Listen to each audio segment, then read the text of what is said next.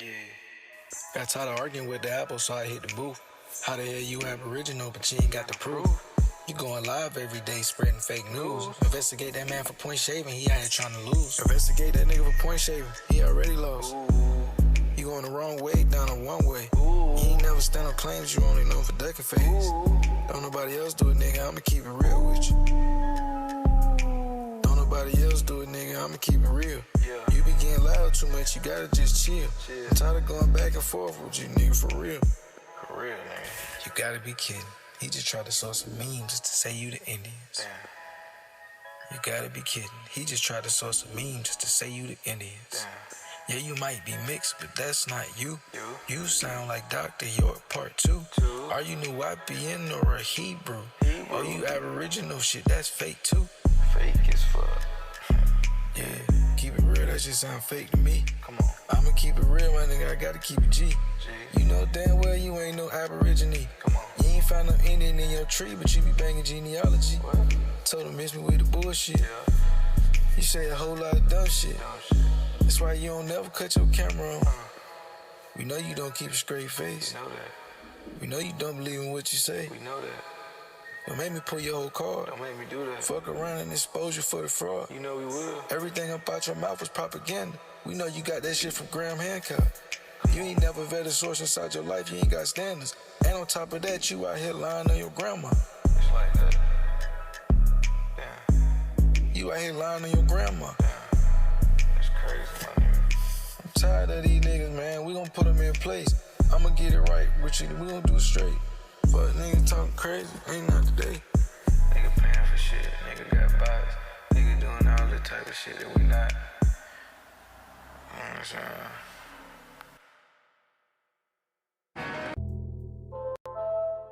Tell me right now what's going on in this bitch, I don't understand it. These niggas talking all that shit's getting random. It's getting random. These niggas talking all that shit is getting random. Hey. So I ain't true. Let's go. Come on. I guess you can't teach your old dog new tricks. Nope. You been lying for like 5 hours, but you ain't said shit. You Pretendians need to sub and put them on the bench. How the hell you Indian non-tax, but you paying rent? I'ma press a nigga like it's full court. I'ma press a nigga like denim jeans. The way you came with that source was 3rd grade Pee Wee League. That performance you put on was really ass. If this is the front line, then you had a bad recruiting class. I guess it's back to the drawing board. You said George Washington was black, but I ain't going for it. You out here practicing inverse blackface. What a waste of taxpayers' money. You think he cracked the ultimate code, but he just sound like a dummy. I thought you had a primary source, but it's clear you're not on that type of timing. Before I met you niggas, I thought every cloud had a silver lining. You say that you out here studying, but I don't never see your grinding. Why you blocking niggas in the chat like all pro linemen? That's the type of shit that make me think you know you lying. That's the type of shit that make me think you know you lying. That's the type of shit that make me think you know you lying.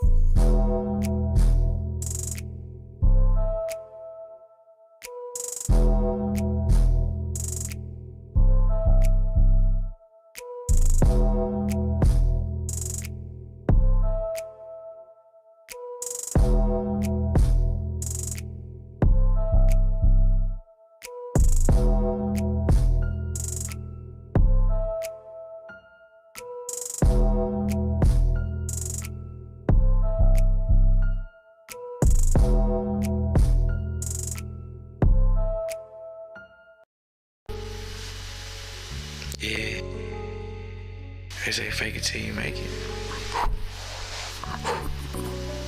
Come on. Let's go. They say fake it till you make it. But you made it just to fake it. Yeah, you slick, but you ain't that swift. That ain't no primary, that's artificial. You just a low budget to-be grifter. Gonna pull out that little source, that's the real apple killer. Why you always showing sources when they don't agree with you? I guess the world will never know. I guess the world will never know. but you know you ain't no ABO. Why the source you so don't say what you saying? Why did it always sound like what white supremacists thinking? Nigga, these the real questions.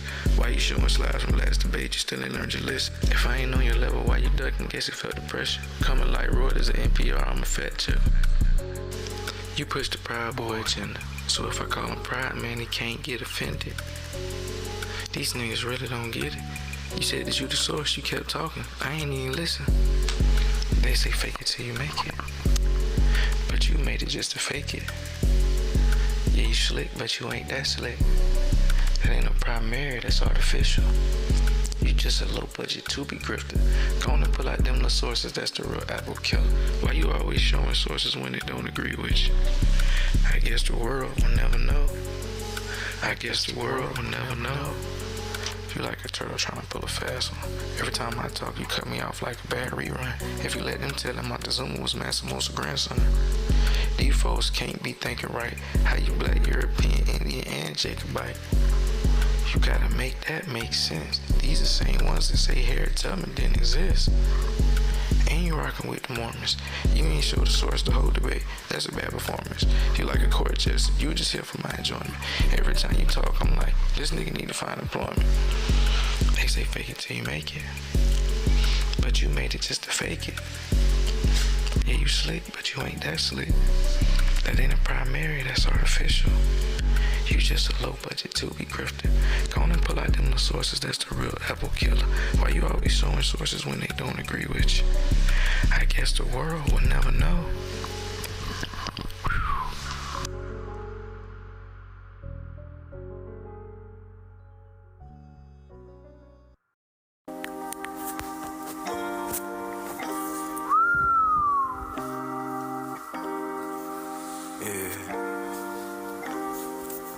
Come on. Yeah. I said, come here. I know a nigga who'll go live every single day. Panel full of goofies talking about some shit that they don't even need to say. Rambling about this shit that they can't even never prove. I ask myself every day, how the fuck I even found these dudes? I sit back and I blame the algorithm because I can't seem to find the answer. The algorithm turned these niggas into sponges for propaganda. The algorithm made this shit way too easy to be controlled. They say iron sharper irons, but the panel is full of dough. They say iron sharper irons, but everybody on the panel dough. Real slow. If I just took you for face value, you'll probably try to sell me a dream. They say the earth is flat and the Europeans black, but that's all make-believe. They say the Europeans in your tree black, and that's what you want me to believe. Man, these niggas be saying dumb shit, nigga, you really thought I was going for that? You niggas know I ain't going for that shit. I just sat back, fuck around and laughed. I tried to add this shit up, nigga, I really tried to do the math. I really tried to do the math. I tried to add that shit up, but that must not be real equations. If all the Europeans in your family tree black, why the hell is you light-skinned? Elephant in the room right in your face, nigga, why is you trying to fight it? I'm just saying embrace it, nigga, I ain't even say that you gotta like it. I'm just saying you gotta stop going with that dumb shit that's verifiably false. This nigga been searching for the truth, but the whole time he really lost. Wasting time online, he don't know he need to go outside like a half-back toss. Know a nigga who choose sides every time he go live. And he sneak this every episode, cause he can't even hide. This nigga can't hide the hate. Every time he go live, this nigga can't even deny the fake. This nigga be stabbing niggas in the back every kind of way. Every time you get a chance, these niggas be trying to step over the chest. These niggas be...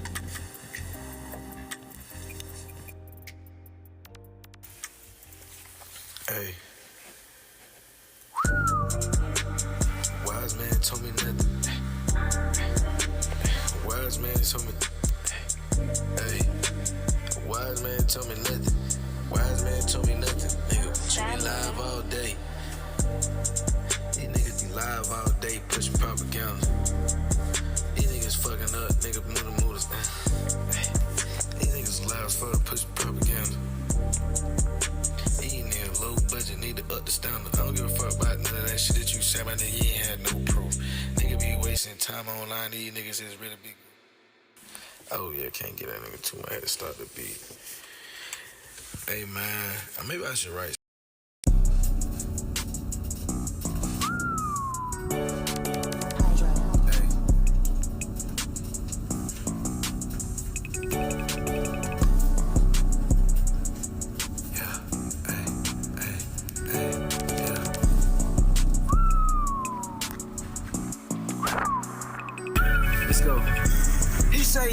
Indian. But if he come up, he gon' look just like he African.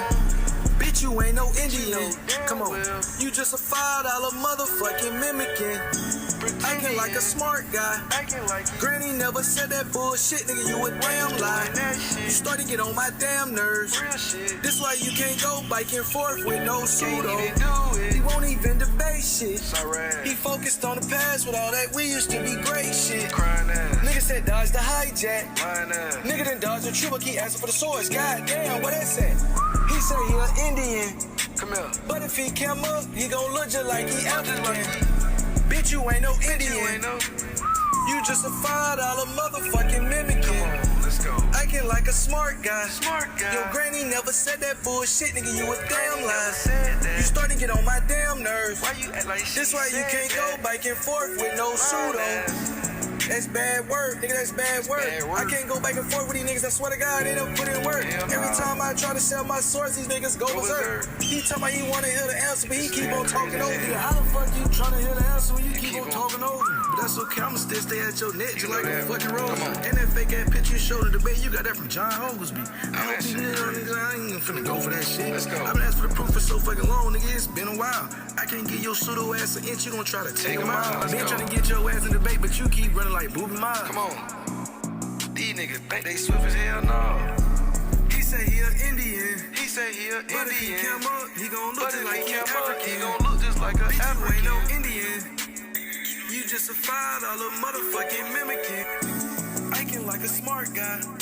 Your granny never said that bullshit, nigga, you're a damn lie. You're starting to get on my damn nerves. This way you can't go back and forth with no pseudo. Won't even debate shit. Focused on the past with all that, we used to be great shit. I'm cooking on that back to cut the beat. I'ma step out tonight, pull up to the club and my wrist gon' shine up. I'ma step out tonight. Yeah, let's go. Seem like chastising. Pull up and my wrist gon' shine. The only way to get this shit done, nigga, public baptism by the hands of lucky. Fuck you niggas talking about this kid. How you screaming we the first, but you scared to show your ancestry? How you do that? Talking loud like it's Clubhouse, but you ducking all the documentary. Why you do that? You say the tribes erase your name, nah, you never had that. We know that You the ghost with feather caps, nigga, you Zulu tribe, Choctaw Buddha. How the fuck this nigga got all that shit together? Tool turned up. Lying Dumbass nigga, you a student. I ain't never tried to let a nigga cook when he was out this bitch boring lies. I can't keep listening to your talking points, that shit get stuck in the nigga head like bad conditioner. That's why I don't go for that Everything shit. you said came from a white man in Utah, like Lord Marketing. Real I don't know shit. why you keep going live at this point, this shit bad marketing. Come on, man. You tryna turn melanin into a land deed. Real shit. These niggas say they indigenous, but they ain't never got no standing. I try to let you rock, nigga, but now I'm fed up with the vibes. You been quoting Dane Calloway all night like that shit was certified. You talking copper colored, nigga, like it's a melanin time machine. You read one quote and tried to turn it into a movie scene. Ain't no treaties, no traditions, and none of that with your name on it. It's just memes and echo chambers you trying to claim on it. They say Van Sertima proved that we was here before the ships. But based off what, nigga? That's just a fancy script. They point to the Omeg heads, but that ain't enough evidence. But you're not indigenous, you just a degenerate. You trying to rewrite the past cause you can't deal with the evidence. Trying to rewrite the past cause you can't deal with the evidence. Leo Wiener got you fooled with some Russian notes. That ain't history, boy, that's just a TikTok hoax. Tane Calloway the prophet, nigga, that shit got you lost and found. But he ain't got no answers, he just out here to make you niggas think out loud. Every time I fact check, it's just a whole bunch of merry-go-round. You talking about the mound builders, nigga saying that shit was Morris Tech. But the real tribes laughing at you like, nigga, who the fuck is this reject? Pull that fictional shit up, nigga, you know that ain't a real character. You confusing hurt with heritage, pain with the proof.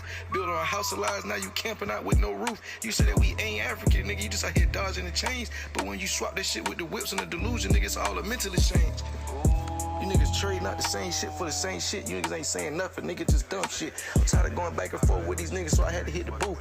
I ain't even saying none of this shit, nigga. This shit straight off the mind off. That's why niggas just like, bro, this shit all straight. It's real. This all authentic, nigga. This how I'm really feeling. This how I'm really giving it up. You niggas ain't on shit, man. I be trying to tell y'all niggas every single day, man. Stop denying your African heritage, nigga. Stop doing all this dumb shit, nigga. You sound like a white supremacist on crack, nigga, to be honest with you, nigga. If a nigga seen you out there bit and you was talking that talk, nigga, you wouldn't even fit in with the neo-Confederates, nigga. You're black.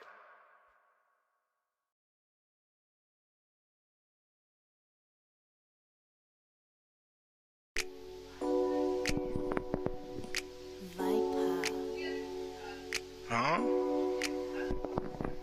Yeah. Hey. Check it out. Yeah, we in the school of cap. These niggas teaching make-believe. Everybody got a degree in conspiracy. Ain't no facts in class, just imagination. Whole campus, that shit built up off misinformation. Yeah, we in the school of cap. No need to raise your hand. You just yell a fake quote and they all understand. Ain't no truth on this test, my boy, you just scribble your imagination. Graduating the top of the class, but it's a false religion. Welcome to the school of cap, where the enrollment on the rise. Majoring in pseudo-history, you minoring in telling lies. You got the Moors in the West and you got the natives in the Nile. Sovereign citizen, class straight freestyling. Whole department full of vibes, nigga, not a single citation. Every lecture, fan fiction, pure imagination. They call it waking up, but it's just a bad dream. They say Latin came from here, but you sound insane. So by that logic, Rome wasn't off the coast of Maine. Talking about Algonquin mean Latin, cause that's a crazy flip. You read one blog post, tried to build a nation out of it. Fake linguistics, that's the new astrology for men. Every map you redraw look worse than way back then. They remix history to trap like the reverse. Turn Latin into proof, boy, that ain't how words work. There's some people that be online claiming native tribes. Every time I ask them to source a name, them niggas ain't got one. These niggas, they fucking up the game, trying to create a lane. They got the white folks out here making fun of niggas like we was kings. I sit back and I watch it happen just like a car collision. Most of the time, you untrustworthy, nigga, it's hard to listen. Most of that shit you talking sovereign citizenship. You got this shit from prison, nigga, we ain't going for that shit. Most of that shit is reverse white nationalism. I could walk right back to the Nazi YouTuber you got it from. Don't be mad at me cause I peeped the play, my nigga, it wasn't hard. Both y'all niggas pushing anti-integration, thank you to master race. You thrive on flow information, viewers grifting off the illiterate. Where every time I ask you for a source, it's not legitimate. You just an old school degenerate, pushing pseudo-rhetoric. I don't give a fuck about what you niggas said, my nigga ain't going for it. Yeah, we in the school of cap. Yeah, we in the school of cap, they teaching make-believe. Everybody got a degree, but that shit is in conspiracy. Ain't no facts in this class, that shit is just imagination. Whole campus, that shit built off of misinformation. Niggas wasting time online, they ain't got no views tied. All these niggas be like, Hey, yeah, we in the school of cap, no need to raise your hand. Just tell a fake quote and they gon' understand. Ain't no truth in the test, just scribble your opinion. Don't nobody give a fuck, my nigga, you ain't get it. These niggas be listening to Holiday like he the truth. That nigga dumb as fuck. That's why I had to get in the fucking booth. Let's go.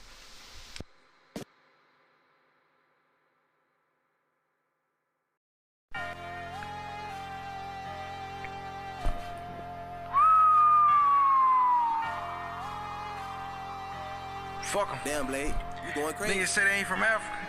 Niggas think they from America. Bitch ass niggas, Smiley Cyrus ass nigga. Fuck you talking about, old grinding ass nigga? Lame man. Hey, let's go. So I hit the pedal, niggas already up this bitch line again.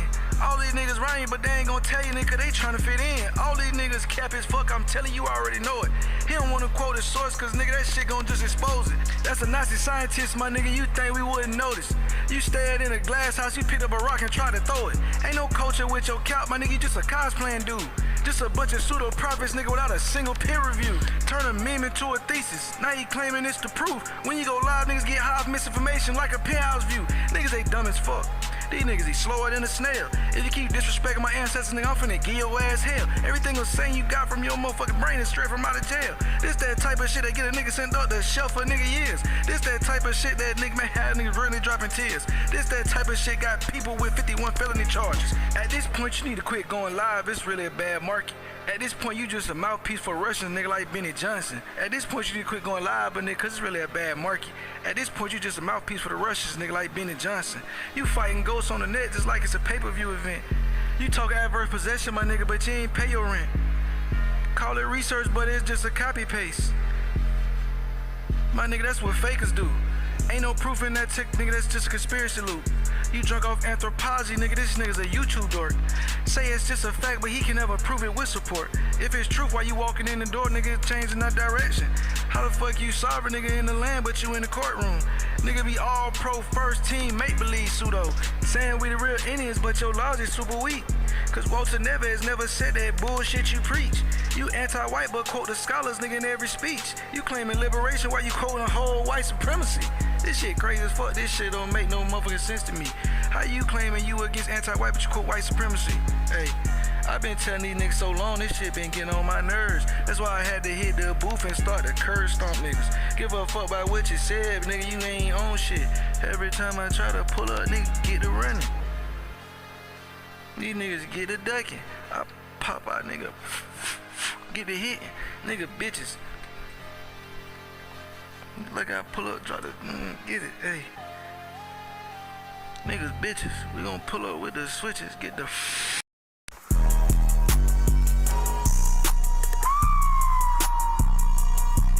Let's go. On your ass, fuck, nigga. I ain't finna wait no time, let go. Hey, I can't keep listening to dude. I heard you shadow ban my nigga cause you out this bitch faking views. You broke as fuck in this bitch, probably dropped out of school. Now you on this bitch, tryna go viral off faking news. He do this shit for clout, that's why he got to reading this shit in his videos. These niggas ain't even big enough, that's why I drop subliminals. These niggas ain't even big enough, that's why I draw subliminals. You just a pseudo-coon. Hey, most of these niggas broken and illiterate, they can't even read the room. He say the Vikings black, my niggas sound like a damn fool. Everything you got came from a white man, that's BYU. You just a Jehovah's Witness and Mormonite. He think that he a Jacobite, but this nigga think he a Lamanite. Your skin black, nigga, they think you living with the curses. You always lying, you ain't monetized, nigga, you ain't got no purpose. I'm laughing out loud, nigga, you like a teenage mutant ninja turtle. They got a mask on. You quote niggas in your stories like that's a big foundation. It's pseudo watch your mouth, nigga, and it's full of self-hatred. Again, you 12 hours straight, no citation. I ain't arguing with this nigga ain't got no translation. He saying copper color, but he penny pinching broke. All your sources that you quote be straight Reddit posts. You plan on hopping all night, I ain't arguing with no joke. Flat earth logic, these niggas ain't even Bill Nye pseudo. Say you sorry, nigga, but you ain't, nigga, fuck that. Nigga citing Jake, nigga, hey, he citing Frank Joseph, nigga, like that's the history. Talking about Egypt was in America, nigga, that ain't no mystery. Bitch, you sound dumb as fuck. What you talking about, Memphis? Well, you know that ain't a lot of cities out there. Egypt. What you talking about, Cairo, Illinois? I'm just saying, we got a lot of cities out here that's named after that stuff, bro. Dummy. Nigga be all this dumbass shit ain't even been across the country. Nigga, I don't give a fuck about shit when you ain't getting no money. Nigga lucky the beat cut off. I'd have kept fucking going on his ass, nigga, all off the top. Hey, listen, bro. Put your best in the motherfucking booth. Okay, I'm recording this shit off the fucking phone. I'm not even trying on you, nigga. Put your best, and I'll come out that bit, get in the booth for real, and I'll smoke one of y'all ass, man. Stop playing. Let me light my shit.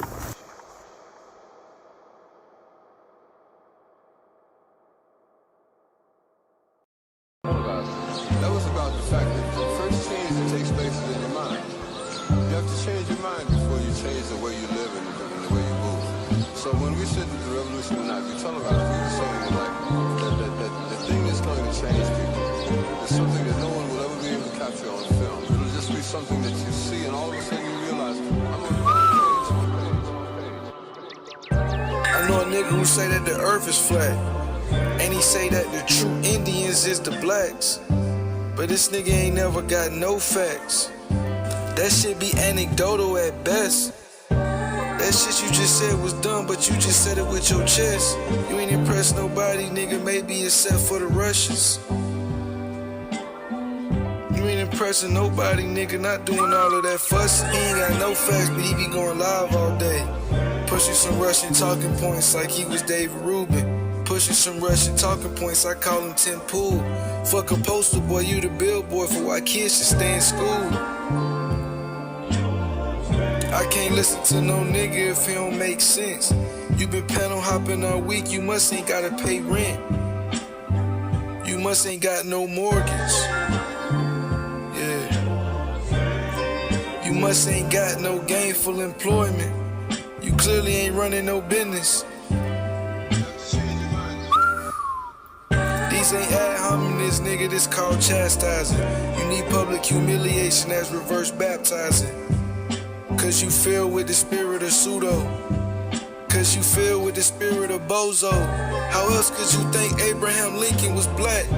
How else could you keep going live saying that? Nigga, how else? It's gotta be the Russians. That's where I'm at with it. I feel like neck, these niggas Russian bots.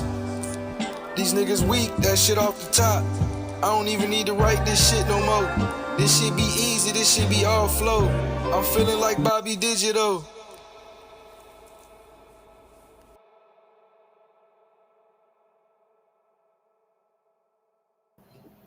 What they do. Mic check. It's your boy Luck back again, tapping in. Early morning shit, Stan Swift shit. Swift shit only gotta stay swift, you know, the whole nine. And on the agenda today, you know what we got. Chief Bendover, also known as Chief African Power, also known as, I say whatever Graham Hancock says. This is also his moniker. This is Professor I say whatever Graham Hancock says. So this nigga, he was playing a video, right? He playing a video from basically a racist content creator, a little white supremacist chick, who I've seen some of her videos before. She's like a fake black fatigue type troll. They just find videos and react off of the stupidest, most ignorant shit on the net, right? And I knew this was gonna happen. I knew this was on the horizon.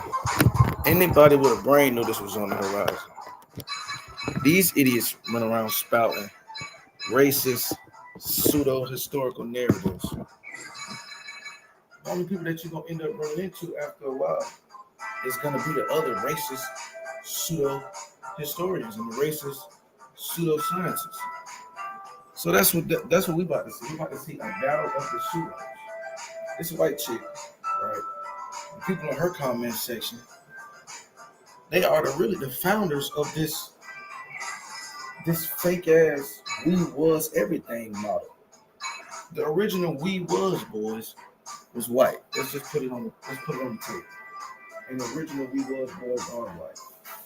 So the "we was" boys are now getting upset and frustrated with the "we was" kings because they seeing obviously similarities. Right? It's like looking in the mirror. So again, I'm gonna show the striking similarities in this faux fact movement. I'm gonna show the similarities. And I'm also show just how stupid AP is. He really is the epitome of a low IQ, bad pattern recognition Negro. He is literally the epitome of what they claim we are. He is a stereotype in a nutshell. And it's frustrating, right? That's why we be arguing with these niggas so much, how we be arguing with them, because we know the narrative out there. We try to dispel the narrative by accomplishing what we accomplished, right? Everybody granted, everybody mama always told them they have to work twice, 3 times as hard just to get everything everybody else got in for. So if a nigga grow up knowing that, nigga growing up with that mindset, and nigga growing up taking that approach to shit, why the fuck do we come along and we see niggas who never took that approach to life? Niggas who think that shit don't matter. These are sadistic, nihilistic, old people, right? Who giving up on life, who giving up on accomplishing anything new. So they are rather fabricate some shit that they feel like their ancestors accomplished. Like I said, same shit that the original We Was boys did. These niggas just took on. They jumped in these forum chat rooms. They tried to act like the 4chan niggas. They tried to act like 8chan. They wanted to get in these little forum chats and type all this bullshit rhetoric, right? They wanted to go viral. They wanted to create memes. They wanted to be a part of this culture, this meme culture, this pseudo-information culture. So now we're here. Now we at the pinnacle. You niggas done tied yourself with the Moors. You done tied yourself with the Hebrews. You done tied yourself with the flat earth. Now don't get mad when the white supremacists come for their shit back. They was the original We Was Everything boys. So don't get mad when these niggas find your channel and start trying to press the blitz on your ass. Now we gotta beat you up and beat them up. You making a nigga have extra work just because you don't want to get in line with this Pan-African shit, bro. Now we gotta turn around, correct you, teach your stupid ass, and we gotta turn around and put some straightening on these little supremacists because they using your sound bites to minimize my heritage. You fucking idiot. This the shit that's really gonna happen, right? And you causing what they call they say who said it best? Jillian Michaels, her stupid ass. She coined it on TV. I seen this bitch said black degeneracy begets white inferiority, which then begets black fatigue or some stupid shit she said, some ridiculous ass shit. But they're showing you the equation that they are using. It's not a legitimate line of thinking, but they're showing you the equation that they are using. They find the dumbest, most idiotic people to justify their bigotry. And then they plaster it all over the news and all over the airwaves so that it's for a way to create new bigotry, reinforcing the narratives and the stereotypes, only strengthening their opinion towards niggas. All because we got somebody who want to be an Indian. All because we got somebody who want to goddamn be a Native American, a Tonto or some shit like that. You niggas are dumb. Your ass backward. That's why I call you niggas cornerbacks. You niggas are you niggas are ass backwards. You wear your pants backward. These niggas put they drawers on backwards. These niggas are the worst of the worst. But we gotta stomp these niggas into then the eradication, because like I said, now you have made the radar of the original We Was Kings. Yeah, you've made the radar of the original We Was Kings boys. And so now it ain't just gonna be us in the back room knocking y'all out and taking your lunch money. Now you bitches finna get stomped out on every level. And we're not finna be able to put the kids' gloves on with you niggas. Because that's what we do with you niggas every day. Every day we beat you up. We treat you with kid gloves. Even though I be doing you how I be doing you, and it seemed like I be bullying you niggas, I really got the kid gloves on with you. Right? Because we got some type of camaraderie, some type of some type of little fake ass little pseudo connection. But these niggas ain't got no connection to you. These folks ain't got no connection to you, pimp. They ready to go up on you, and they ready to use your content as an excuse to be racist and excite more racism in America. You niggas are exactly what was on the agenda, right? You niggas are what they need to better and perform their racism, bitch. You niggas fit stereotypes better than I've ever seen in my life. I've never seen somebody like these stereotypes that these people say. I didn't start meeting these type of people on a regular basis until I came online. Okay, I didn't start meeting these people until I came online. I'm seeing hella pattern recognition lapses. I'm seeing hella bad emotional intelligence. I'm seeing goddamn what else they say.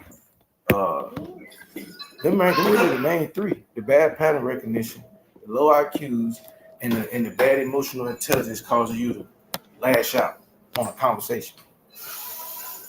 These is the stereotypes that they use to try to push the narratives that they push. And that's why I played that shit with Sister Betty the other day, because it's like she got up there. All the tropes about Black Americans that, oh, we loud, we rude, this, and that. She get up there and embody all of that shit and then try to switch it up and say, but I got 3 degrees.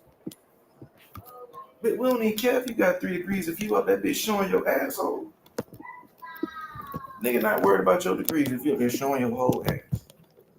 So when I'm watching these dudes, let me get my words. When I'm watching these dudes, man. Let me get my edible too. I'm watching these dudes. Like I said, I'm taking into account. These are the dumbest of the dumb. Right? Gotta put a disclaimer on. These are the dumbest of the dumb. Right? The idiots of the idiots that we discussed. Oh, and on top of all of this, right? On top of all of this, this lame ass nigga, he goes live yesterday. So I tap in because I don't tap in unless that shit say, and I'm not even lying to y'all. I do not tap in unless that shit says free smoke, debate show, whatever. If it don't say that, bro, I'm not even looking at what it's saying. And or only other option is if I'm scrolling by the video and I see an avatar on the panel that I fuck with. If I see you on the panel on AP show, then I might stop and listen to it. But 9 times out of 10, bitch, I'm not even focusing on that shit. I'm watching parlays. I got money to make. Nigga, I got family to feed. I got all type of shit going on. So if it's not interesting, don't blame directly toward me. I'm not finna fucking watch it. So, it was free smoke page. I go to click on that bit. Give it like 10 minutes. I'm like, man, let me see what they talking about for 10 minutes before I comment. 10 minutes, I'm seeing no wreck, no fades, no content. It's flag football for the first 10 minutes. So I'm like, I put something in the comments. I'm like, okay, I see y'all doing fades again today. So he like, AP like, no, look y'all, accept the fade from you, blah, blah, blah. Right? That's what he said. He said, he'll take the fade. Yeah, it's clickbait. Now, look, I'm on to him. That's why they mad. That's why he got mad yesterday. So they did it. They did that little bullshit, right? They did that little bullshit yesterday. So they did the free smoke panel. I think it was yesterday. They did the free smoke show, right? So there's no real smoke. I comment in that bitch. I'm like, man, I see y'all doing fake fades again today. He say, nah, this is a real smoke show. Come get your issue.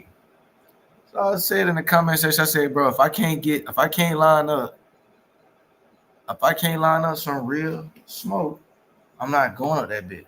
Bro, this is not my first rodeo. I've been interacting with you for 4 years, gang.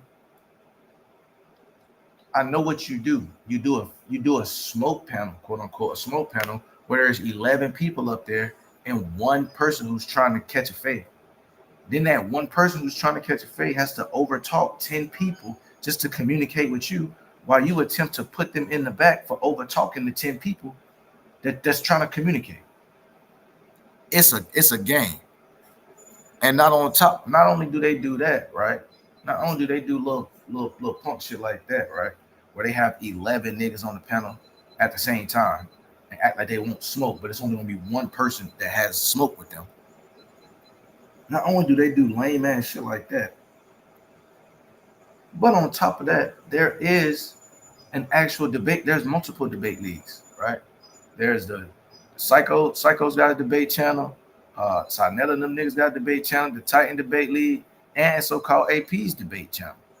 Why are you having fake impromptu debates on a live stream with 10 people up there? You know why? Because you content farming. You don't have no real fucking content. Right? And I told them niggas that shit too. I say, bro, I'm hip to this shit.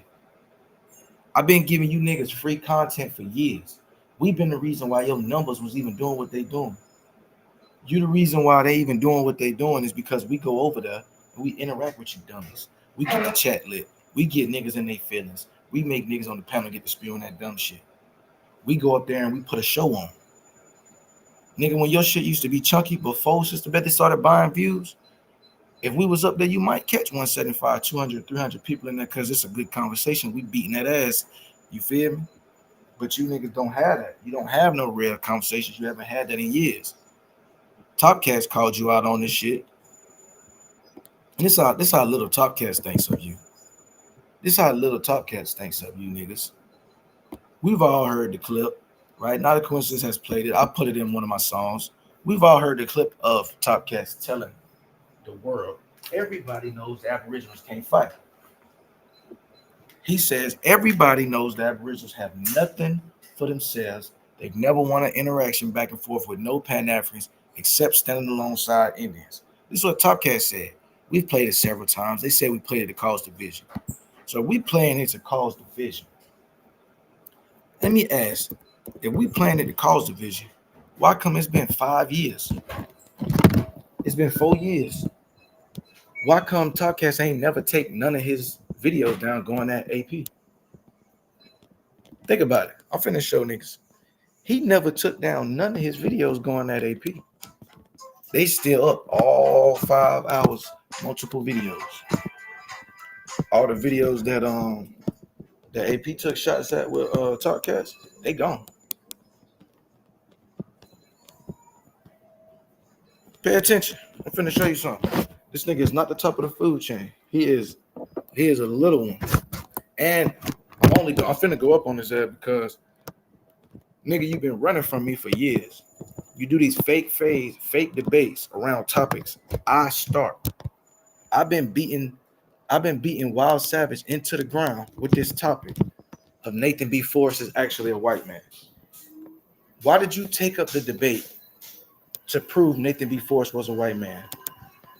And you didn't even challenge Savage. But you told Savage, you and Savage need to create a Tennessee debate team where you, him, Sachi, and Tight Sam all team up and go on a debate tactic trail. There's some stupid shit you said.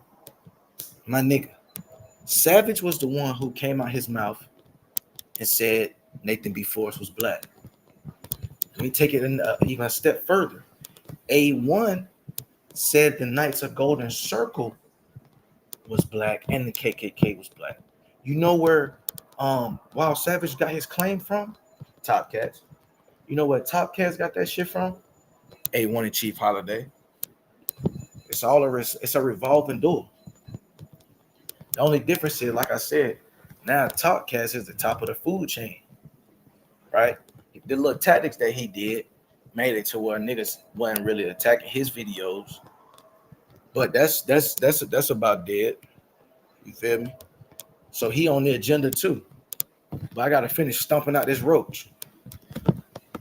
But don't think we haven't been peeping all of these ABOS running for the hills in the Top Cats chat. That's where all your ABOS is going to. They're going to TikTok into Top Cats channel, nigga. Because you niggas run around this bitch pushing Tartaria battle. They say, nah, we can't get with that Tartaria rhetoric. We got to follow behind Top Cats. And like I say, Top Cats know the drill. That's why he ain't never take down his videos that was dissing you lame ass niggas.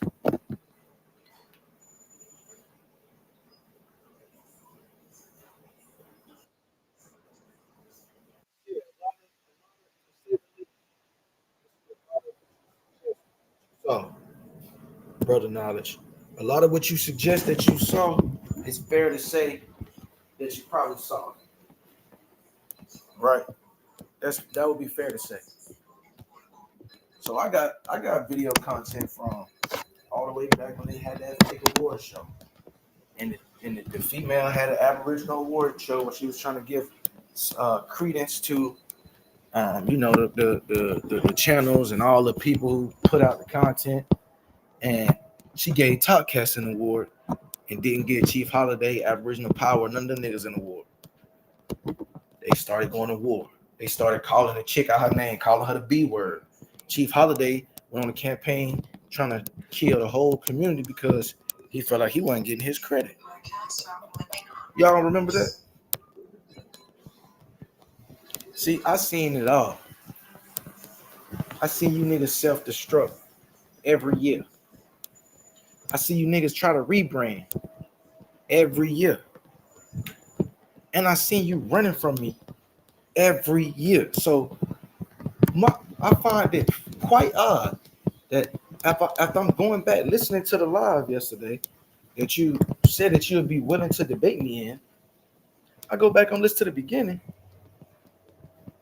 You got the nerve to say that you said you won't debate me, or King Kaz or some other name that you said you don't see us as competition.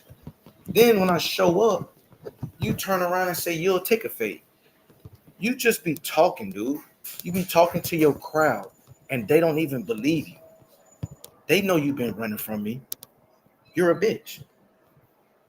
They know you've been running from me. You haven't taken a real fade. You just debated absolutely on a topic you used to teach. You're petrified. You're a bitch. You literally teach that the KKK was started by blacks. All of a sudden, when I'm on a full court press, proving every person in the KKK was not black, you take up the mantle of debating your own talking point. You think I didn't notice that? You're a bitch. You beat up your own talking point. You use one of your underlings, someone that you taught everything he knows. You used him as a punching bag to make your chat think you were smart, because you will not take a real debate. You refuse to take a real debate. So you want to debate people that you know are stupid. Absolutely.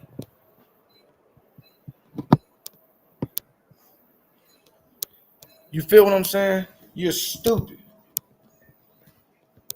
Oh, Nat got the hold up. Nat got the clip queued up. Yeah, we're gonna get to it. Let me put it in the vault real quick, Nat. Let me put it on the Let me put it in the vault, Nat. I'm gonna put this thing right on the watch latest. Right? Because niggas be thinking they be thinking they reinventing the wheel. Top cats included. I was watching a TikTok video. I got it clipped because I'm gonna be doing once I get the approval status and I go to Blitz and Top Cats. I got a video from TikTok where a chick, she praising them. And she saying how she haven't seen nobody teaching this Black European information, and Top Cats is really shutting it down and this and that. Black Europeans are Moors. These niggas put a new moniker on something that was already being taught, and they got people who never, ever, ever tried to learn in their life. They got them confused, and this is what be happening. These fake woke builds that niggas be doing, like the woke era is damn near over. The original wokes, we long gone. These neo wokes, these new niggas who show up trying to get enlightenment, these the motherfuckers who they was never looking to learn in school. They was never they was never looking to learn in no form in life. These is the new wave of wokes. So all Talk Cats got to do is say some shit that they've never heard, literally, just never heard. So because the bitch heard, oh, Moors used to run Europe, it's already been, something that she kind of feels familiar with. So when a nigga slap Black European over the top of it, start saying, oh, yeah, this Black European that, Black European this, Black European that. You already swept up in it because, bitch, you already wanted to be a Moor. You realized that Moor got debunked. So you like, all right, we ain't gonna call ourselves Moor, but I still want to believe in this history that we was over in Europe in them castles.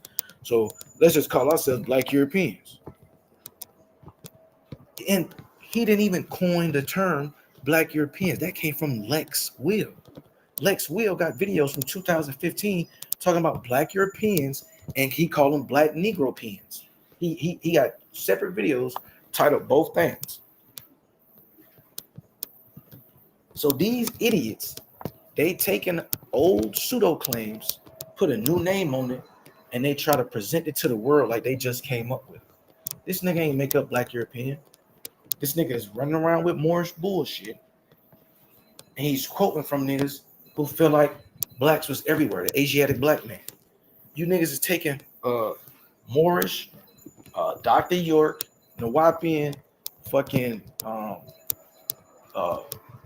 what's that fucking Theosophical Society shit. Y'all taking all this shit and throwing it in one bucket. You think a nigga not on to you? You think a nigga not on to you, bro? Do you think a nigga is not on to you? Let me go to Talkcast page real quick. Cause this is what I mean when I say this nigga don't respect you. This nigga don't respect you, fool. Let's go to his oldest videos. This nigga don't respect you, fool.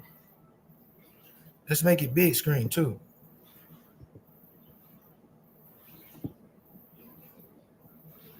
You are a laughing stock of the fucking community, bro. Every time since the bet they come over there, your stock go up by 200 fucking bots. You go from having 67 viewers to 267, like clockwork. Then that Smoke Center get more live viewers than you. Garbage ass nigga, and you got the nerve to talk about I'm a weenie. No, nigga, you the weenie. You're a bitch. You won't take a fade. You only debate Aboriginals in your chat that you talk. You garbage, bro. Nobody ever seen you take a debate nowhere ever. And I got the clips, nigga. You sit out your mouth, you'll debate anybody anywhere. So, nigga, take a fade with me over on Psycho's channel, or take a fade with me over on Sinetta's channel, or stop talking about me. I'm gonna make a video about you every single day till I get monetized, bitch ass nigga. I bet I get monetized before you do, Aboriginal Power. All them fake ass bots you got, nigga.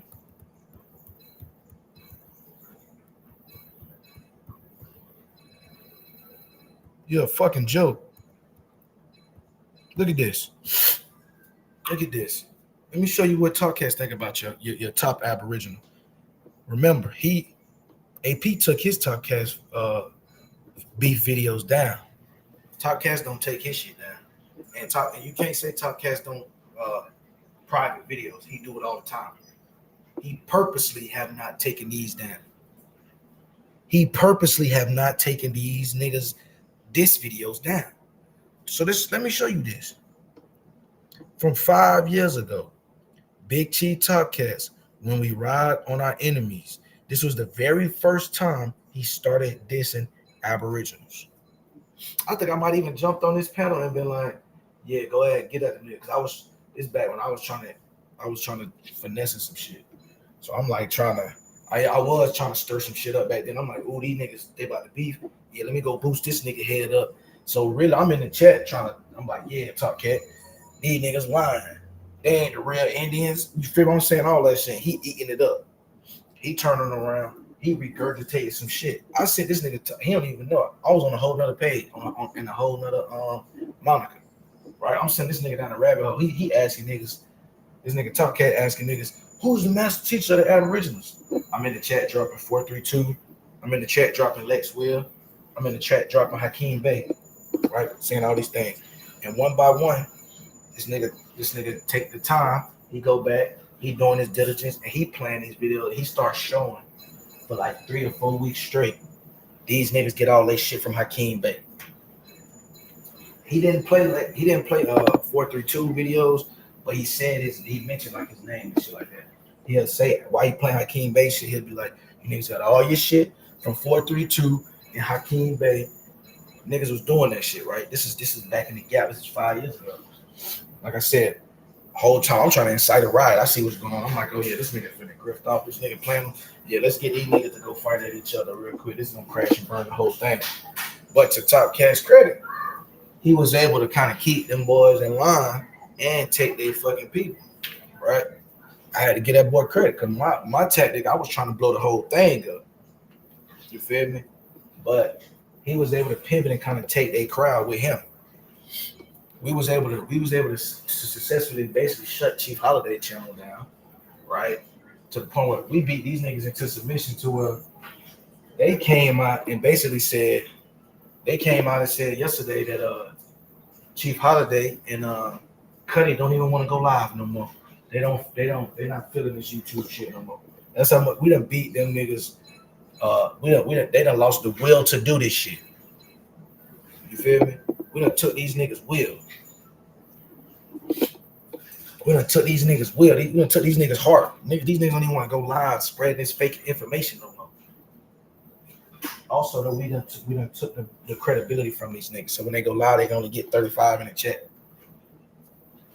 Holiday, done. Down goes Frazier, right?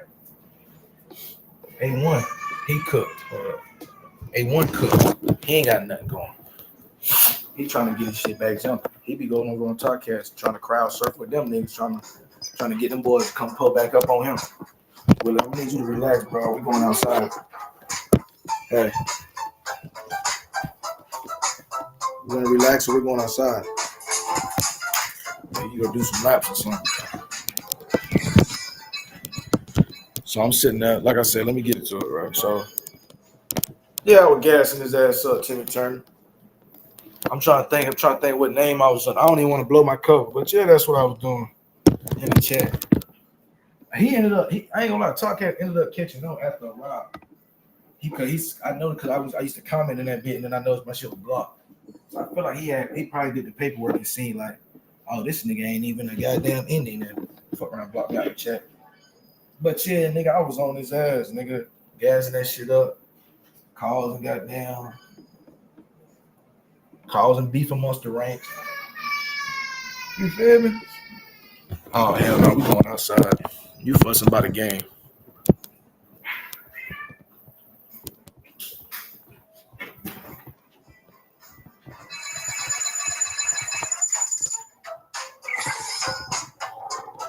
Really, we're not gonna be yelling and screaming about this game. I'm gonna take it back off the tablet. You just got it back.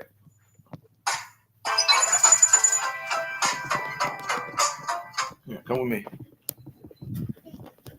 Hey, man, we're too rambunctious right now. You got all this energy, we might as well jump on the trampoline, fam. Yeah, you got all this energy, you might as well go jump on the trampoline with it. Give daddy 5 minutes to go on the trampoline, because you seem like you need it. So look, so like I said, so then that was his first video 5 years ago. He won a Blitz campaign. His next video was called Niggas Sit on the Internet All Day to Be Messy and Hate. That was 5 years ago. So the Aboriginal community's reputation present what they say? Damn, I'm so fried. I forgot the name of that shit. Your reputation precedes you, and that's what it say. These niggas' reputation precedes them. Niggas already know these niggas gonna be online for 13 hours all day, hating, being messy, with no information. This was their reputation 5 years ago. So why is A1 and AP every 5 months going live saying we got to clean up the degeneracy, we got to get back to doing builds? 5 years ago, you niggas was being accused of being online all day, being messy and pressing hate. So which one is it? Are you niggas getting back to the information, or are you niggas trying to start getting to the information? Because it seems like you niggas never had none, according to the other people in your circle. According to the other people that call themselves Aboriginal, Indian, Indigenous, whatever you want to call that shit, bro. Let me see what else Talkcast say on this on these names of these videos. What's the name of this video? Hold up. What's the name of the video? Niggas sit on the internet all day to be messy and hate, right? The next video he got, the Aboriginal community is pseudo. 4 years ago, the Aboriginal community is pseudo.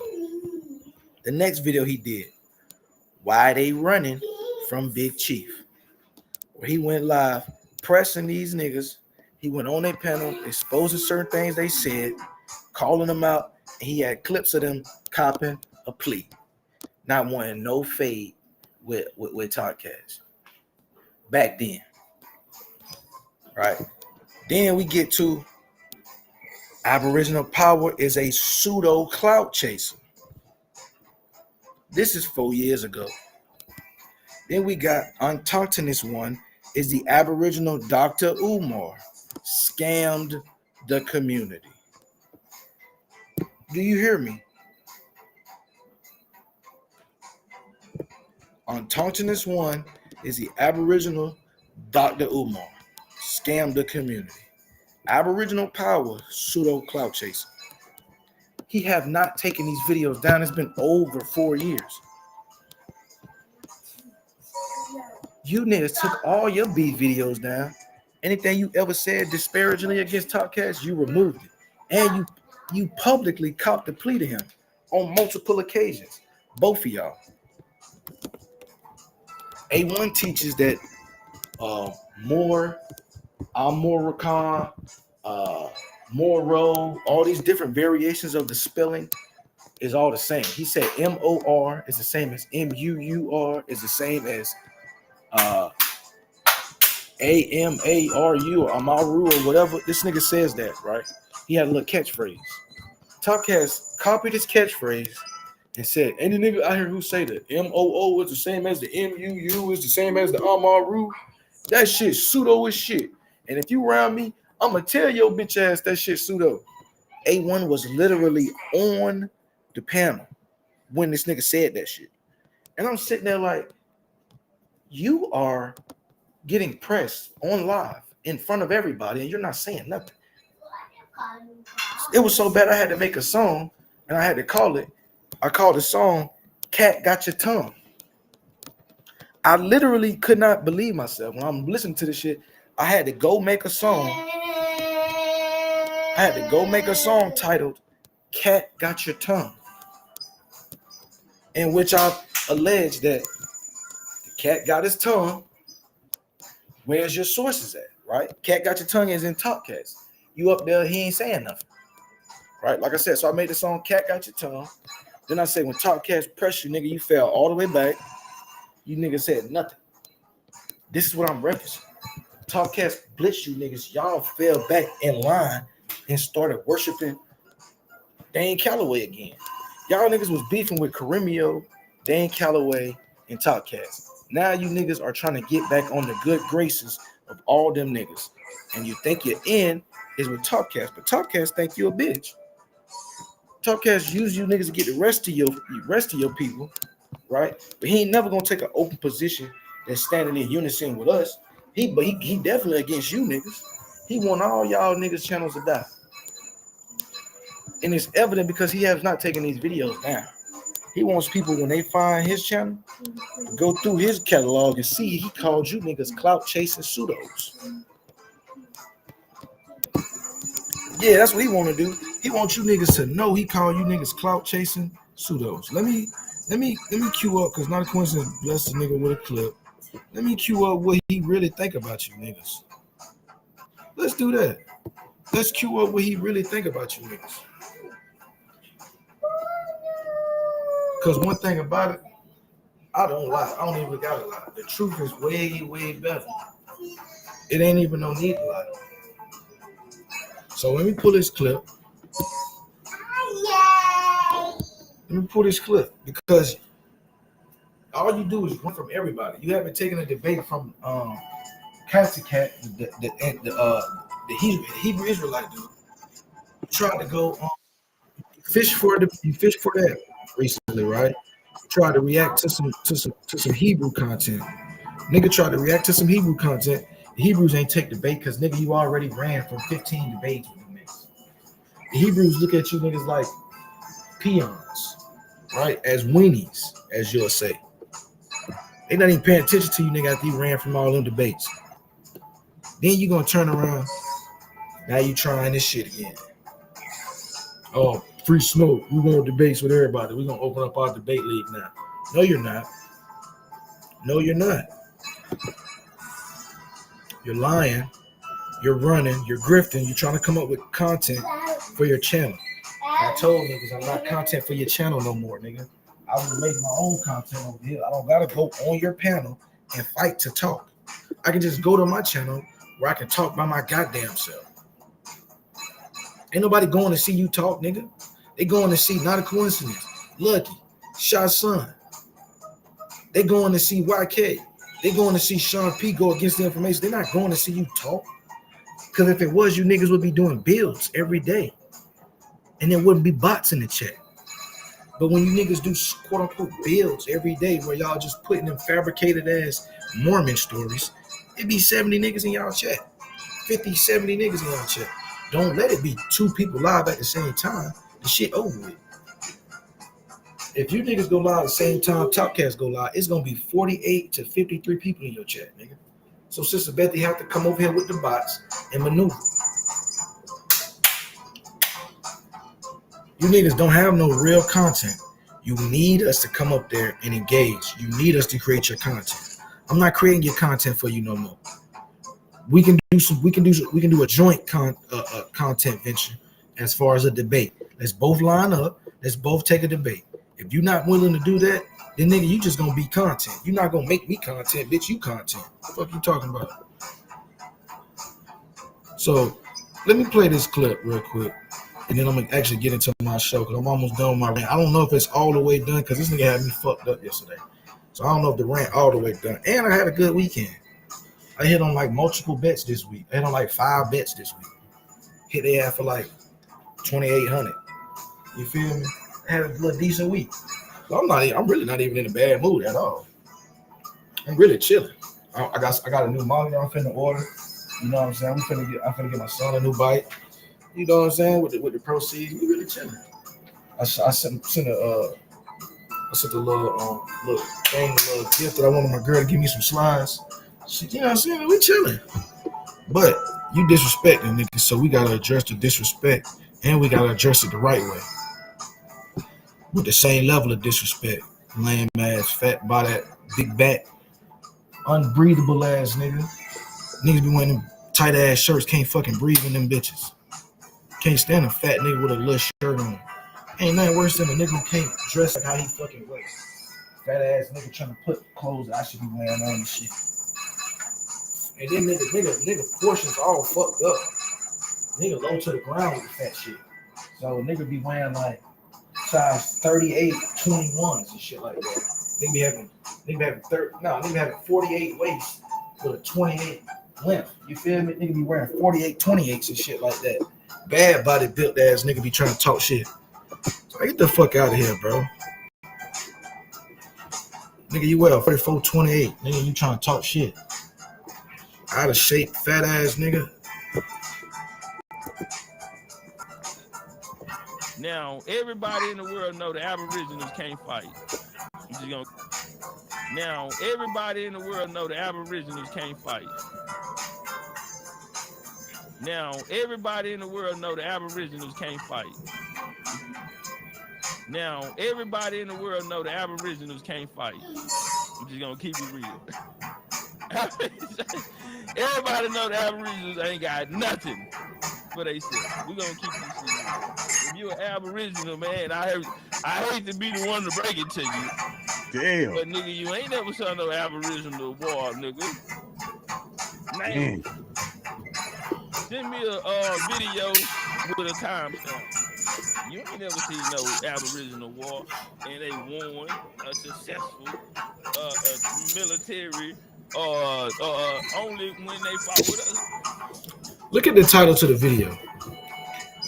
Unaccomplished, self-identifying fake Moors comes for Topcats. Look at the title.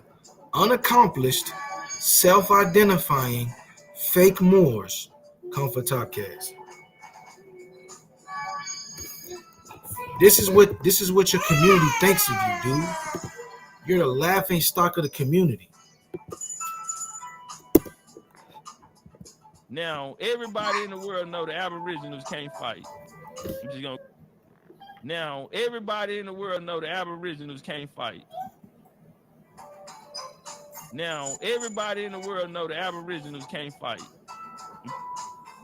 Now, everybody in the world know the Aboriginals can't fight. I'm just gonna keep it real. Everybody know the Aboriginals ain't got nothing for themselves. We're gonna keep this shit real. If you're an Aboriginal, man, I hate to be the one to break it to you. Damn. But nigga, you ain't never saw no Aboriginal war, nigga. Man. Send me a video with a timestamp. You ain't never seen no Aboriginal war, and they won a successful military only when they fought with us last year. So he's saying they over. Yo, he said they got no Man, lead. I didn't know he was going hard like that on them. Oh, He did he said black they out? ain't got no wins, and the only time they did win was when they linked up with them. You heard him say that? Look, shit, look, hold on. Get your shit Yo, off, Top. Get your shit off. get your They shit never on. seen no Aboriginal war, and they won a successful military only when they fought with us last year.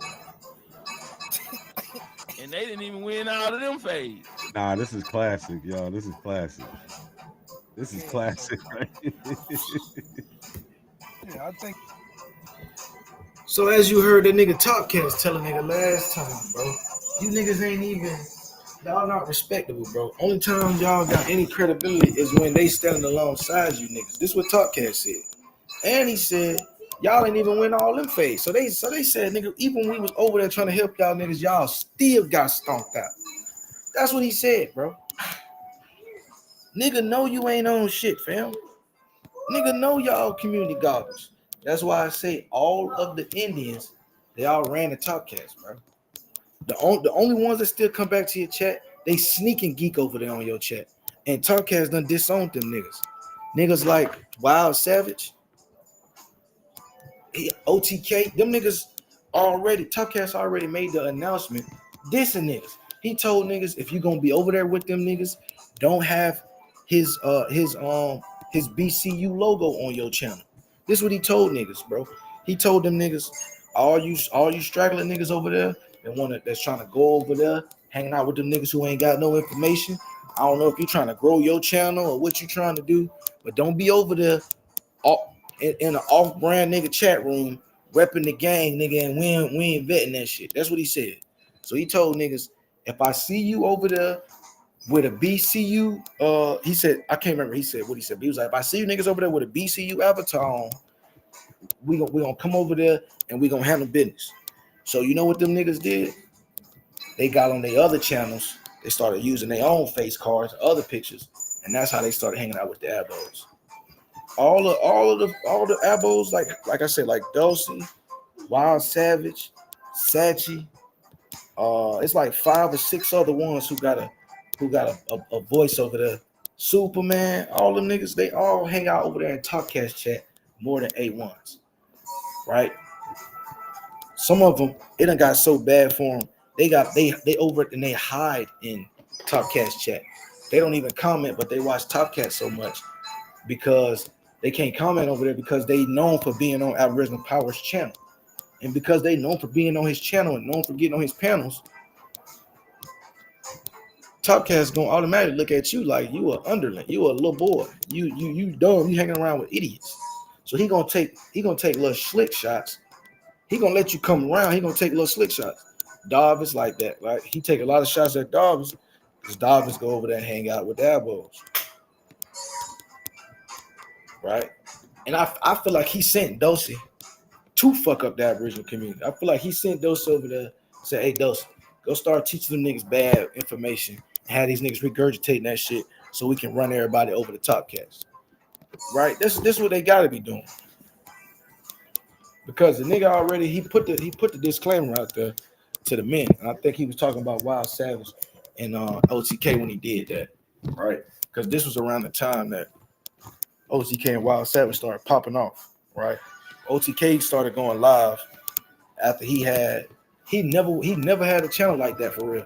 He started going live after AP set him up a debate with some random dude that was supposed to be a Pan-African that we never even heard of, right? Shout out to that brother. But he had a debate with somebody that we never heard of that was supposedly a Pan-African. And the dude didn't even have a computer.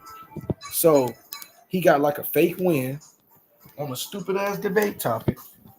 And then AP went over there and did a so-called interview, right? They did a fake ass interview over there to try to get OTK's channel off the ground, and that's how he created OTK.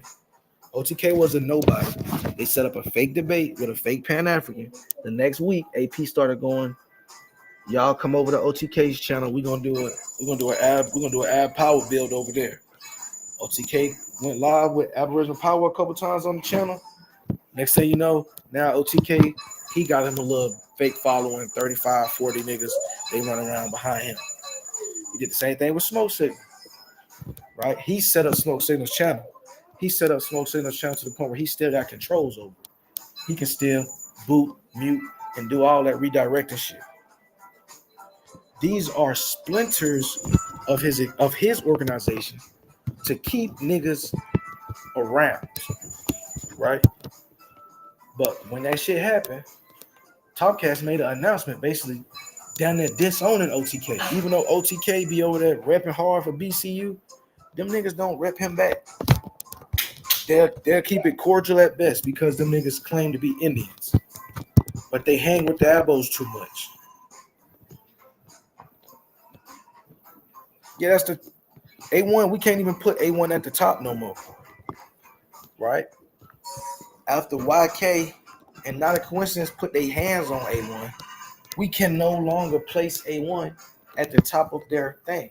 Not only did Not a Coincidence and YK put hands on him, Topcast put hands on him, and he didn't do nothing. Like, bro, Topcast put hands on that nigga, and then he went back over there and started hanging with that nigga. Didn't address him getting hands put on him. Didn't say, hey, cuz, what you did was out of pocket. I need to see you about that. He ain't get no straight. He went right back over there and fell in line. Cat got your tongue. So if the cat got your tongue, you cannot be at the top, my nigga, by default, because the cat got your tongue. So it's over with. You gotta go back to the drawing board. There's nothing that you could say that will make you back up top unless you go address that nigga who punched you in your mouth. That's why I told him when he went live the other day, I say, bro, did you get permission to come outside? Last I heard, Not a Coincidence didn't tell you that you could come outside. YK told you to go clean your room, and Not a Coincidence said you can't go outside. So why is you going live again? You need to go clear it up. Make sure that you're allowed to be outside.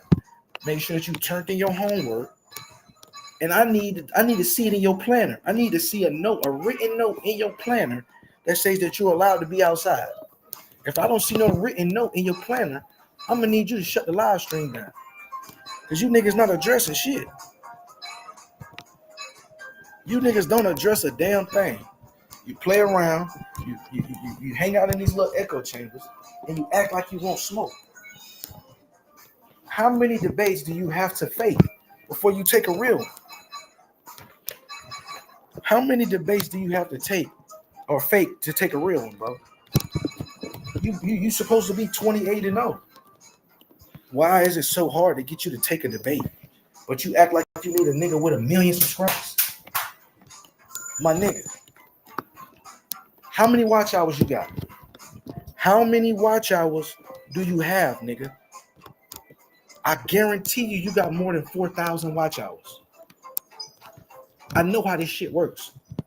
I guarantee you got over 4,000 watch hours, bro. Why you ain't monetized, G? And don't give me no bullshit about, oh, we be doing too much cussing and it's not in community guidelines. I don't want to hear that shit. I'll go show you 5 monetized channels where all they do is yell, cuss, and scream. I'll go show you 5 monetized channels where all they do is yell, cuss, and scream and show people's real addresses. I'll show you streams where all they do is call people out their name. They call them racist names. They do content showing racist stuff all day long and get super chats. And they're monetized.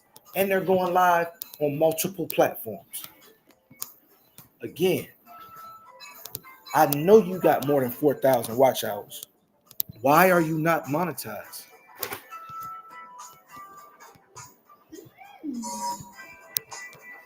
Nigga, the writing is on the wall. Get them bots out your page, and you probably got 1,000 subscribers. You probably got 1,300 subscribers with them bots if you lucky. 800 of them haven't seen your show since you lost your channel the first time 3 years ago. When you was running with Secure the Tribe and them FBA niggas. Because that was when you was at your height, nigga. When Secure the Tribe and them FBA niggas was running around on Twitter, that's when you was at your height. You a nobody now, nigga. And prove me wrong, nigga. Go monetize. You don't think I got the clip when I was sitting over there on I was about to call it Zay channel. It's damn near Zay channel. When I was sitting over there on Root Words channel, bro. I was sitting over there on Root Words channel. You know what you said? You said, "Oh yeah, I just got my old channel back. We putting a lot of videos on private, and we just applied for monetization, y'all." He said all of this shit a couple of days after on Root Words channel. Niggas brought up, "Hey, Lucky, didn't you say them niggas was buying views?" And niggas did a little fake deep dive, right? Niggas was like, "Hey, Lucky, didn't you say that niggas be buying views?" And then Zay was like, "I'm gonna be honest." And Zay started saying, look, Zay didn't outright say AP got bots, because I don't know what Zay and the politics between AP is. AP throw disses at Zay every day, right? But like I said, I don't know the politics between Zay and A1, so I mean Zay and AP, so I stay out of their little shit. But he was sneak dissing Zay, so Zay kind of you know doing the one back to him, and basically saying like, "Yeah, man, you gotta pay attention. Like, if motherfuckers ain't monetized, but they got all them views, why haven't they applied? And you know, if motherfuckers keep getting their channels taken, and they keep got to start new channels, that's telltale sign. Because YouTube, if it's bots that they have detected, they will just delete your shit for community guideline breach, and they won't tell you nothing." This what he said. So I'm like, "Huh, Zay? Okay, that's good information." And Zay was like, "If these niggas," he said, if these niggas apply to get monetized and they got a bunch of bots on their channel,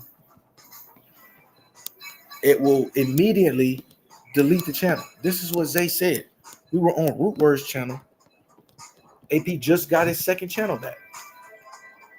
AP said he was deleting all the videos and he was going to get monetized. If I'm lying, I'm flying. Not even 3 weeks later, that channel that he was talking about was completely removed for failure to comply to YouTube guidelines. You can't even make this shit up. His other channel, right, that he claimed he was going to monetize, it had 11,000 subscribers. It was his second channel that he created because his first channel had got banned, right? When he got the first channel back, he said that he was going to apply for monetization on the channel that he had been using. The channel that he had been using is now gone. 2 weeks after he applied for monetization, they shut the whole channel down. He came out, made some fake excuse. We asked him, what did it say in the email? He said the email did not give him a reason. All you do is ask ChatGPT, what is that a telltale sign of? They'll say that's a telltale sign that somebody broke the procedures by using bots. This is what they'll tell you. So ChatGPT corroborated what Zay had alleged. Meanwhile, we've been pushing this narrative that Sister Bethy been biting your chats, bro. And biting up all of the subscribers. You niggas ain't got 40,000 subscribers and you getting half a minute. You getting twice as many views as I get on the video.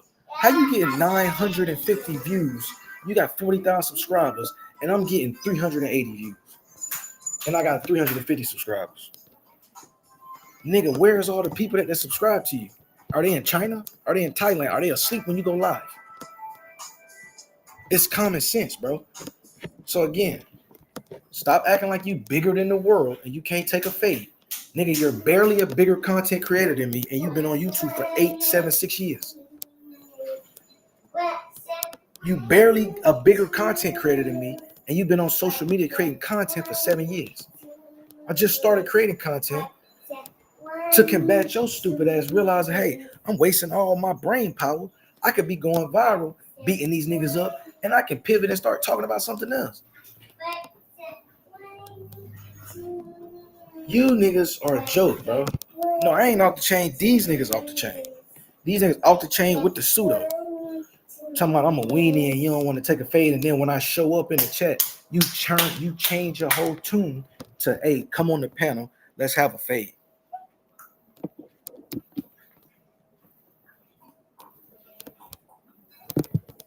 It's common sense, bro. Everybody see it. Niggas will be live for 17 hours. The last 4 hours of the live stream will be somebody on the panel snoring. It'll be super up there from 3 in the morning. It'll be super up there from 3 in the morning till 7 in the morning snoring. And it'll be 158 people in the chat watching him snore. You think I'm stupid? Where somehow YouTube, you gotta hold on these niggas to where they're gonna be sitting in a chat room with no sound for 3 hours? Be honest, bro. You think niggas are that stupid where we think you're sitting in a chat for 3 hours where nobody's talking? Y'all are the worst bot avengers on YouTube. It's the worst kept secret for you niggas. Everybody know y'all buy it. It's the worst kept secret for you niggas. So stop saying that shit and line up a fade. How you gonna debate Absolutely? He don't even got a channel. He can't command a single view. Only reason why he getting only reason why OTK got views is because you went over to his channel and did 3-4 live streams with him back to back. This nigga don't command no audience, but you took a debate with him. You scared, bro. Everybody know you scared. Everybody see you scared. Everybody been saying you scared. Nobody takes you serious, dude. Topcast still have the videos up calling you a pseudo clout chaser. And in them videos, he was making fun of you for playing Tariq videos, making fun of you for regurgitating YouTube videos, and he was accusing you back then of not having no content and saying that you gotta go live and invite Pan-Africans on the channel just to get your content. This is what he alleged of you 5 years ago. Nothing has changed from you, bro. You don't go live and do no builds. When y'all niggas went live and said, oh man, we need to start getting back to sharing the screen. I'm tired of niggas going live and not sharing their screen. You should have been talking about yourself. That's what you do. You go live and you play somebody else's video for 3 hours. You might say 17 words over 3 hours watching a pseudo video. And you think you just did a build because you brought the people some video that they didn't see before. I don't know who got to tell you this. I don't know who got to tell you this, bro. But bringing YouTube videos that I didn't see before is not doing a build. Playing me 2 YouTube videos that I never saw before is not doing a build. I don't know who told you that. Right? I don't know who told you that.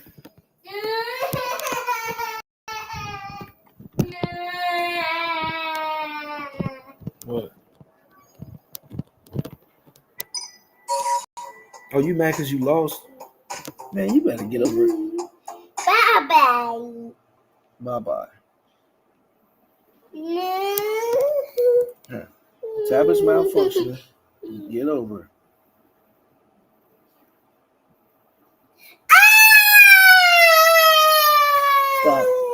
Stop doing that. Just turn it off and turn it back on. Tablet's acting funny. We're gonna get you another one. But you need to stop doing that yelling and screaming. There's nothing wrong with you. Oh. Daddy don't want to hear it.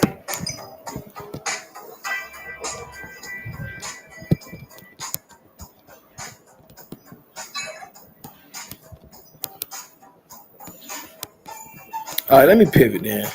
Let me show you this. And I got some, and Mike TV, don't forget, I ain't forget about you either, Mike. I had an interaction with Mike TV over the weekend.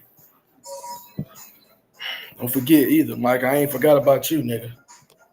Mr. Manila Galleon. These niggas don't want no smoke.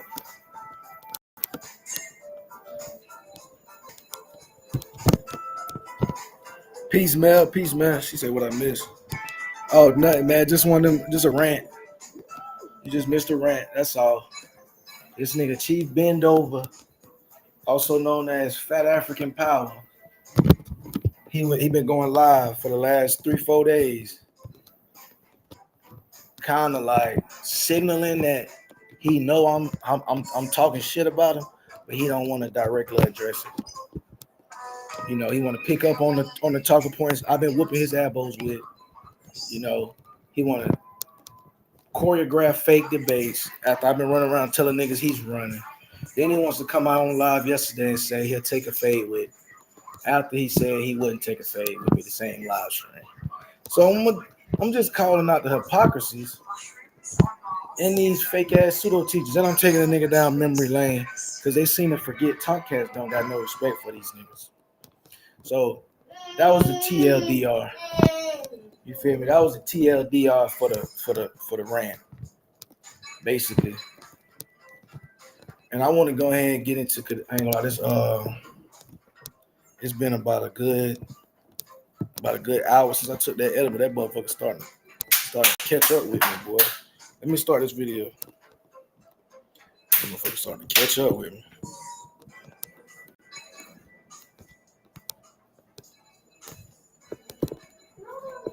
Credit for. We're gonna get so he got right into the chat. Oh yeah, she must have really struck a nerve with this nigga.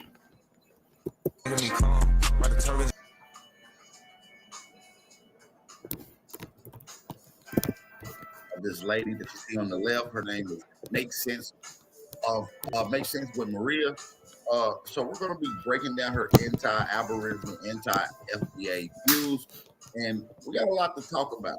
And so I want you guys just to bear with me. And also, I'm going to do a huge announcement because I want to debate this lady. I haven't had a big debate. I haven't had a debate in a while, and I want to kind of make it make sense of what's more than defending America against anti-Aboriginal,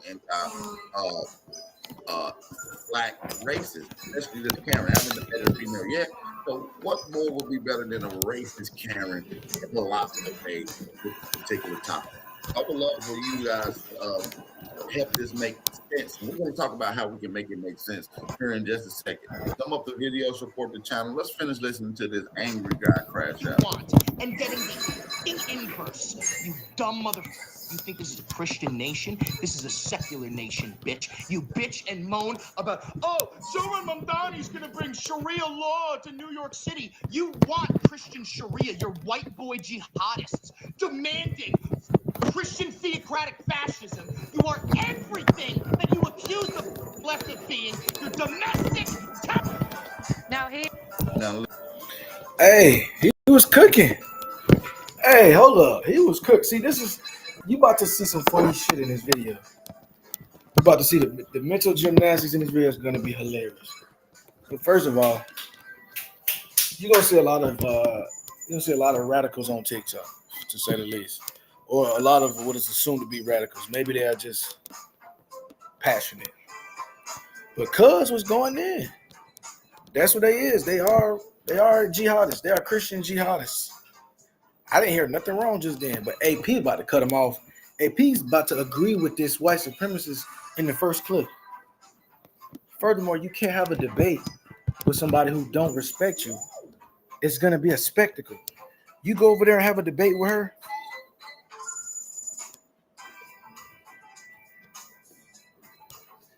My fault, gang. My fault.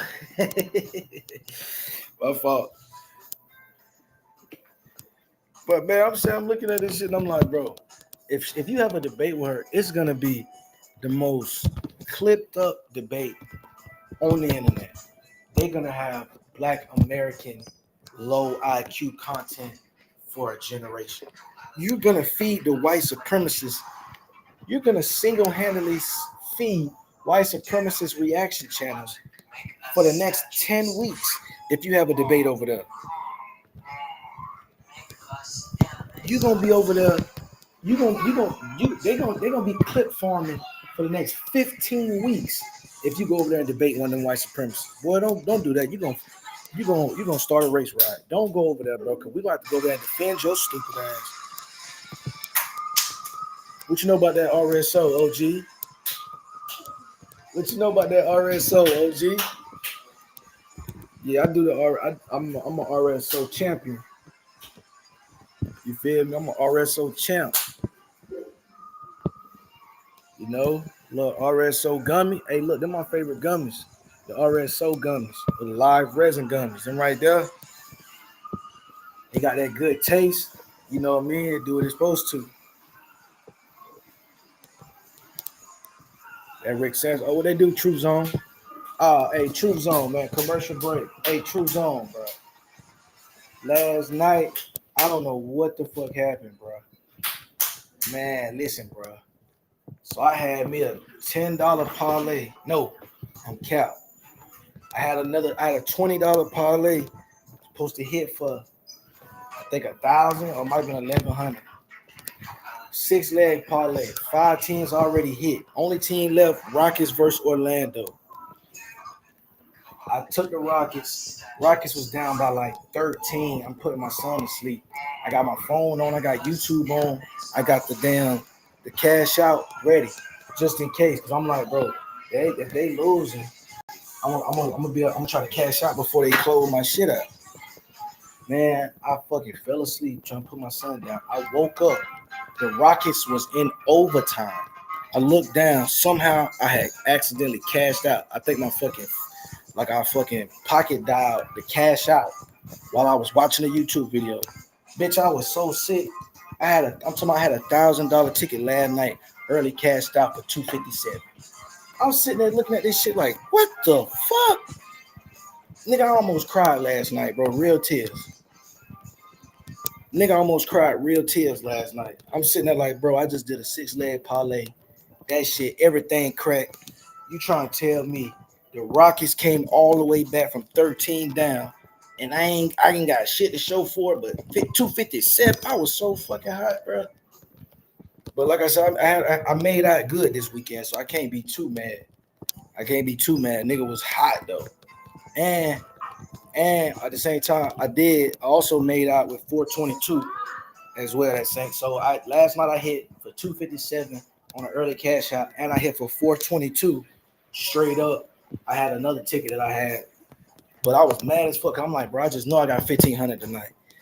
Nigga walked out that bit with 600. You know what I'm saying? Walked out that bit with like, I still got some shit I'm finna play with today. But man, I'm trying to make this shit a business for real. I'm trying to get the books right. That shit I'd be mad as fuck. All right, back to these idiots though. Back to these idiots. Cause like I said, the jokes write themselves. The jokes write themselves. You bitch and moan about. But I gotta give it to him. Bro was going in. We can't even be mad at nothing that bro just said. That you see on the left, her name is Makes Sense with Maria. So we're going to be breaking down her anti-Aboriginal, anti-FBA views, and we got a lot to talk about. And so I want you guys just to bear with me. And also, I'm going to do a huge announcement because I want to debate this. I haven't had a big debate. I haven't had a debate in a while, and I want to kind of make it make sense. And what's more than defending America against anti-Aboriginal, black racists, especially this Karen. I haven't debated a female yet. So what more would be better than a racist Karen to allow to debate this particular topic? I would love for you guys to help this make sense. And we're going to talk about how we can make it make sense here in just a second. Thumb up the video, support the channel. Let's finish listening to this angry guy crash out. And getting the inverse. You dumb motherfucker. You think this is a Christian nation? This is a secular nation, bitch. You bitch and moan about, oh, Zoran Mamdani's gonna bring Sharia law to New York City. You want Christian Sharia, your white boy jihad, demanding Christian theocratic fascism. You are everything that you accuse the left of being. You're domestic terror. Now listen, we're gonna get into the rest of this conversation. I do need y'all to hit that like button. We got 15 people in here with us rocking out right now. We're only 7 minutes in the live stream. I do need the family to hit the like button to send the code to the algorithm key to let them know to push this in front of other channels that may be not privy to this channel. Now I know a lot of you guys are not getting the notifications to my StreamYards because I'm still in the shadow ban and my channel has been unverified. They have took my verification away from this channel. So with that, we got to fight to get through that. And so I don't even get to appeal my verification until January the 11th, which is the same time I get to also go up for monetization. The channel is not monetized. So all donations and support, we appreciate it. All right. So share this live stream. Listen to this nigga just lie to y'all. Listen to this nigga just lie to y'all. Let's go back. Right? Because now he said he's not verified. I want to look up the process for getting monetized. Because I'm currently trying to do it, right? I have, for the last 365 days, I've got 1,900 watch outs. Just started going live, so really, I really feel good about that. You know what I'm saying? I got 1,900 watch hours. I feel like in about 2 months, I should have the necessary 4,000 watch hours. It's probably gonna take me a while to get 1,000 subscribers. I only got 352 right now. If I can find a way to get up over 500, I guarantee you, I'm not gonna have to wait till January. But I want to look up the process, though. I don't want to just say that. I don't want to make a guarantee that I don't know. I usually like to verify stuff before I say it. It lends to my credibility, and it's a good exercise to keep your brain sharp. You know what I'm saying? When you only speak on what you know, it kind of makes a nigga have to know a lot because you can't talk about shit if you don't know it. So let me look this up. What's the process to get channel monetized on YouTube if I already have 1,000 subscribers? Let's just ask that.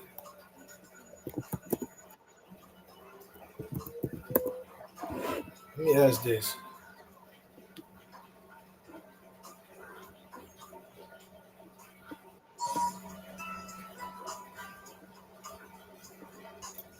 How much battery I got left? I gotta go find my charger real quick. So let me go on the hunt for this charger. Hold on.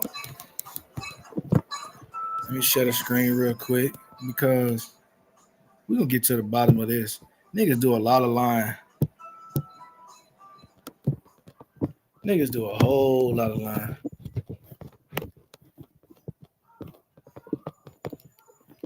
Whole lot of cap. So let's go through it. What's the process to get monetized on YouTube?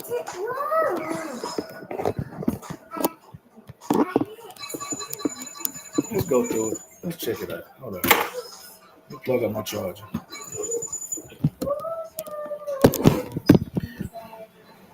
So let's look this up. What is the process by which niggas get their channels monetized?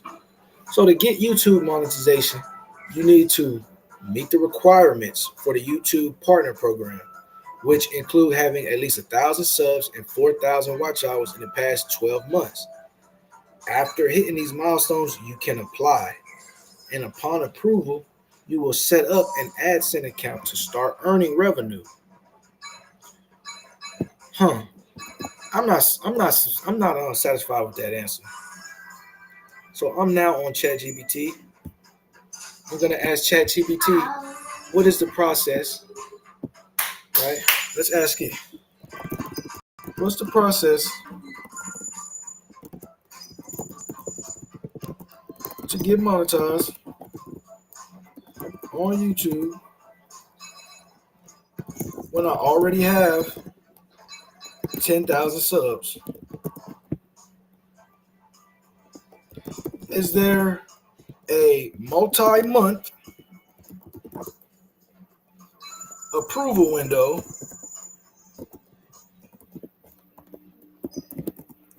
where I need to be verified before I can apply to be monetized? Let's ask this question because that's what he just said a bunch of dumb shit. I want to get it verbatim, damn near what he said. Let me see. Let's play it again. I want to ask the ChatGPT the right way.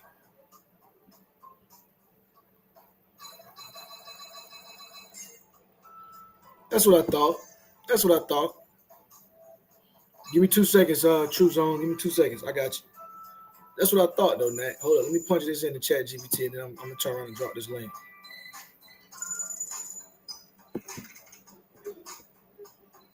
All right, because I'm on the way. As a matter of fact, I think, see, not a coincidence, he actually applied to be monetized and got the monetization. So really, I should just ask not a coincidence. Let's just ask not a coincidence. Not a coincidence.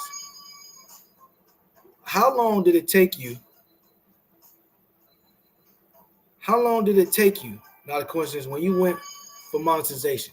Because I remember like it was down there yesterday. You had like 300 subscribers. Your shit started growing like wildfire. Niggas started pulling up on you. You started doing thousands and thousands of views. And then, bam, once you apply for that monetization, how long did it take? Because that's a real question. We got a first-hand account right here in the chat room. We don't even got to guess. We know a nigga personally who monetized, who went through the process, and he's a credible person. So let's see what he has to say about it. Right, but I'm still running through the chat GPT.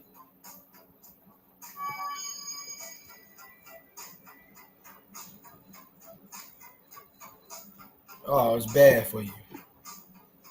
Oh, it's bad for you. Oh, it's bad for you.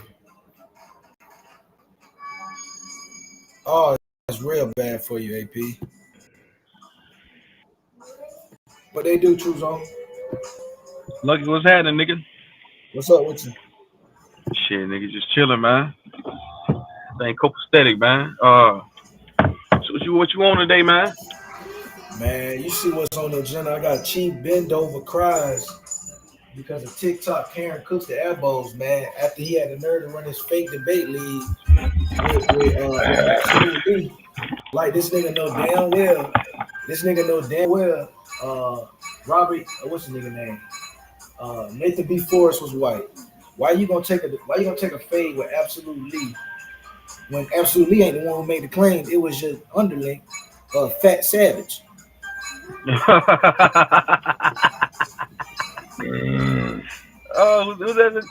happening here, nigga? What's up, bro? What's up, Lucky? Man, them niggas, hey man, them niggas monkey, man. Oh, listen here, man. That nigga, like you saying with the views, bro. Like, bro, I got 700 subscribers, bro. I go live with 10, 11, 12 hours. I get 1,000 views, bro.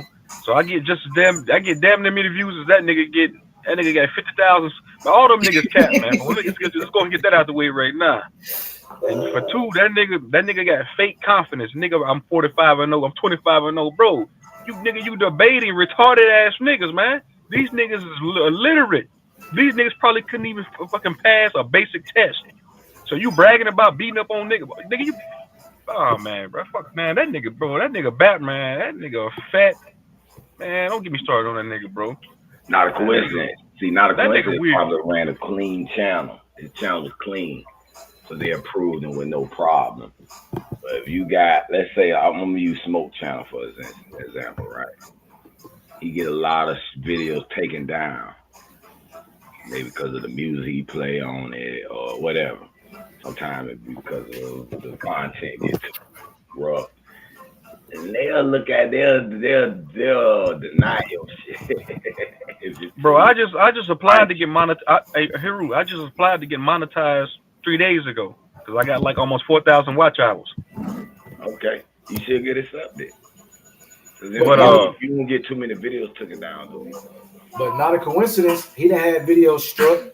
He plays videos where he was it after the monetization or before? It was before monetization. It just depends on the content, though. I just say, man, we make the same exact content as Aboriginals make. We play their videos, we talk over them. Yeah, I ain't saying y'all can't get it. I ain't saying y'all videos is not gonna make it. That's not what I'm saying. Okay? I know it will. That's what I'm telling you. Not a coincidence. Is currently monetized. He been monetized for over a year. He on a pretty clean channel. Man, he runs a regular channel. Hey, these niggas have convinced you. Let me ask you a question then. Did Smoke apply for monetization? No. He never applied? Look, listen. AP runs. No, he did. He didn't because Zay already came out and was like, "I'm gonna help you get monetized." Okay, yeah, I remember he was delaying it. I just wonder. I just want to know, did he get approved or not approved? Like Not a Coincidence said, I was around when it happened. Not a Coincidence hit immediately. As soon as that nigga got the requisite followers, because he already had the views. The moment that nigga Calloway struck his shit. Yes, he struck the shit 3 times. He almost lost his entire channel seconds before he got monetized. But that's my point I was making. See, the strike, it just depends on the nature of the videos getting taken down. If it's just simple, it depends. I don't know they fucking rules, but that shit picky. Now we know the rules, hey rules. I done tried to apply for over 5 different channels. I got them monetized on 2, and 3 I got turned down for, and it was 2 of them. They won't tell me fucking why. They just vague ass little, like, come on. But anyway, that's another thing. Hey Rule. That's why they be like, oh, don't say this, don't do this. Certain people, certain challenges they get once they get to the point where they making so much money on it, they be scared to lose that bitch. That's all I'm saying. I done seen channels where niggas cuss and scream and yell and call women black monkeys and they monetize. No, it ain't about the cursing. See, you got to be an adult channel. Make sure your shit ain't, it's certain little things you can run it like that, but that shit is a science. Niggas got channels teaching you about this shit. Well, you need to send the Aboriginals to their channel so that they can goddamn get monetized because man, that nigga got butt hurt because a white girl said them niggas ain't no Indians, man. And then think the white girl gonna battle you. What she ain't gonna do nothing but clip farm you and call you retarded. The nigga he want to debate the white girl, man. That nigga fuck, man. That nigga. Yeah.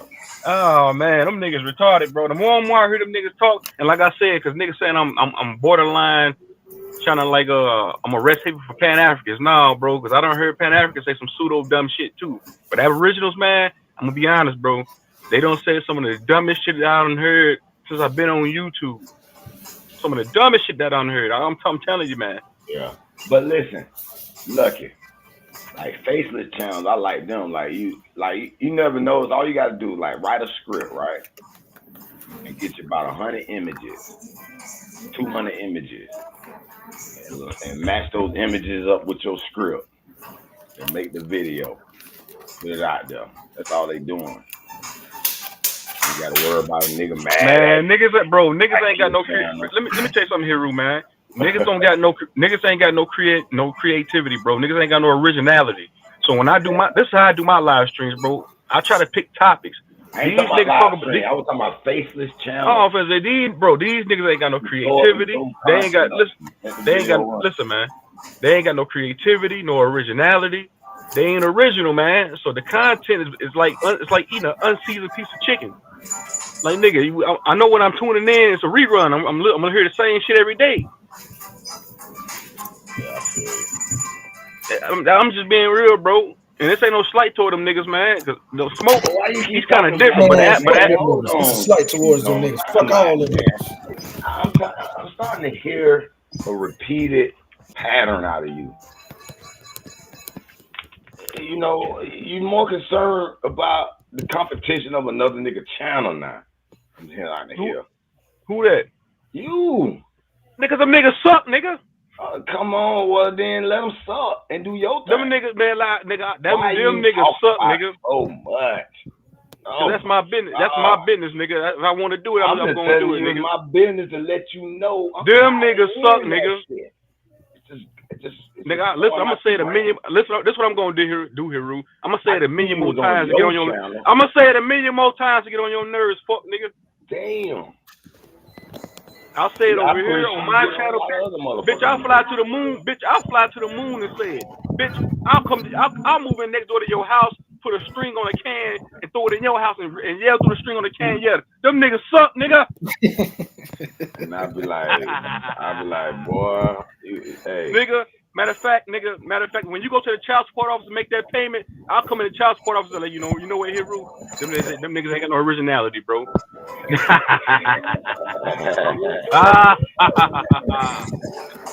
Where yours at? Let me see yours, nigga. You said it. You can't keep trolling, nigga, all your life, nigga. Nigga, you about to, nigga, if you keep getting in my business, nigga, you gonna get trolled next, nigga. Well, nigga, I gave y'all 3 ideas that are wham. Ain't now one of y'all jump. But my idea is to troll you next, nigga. Y'all. Nah, I'm fucking with you. I'm fucking with you, Hero, man. You alright, bro. Hey, but lucky, man. Hit me with them parlays, nigga. You say what, nigga? Man, hit me with them parlays, nigga. You been playing, man. Nigga, you look 1,200. Yeah, man. I hit they ad for 27 this whole weekend. I had some shit last night. I was supposed to hit for 2 bands, nigga. I early cashed out on accident, nigga. They came back and won. Guess what? I turned my shit off because of that happened to me. And I didn't even do it. I thought they did it. I how the fuck I cashed out? I didn't push no fucking button. But hey, Lucky, listen. I fell asleep with the phone in the bed. I said I might have rolled on that shit with pushing buttons or something. Nigga, hey, Roo, that's exactly what I did last night. I literally rolled over, hit a button, bro. Early cashed out. I was supposed to hit for 1,000. I only hit for 250 something. Hey, that's what I'm gonna do, Lucky, man. You got Instagram, bro? I was so pissed. Nah, I ain't got no. I mean, I do, but I ain't got it on my phone. You know, my girl, she get on my ass. Oh shit! Man, you can't even have Instagram, nigga. Oh shit! What you want to do? You want to do a parlay show? Listen, I got some shit I'm going to line up. It's called Swift Bets Only. I want to definitely do a parlay show. Well, let me join you. Hey, this what I'm gonna do, bro. Hey, Lucky. Hey, hold on, Haru. If you hit me with a parlay, bro, if the motherfucker hit, I'll cash up you. So I'll cash up some cheese if the motherfucker hit, bro. That's what you're supposed to do. Yeah, them bitches don't hit. For sure. Yeah, I got you. If they hit, I'll cash up you, bro. We do overseas basketball and everything. Yeah. Everybody eats. What that nigga saying, Faye? Everybody eats, B. International basketball, nigga. I bet all that shit. Japanese Diamond Dolphins. You know about the Diamond Dolphins, man, because the nigga they be sending me parlays, man, for the past week. All them shit's been dubs, man. You know about them boys leading the Japan League, what? No, my new thing I've been doing. I wait until after the first quarter of every game. You know what? I wanted to have a live bet show, but we got the live bet app showing how the spread's moving up and down and when to take a bet. Cause I got an app that show me like when to bet on that soccer, like. Bro, they are plus 500. They finna come back and win. Matter of fact, look, you do it. Hey, hold on here, Rube. Matter of fact, do it like this, bro. Put your parlay in and screenshot that shit and put it on your community tab. No, we gonna put it on the show. We picking it. Yeah, I want to do live streams. Well, like, yeah, that's eventually I want to get it to where a nigga doing like a sports show where we just talk about the bets all the whole live. All right, cool. Hey, I got I've got a sports app I was working on called it basically auto loads the graphics for us. Like when you want to display a certain team you kind of discussing. You know how some of them shows got the little graphic with the little logo and then you can have like a stat graphic on there and all that shit. I said, man, I gotta have an app for that because I had what's his name? Woke's New Sleep was sending me parlays on Instagram for a minute. But that nigga, he sent me one parlay that hit. The rest of them shits was done. So Woke's New Sleep, step your game up, nigga. You two, you want to get into, Lucky. I mean, your ABOS area, that's another little area. But this area pay more. People buying your picks. People join your like if you have when you get monetized, you gotta for viewers, members only, you can charge $5 a month and all that. Yeah, that's what I'm trying to do. Like I said, we my boy. But listen, hold on. I got the web power to make a site. Like my website right now, they can buy picks, they can pay me monthly. I link the Stripe PHP code or whatever the bank you gonna use with the Stripe account and shit. You know what I'm talking about? All right. Let me know. I'm about to go. Yeah, cause that was, like I said, that we've been on my we got the Gotta Stay Swift already trademarked. So me and my boy, we was literally just talking about it like yesterday. He was like, I told him I've been doing my live streams and shit. And he was like, bitch, once you get monetized, we need to go ahead and start doing the sports bets. So we're gonna call that bitch Swift Bets Only. Go ahead and get it, you know what I'm saying, get it rocking. I'm gonna tell him he I gotta hit. like that. Swift bets. But at the end of the day, Don't like you call said, bet gurus. it's so much money to be made. It's baseball, football, basketball. It's you know what I'm saying. It's overseas. It's soccer. It's all this shit. It's boxing. It's table tennis. Like bro, niggas was betting on table tennis last night. Nigga, my homeboy bet on the little video games and the little simulation game, e-game. Yeah, the little Maddens and shit. Niggas be playing 2K on that bitch. Hey, Yeah, I bet was on paying that. that shit up during COVID. Oh, we were in parlays on Madden simulation and NBA 2K. Yeah, that's what I'm on. But hold, let me read this chat GBT real quick for we can close down this question I got about if it take you 4 months to get monetized. Nigga said he gotta go through all hoops and hurdles. We just heard a nigga say he gotta wait to get approved, or no, he said he gotta wait to get verified before he can apply for approval. So I asked the chat GPT, do you have to get verified before you can apply for approval? That bitch said, they gave me the two different responses. Which one I'm gonna go with? Probably the first one. Good question. Short answer, no. There isn't a multi-month verification window just because you hit 10K subs, but there is a review process after you apply, and it could take time. So there's a review process. Yeah, that's the process that's in the background, and they get to pick and choose. Look, all it has to do is it just has to be follow the policies as far as copyright material, the community guidelines, and it has to be advertiser friendly. Again, I can show you OnlyFans content creators who cuss and scream and be on the stream scantily clad, damn near naked, and they're monetized. Let me say something about that part too, y'all. Where it said advertising friendly, right? That's gonna determine how much your channel make on videos, RPMs, whatever, RPC, and all that old shit. Because if it deems your content relevant to say the highest paying ads, your video will get highest paying ads played on it, which pay more per click and all that old shit.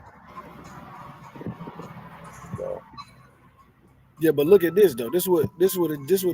And I already knew this to a certain extent, but this is what I'm saying. This typically takes about a month to review. Sometimes it can be longer depending on how many applications they're processing or how complex your content is. There's nothing complex about going live and playing somebody else's video and talking over it. That's basic level shit. That's what I'm telling you. Not a coincidence. Does a similar style of content as them niggas, and he got monetized in 2 seconds after getting his whole channel threatened to be removed. He had to start going live from a separate channel because they had blocked him from going live because Dan Calloway had some felonious strikes. By the time the nigga beat the strike allegations, he turned around and got monetized 2 days later. So wait a minute, time out. So you saying he got monetized 2 days later after he beat the strike, so he wasn't monetized before when the strike took place? Exactly. He was not monetized yet. Not a coincidence. Had like 350, 400 subscribers. I don't want to shortchange, but he might have had 500 subscribers. Yeah. But he wasn't monetized yet. But when he tried to get monetized, they had told him he had some strikes against him. No, he didn't even try for monetization yet. We were literally just doing content about Aboriginals. He never was even interested in getting monetized. That's why he still don't go live on his channel now. Nat could be getting at least $30 to $50 a video, every video, if he wanted to right now. He could go live every day. He could drop re videos every day and get the same views and make money. But that wasn't what he was like set out to get. You feel me? But the nigga just did it. I feel like he did it just to see if it'll work. And bam, the moment later, the nigga, like as soon as he went from going live on Not a Coincidence 2.0 back to Not a Coincidence 1, nigga, like a couple days later, he was like, hey, I just applied to get monetized. Y'all finna see some commercials, this, and that. And it was like, I feel like he did it out of spite because it was like, y'all niggas trying to stop a nigga. Now I'm monetized. This is what y'all get. You know what I'm saying? So it was like, man, I seen this shit happen. I know it don't take no 5 months and they got to verify that you're a real person and all this goofy shit. No, gang. They're going to verify if their content follows the community guidelines. If it does, you're going to get the approval. And then they're going to tell you to create an AdSense profile. If you don't get approved, you get to go and redo it. So my other channel that I don't tell niggas about, I bought it from a nigga who said he had it monetized, or he said it could get monetized. When I applied for it, they denied me. So I didn't have enough watch hours, right? But I had already purchased it. So I got a channel that got like 1,300 subscribers, but it don't got no watch hours on it. Like I said, I went and applied for it. They denied me, told me I had to wait 30 days to apply again. So I seen it firsthand on the back end. So it's like, bro, from what I know, and from what I know, not a coincidence, no, you can't lie to me and tell me that you're trying to get monetized and you gotta wait till January to apply again. You can't pull that shit on me. You can pull that shit on niggas who don't know, but you can't pull that shit on me. Simple and plain.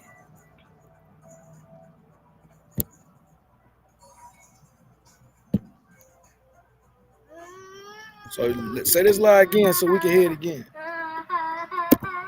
So with that, we got to fight. You're not even crying. So I don't even get to appeal my verification until January the 11th, which is the same time I get to also go up for monetization. The channel is not monetized. So all donations they're gonna probably consider that non-friendly. All right, so share this live stream on all I the social remember he was media telling me outlets. about him losing the video. previous It's not channel. official until we shout the family out that's listening in. They do pick into motherfuckers out, bro. Let me Like I said, I got shout out everyone that's in the chat. 5 that I tried. I got over 5 channels. Shout out my brother. Only 5 trying to Dark monetize. Matter. Shout out to Bronze Flat Power. Shout out to Jeremy Royster. Shout out to Real Recognized Real Soroya. That's why he be hard on the cash app. Shout out to Jeremy Royster once like again. He be real hard on the cash app. Got Villa Nation. Matter of fact, True Zone. Salute to everybody that's in the building. Let's get back into some. Nah, True Zone go. Oh, because he was there when I was in an argument with Wild Savage, right?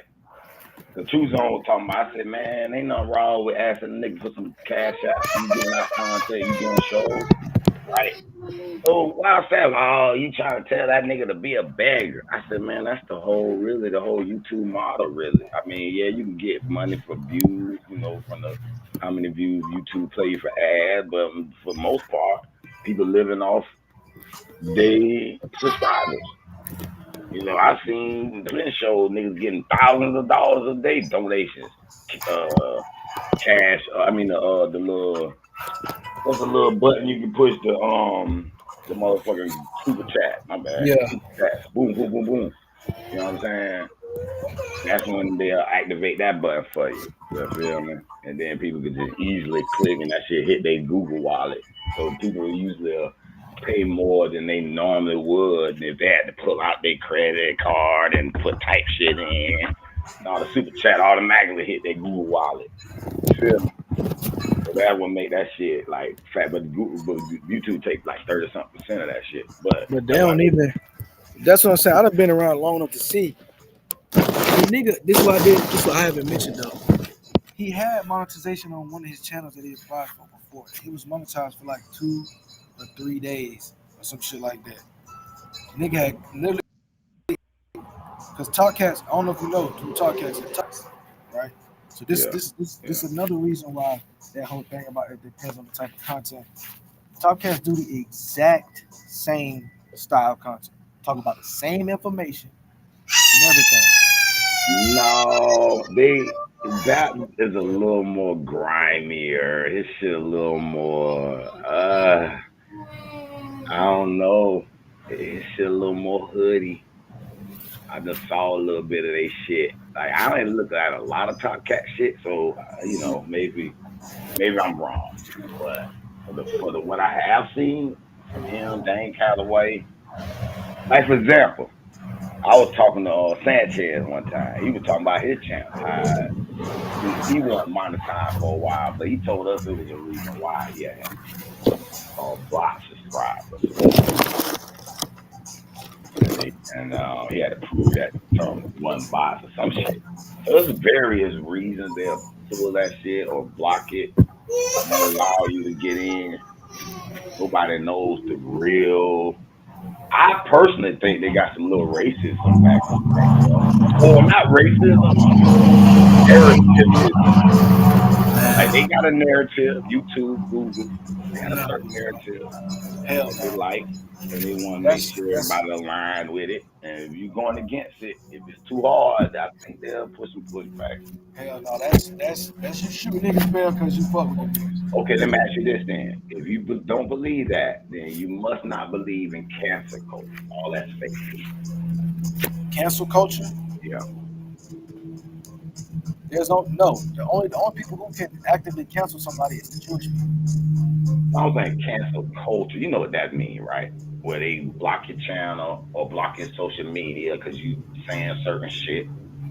Or like some of the people got lost their job for posting certain shit on social media about to crack a risk getting shot. That's the cancel culture I'm talking about. No, I'm not talking. No, I Do don't. you believe that exists? That's what I'm talking about. I don't have to believe that exists. I know. Does it exist or does it not? I know instances and where it happens. Okay, that's all I'm saying. So if that happens, right? Shooting them niggas bail. There's no such thing on YouTube, and this is why I'm telling you that you shoot niggas bail, because all you gotta do is test your theory that you have on multiple different venues and different YouTube channels. You'll see there's black people, white people, Asians, all spouting things that go against the grain of mainstream. Some of it they borderline extremely racist. Some of them are even enacting violence on a multiple day basis, and they're monetized. But bro, listen, they do listen. Like you said, you think there's instances where they got some cancel culture. I just think there's some instances where YouTube look at your channel and like, no, we don't want that kind. And to be honest, it's billions of people go up a day on this shit, millions a day. And they got billions, maybe even a trillion videos, so they can't catch them all at once. Because there's some that'll run that they don't want to run, and then eventually they'll be like, "Oh, we detected one of the channels we've been wanting to take off." Man, you can't tell me that, bro. I'm sorry. You can believe that, bro. I'm not at all in the slightest. You didn't convince me just then, nor have I never thought that. I'm sitting up here telling you, I know for a fact these niggas don't have the numbers that they got.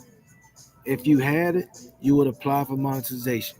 When you apply for, oh, I got you. You think they're claiming they got numbers? That's why they're not really filing for monetization. That's what you think? Exactly. That's the one. That's the number one. I don't think that's the issue with Bab though. Yes, I do.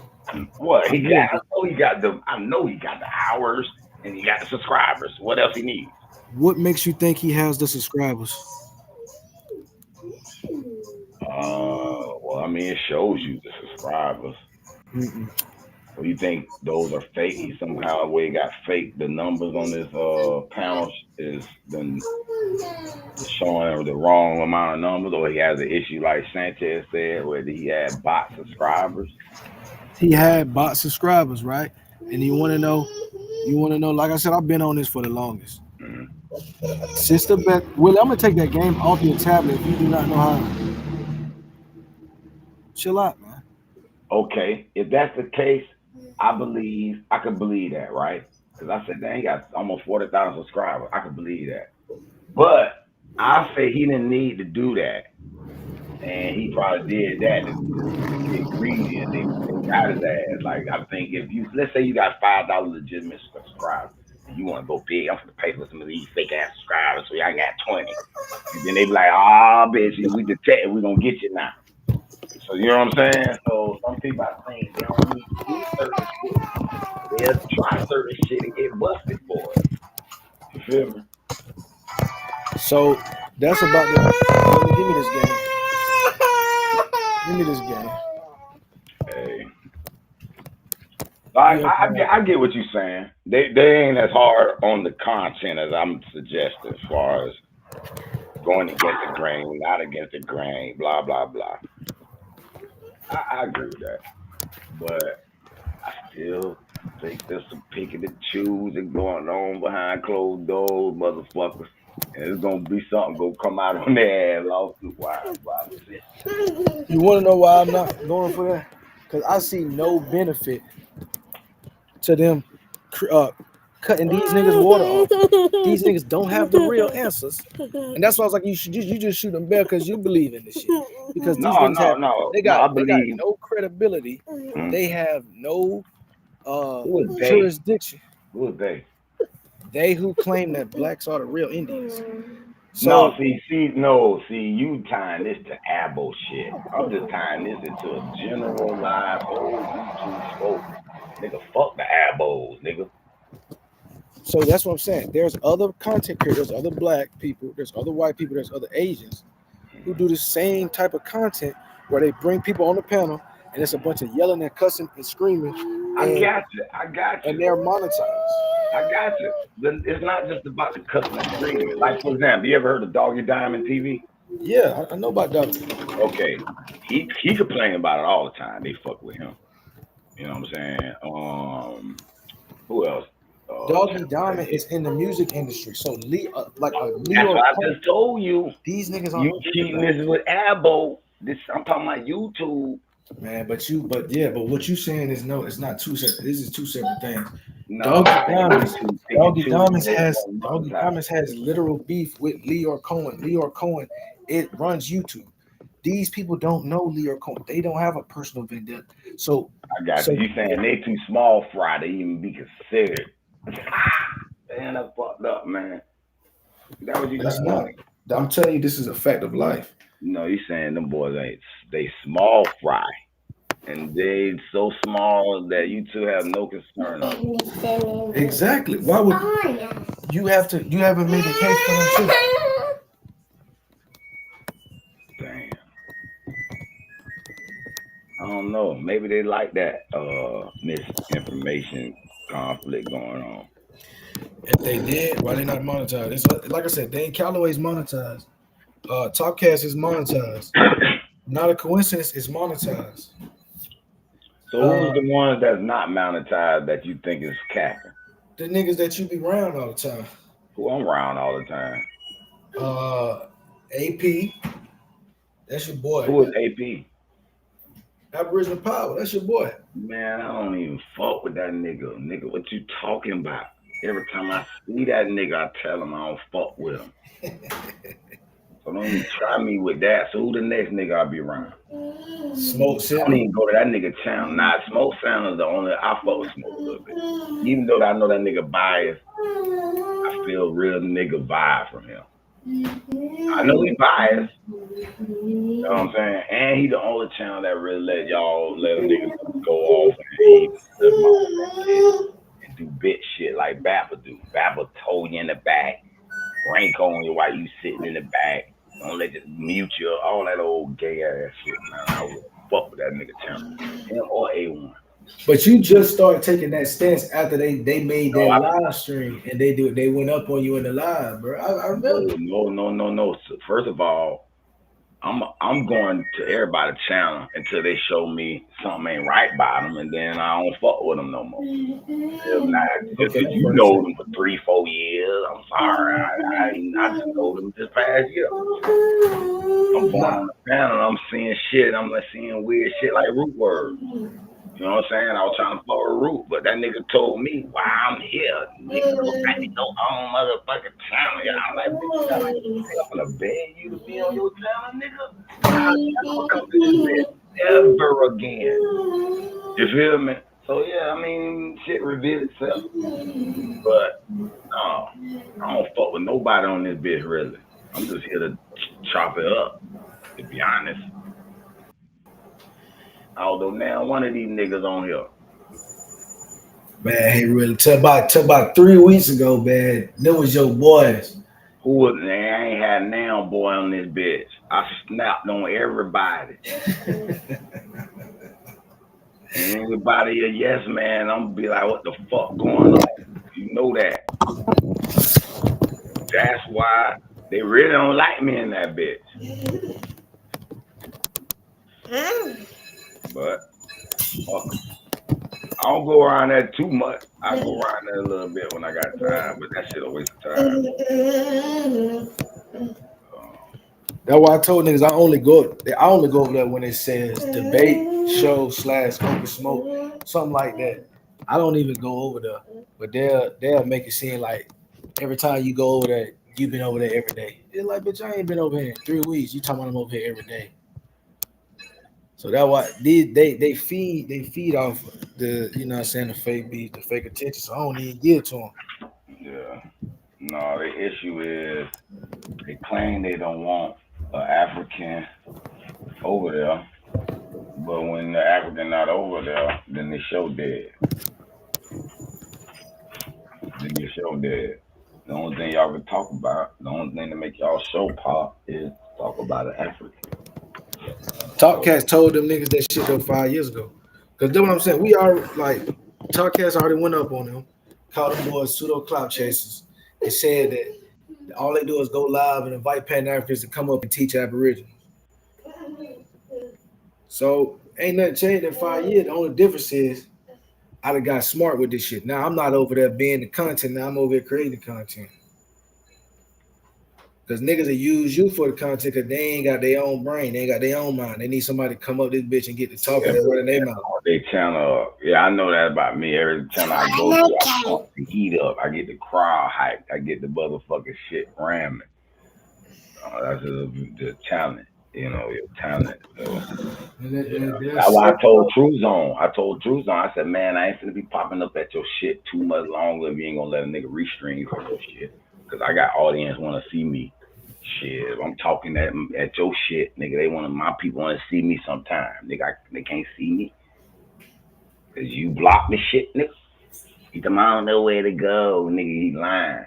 Cause I know his personality. You don't want a nigga that he feel like a nigga ain't gonna leech off of me. I bet that nigga said that same word when he saw that button.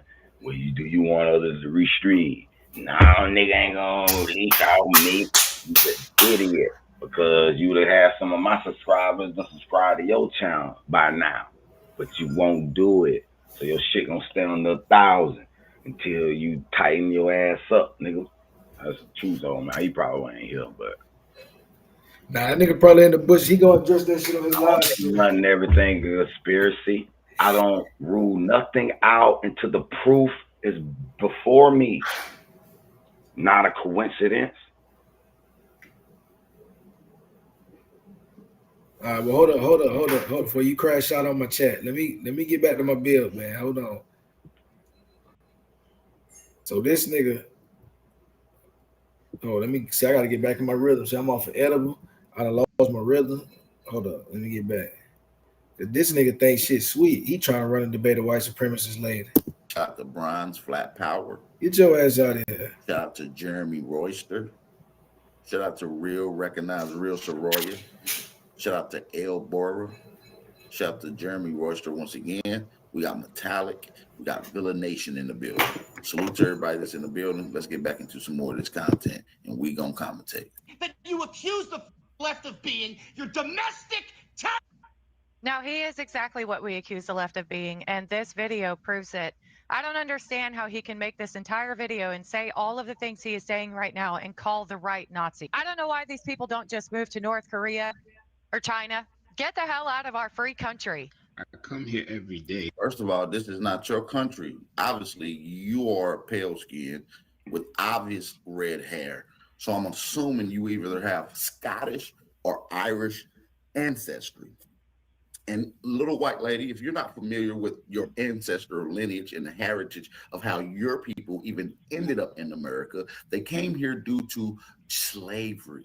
You guys are not the imperial class of America. You're not even the standard of noble people. You're not the standard of nobility when it deals with America. As a matter of fact, you pale skins are not even at the forefront of inventions, innovations, and intuitiveness. You're just the anti-Aboriginal, anti-Black, racist Karen that is now spewing your views online. And we can prove that America only has one true American, and you're not the American, lady. So let's finish listening to what she has to say. To try to get y'all to understand your own superiority, but you're so caught up in being equal to savages who have kidnapped people, savages who hate people, savages who have enslaved people, that you forgot about your own superiority. You understand what I'm saying? There's a reason why these people have tried to erase our history. There's a reason why they don't want you to know that their architecture was stolen from our ancestors. There's a reason why they don't want you to know that the first car that was built in America, designed in America, was designed by a black man. No, it was not. There's a reason that they don't want you to know that, you know, the first airplane in flight in America was by a black man. Nope, it was.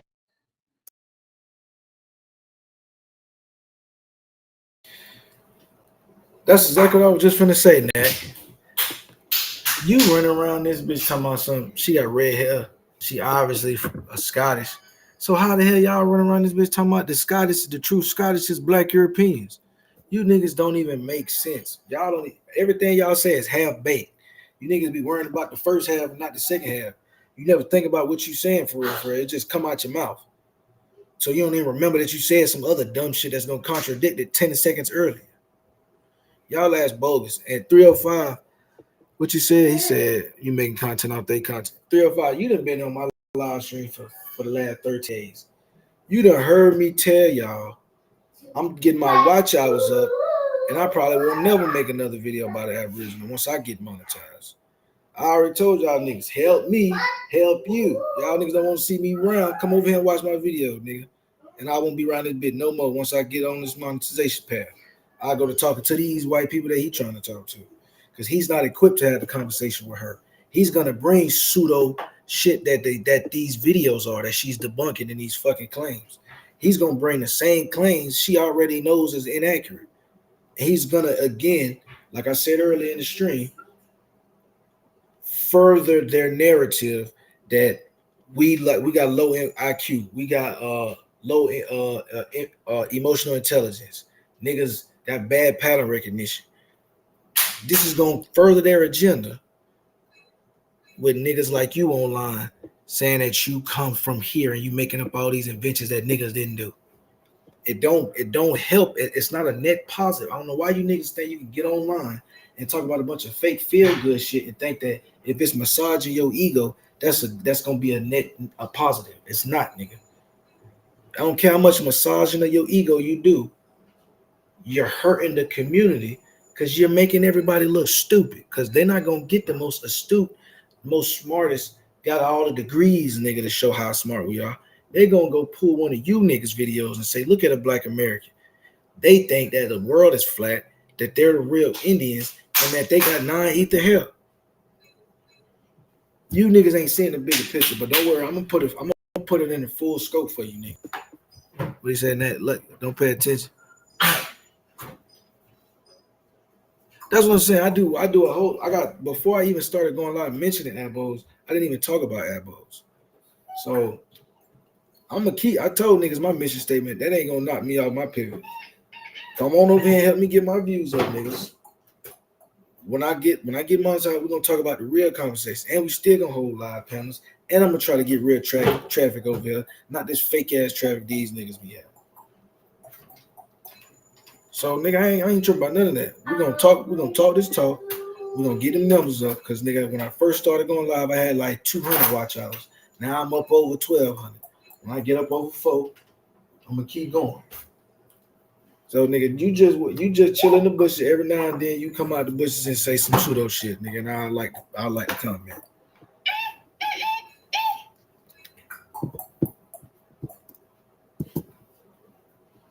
It's 2 white men in North Carolina. No, if you're talking about the Wright brothers, they actually stole the patent. There was a brother that actually created the wing and the propeller, which is the fundamental foundations to which an airplane takes aerial flight. So without that particular patent of the wing and without the particular patent of the propeller, the airplane wouldn't exist. So every great creation that a European tried to take credit for, at the forefront, at the foundation, at the becks and work in the hands are melanated Aboriginal so-called Black Americans at the forefront of every great creation and invention in America. We know that these pale skins had no idea, just like Henry Ford stole his idea from C.J. Patterson.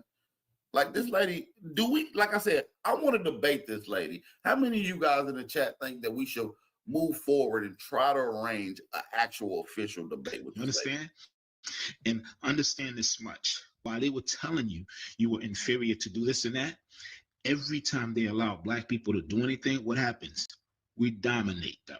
Okay? So I want you to understand your own superior. Right. This is why we are under control. This is why we up under 24-hour surveillance. This is why every state and judicial system spends billions, if not trillions of dollars over the course of 50 years on devices, tools, and technology simply to monitor and control the Aboriginal, quote unquote, Black community. It's because we are the dominant. We're running a race with bricks tied to our ankles, and you guys get to move freely. And you act like this is an even race. You guys haven't seen Black Americans or Aboriginal Americans compete on the equal stage. We're always at a disadvantage. And we still find our way to outshine, out-advent, and out create these other people. Look at the culture that is amplified in America. Look at the culture that is revered throughout America. This is not white culture. American culture is Black American culture. We are the culture. She can't get around that. So let's see how she's going to spin this narrative. You were inferior to do this and that. Every time they allow Black people to do anything, what happens? We dominate them. Okay? So I want you to understand your own superiority. In addition, right, with the Tuskegee Airmen, right, they purposely sent Black men on suicide missions. They sent them on missions where they expected them to die. Guess what? The Tuskegee Airmen never lost not one bomber. Okay? That is not true. Yeah, you can see the Tuskegee Airmen were not purposely sent on suicide missions by the U.S. government. The official military records, mission logs, and after action. Oh, the military is going to say, oh, no, they didn't send these people out on suicide missions. Do you think that the freaking government would admit to sending a particular group of their military branch out on a suicide?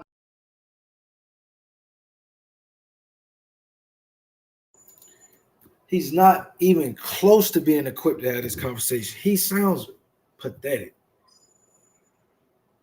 I'm about to skip ahead just because this is about to make me mad. Because now I'm finna start thinking niggas over here is a like controlled opposition. Like you supposed to be stupid and like this shit's starting to look crazy.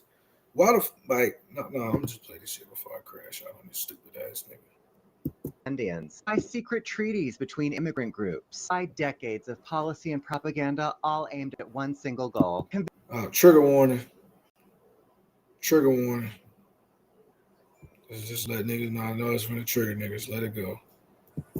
What the hell does this mean? North America, not descendants of Africans. Let's dismantle the greatest public relations fraud ever committed. The desperate, multiracial campaign to erase the true indigenous Black American from this land. There is a coordinated effort, a relentless lie, designed to make Black Americans believe they are a guest in someone else's house. But the unchangeable archaeological and historical truth is that Black Americans are the foundation. They were here first. And by here, I mean the world, every country, every strip of land. And they built the civilization that we are all destroying. The lie about Africa is to confuse and mislead so that the theft can keep going on. Black Americans weren't even considered African American until 1988 by Jesse Jackson, a known Cherokee Indian. So they'll pay a Black American leader to lie and sell out while classifying himself correctly despite the lie. Woven by $5 Pretendians, by secret treaties between immigrant groups, by decades of policy and propaganda, all aimed at one single goal, convincing the world that the original people of this soil simply do not exist. They have every story in the world about the false history. And then you ask for ship manifest and evidence of ships, and then suddenly they can't produce them.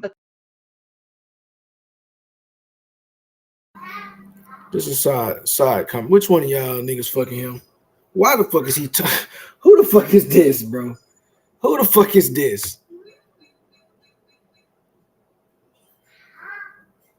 Who the fuck is this?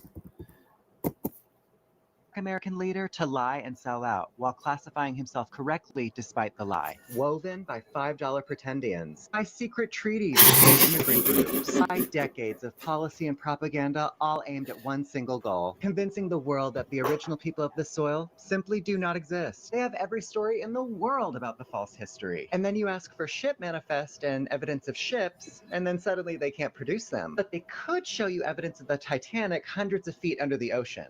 Right. It's because they've been making up this damn slave narrative. I'm glad somebody's finally getting it.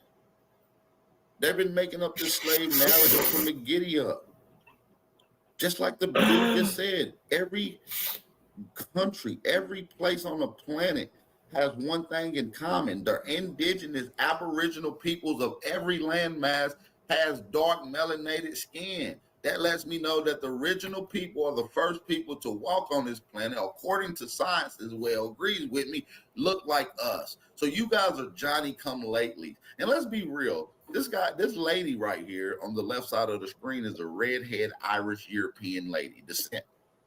Did you know that Irish people were targeted in America and discriminated against and also deemed savages and inferior to other whites? What is this lady talking about? See, this is the people that pushes this aboriginal, quote unquote, black fatigue conversation. These are these type of people. They won't even show you the entirety of the Titanic under the water. Only a Holy shit, this guy is just dumb. Just outright dumb. corner of the ship. They still parse that history. Yeah, he is so stupid. They can't give you an entire picture of the Titanic because it's huge, but there are thousands of pictures of the Titanic, the entire thing. And there is overwhelming physical evidence of Africans arriving in the Americas by boat. They excavated tons of different wrecks and stuff like that and found chains and jewelry. Sir, ma'am, that is bullshit. What ships have they found? You sound dumb. Just because they found the ship and they found chains, y'all automatically link it to Africa? When during the same time frame, those same ships were bringing your ancestors over here, the Irish, on chains, in boats. Sir, ma'am, what is going on? Help me make this make sense, family. Just because you find chains on a boat, you're going to link it to black people when your people have a historical history of being enslaved, not just in America, but historically around the world. Do you not know your lineage as a pale skin and in particularly an Irish lady? Are you freaking serious? She must not know the history of her peoples being brutally mistreated and targeted and discriminated against and deemed inferior because they were enslaved. When did the first slaves come to North America, lady? She's going to tell me 1526. She's going to go to 1619. These are all malarkey stories. I would love to debunk these stories. Africa's not even mentioned in the whole story about the 1619. All kinds of stuff, and they also found physical remains of enslaved Africans with dental fillings from West Africa. So this guy is just lying and lying and lying and not showing anything other than the front of the Titanic ship and a couple people dressed up as Native Americans, a couple white people dressed up as Native Americans. This is no proof at all, and you guys have to go see this guy's comment section. And the amount of likes that he got, it's insane. People will just buy anything. They will not look anything up and just roll with it. And this guy's getting rich off of that. They have reclassified the true indigenous people, renamed you, and redrawn maps around you, hoping you would forget. That's a fact. The indigenous people were reclassified, aka misclassified. Irish lady, I know your next question is going to be, what was they misclassified as? Negro Black and colored. And through the time frame of rechanging titles and statuses of those people, they're now identified as African American, having a title that delineates them and making them non-descendable. So when we got misclassified with a term that made us non-descendable. You know what non-descendable is, lady? That's stripping us away from nationality, okay? Nationhood, cultural aspects, customs that still exist today.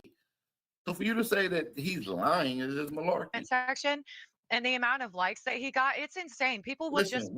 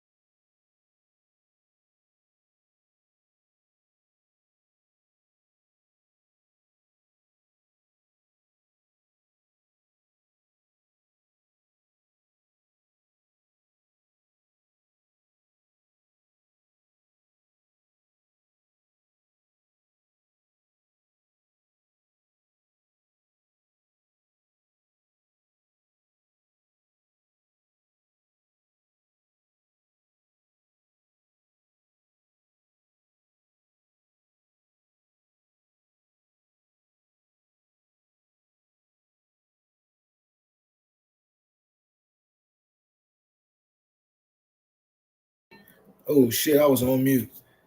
Oh shit, I was on mute. Nigga just snapped. See, that's that edible. That's that edible. Boy, I just went off. I just had like, boy, I just went up. That's crazy. I bet. I'm coming back. See, this is what I said. These niggas so dumb. They don't even realize they are looking in the mirror. They mad at her, and she mad at you, nigga. She mad because you niggas trying to take their shit. They're the ones that run around claiming everybody's shit. You taking up their mantle, acting like them. So what now they calling you out, this shit finna get real sticky.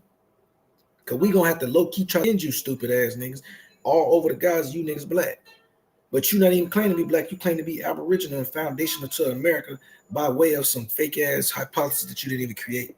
You just put inverse blackface paint on.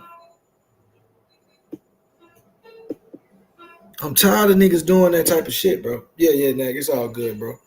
I'm off of edible, a piece of edible. So I'm sitting up here, man. I'm listening to this shit, bro. You do know that the Salutran hypothesis is suggested that the early peoples migrated from Ice Age Europe to Ice Age North America, predating the Bering Strait. They believe that they are the founders of the Adena culture. They believe that they are the mound builders and the Hopi Nation and all that. They think that Kennewick man has the same skull shape as an ancient European. They try to use all of the fake cranial measurements that y'all use, but they use it to say white people was here before Native Americans.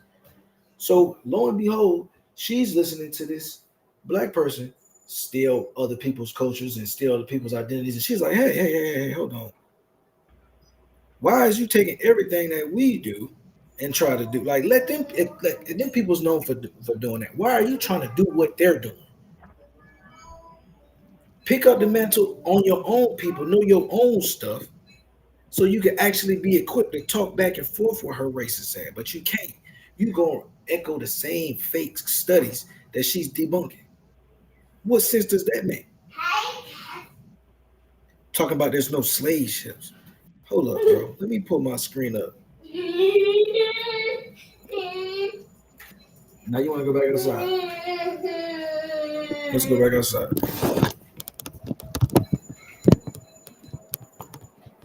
What are we going outside to do?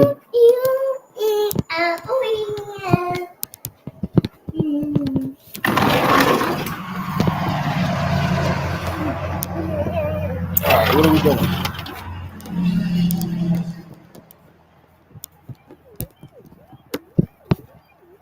Yeah.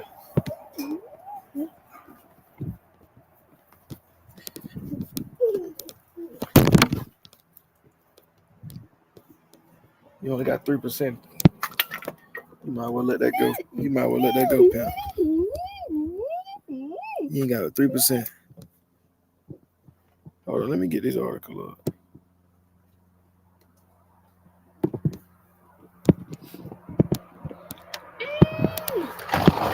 You have to sit it on the charger. Come on.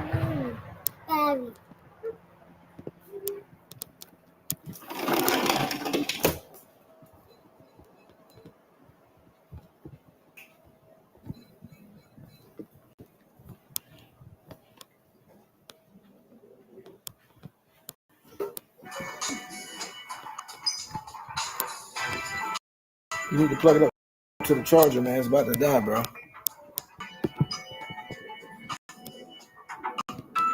Okay.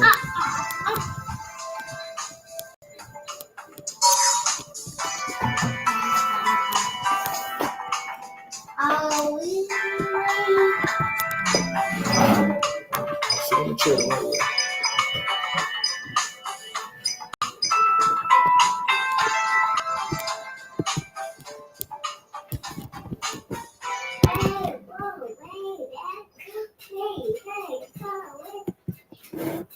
So one step at a time.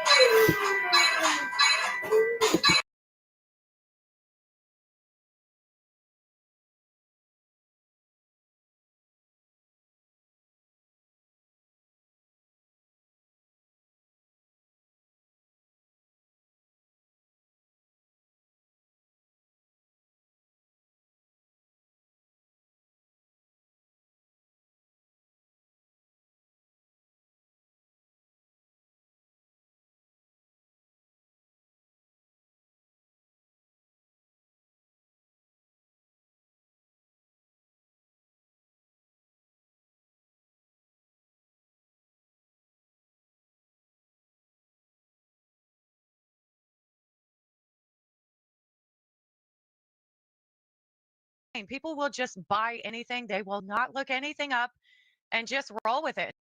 And this guy's getting rich off of that. They classified the true indigenous people, renamed you, and redrawn maps around you, hoping you would forget. That's a fact. The indigenous people were reclassified, aka misclassified.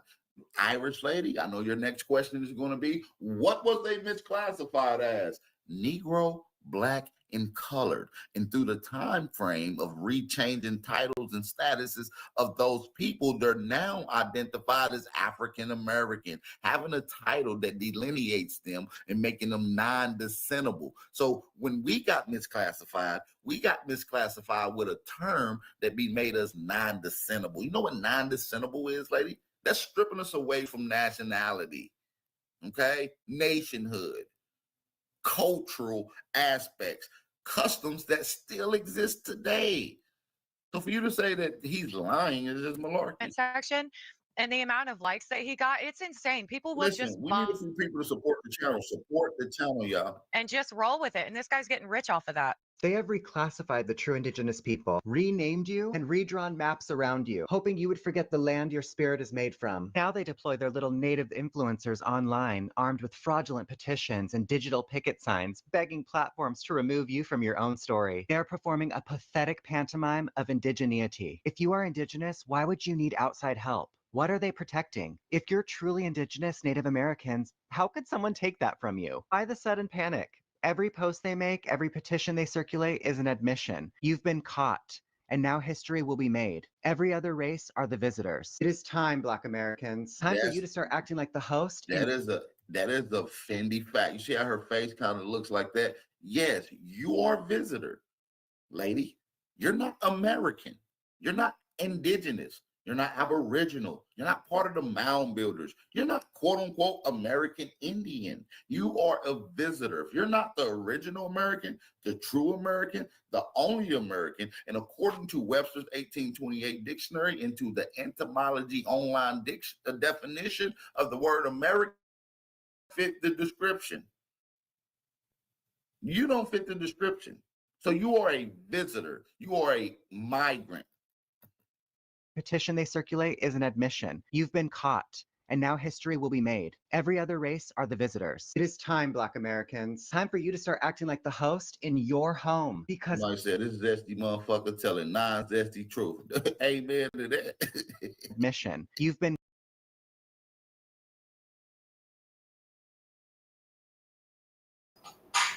Garbage.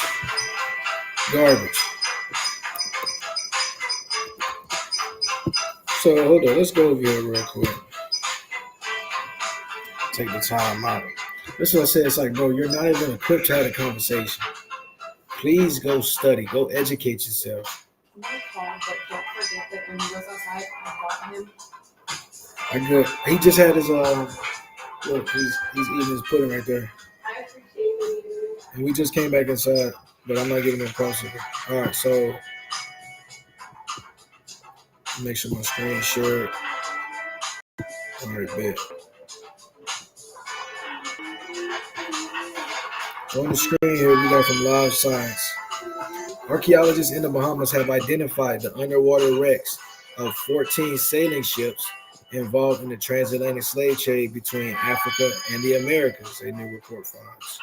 The wrecks include the Peter Mowell, an American schooner, that sank off Lynyard Cay near Great Abaco Island in 1860 with about 400 enslaved Africans on board, as well as smaller vessels that carried slaves to plantations for sugar, coffee, cotton, and tobacco in North America and around the Caribbean. Most of the wreck sites have been identified only from 18th and 19th century records and remain unexplored, but the locations of some of them have already been found. This is what I want to focus on right here, because niggas like to focus on the first half, but not the second half. So yes, while most wreck sites have been identified by records and haven't been explored, there have been locations that have already been found. Many.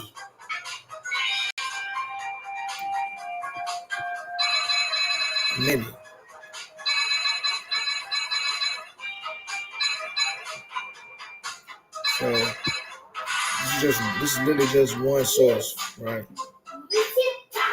Let's keep going. The team has physically located 3 of the wrecks, but for now, they are all under wraps. CEO and co-founder of the underwater archaeology group, Allen Exploration, told Live Science in the email, these wrecks are not only historically important for investigating what life was like on the ships, but these, which is poorly understood, but they are physically witnesses to the knowledge base behind this horrific trade. The slave ships were identified during Allen Exploration Bahamas Lost Ships Project, which is compiling an inventory of every shipwreck around the island. So far, the team has identified 596 wrecks in the waters around the northern islands, and the oldest is from 1657. The group is working with the project with the Bahamas Maritime Museum in Freeport on Grand Bahama, which published the report on the slave ships in its Ocean Dispatches series, which coincided with Black History Month.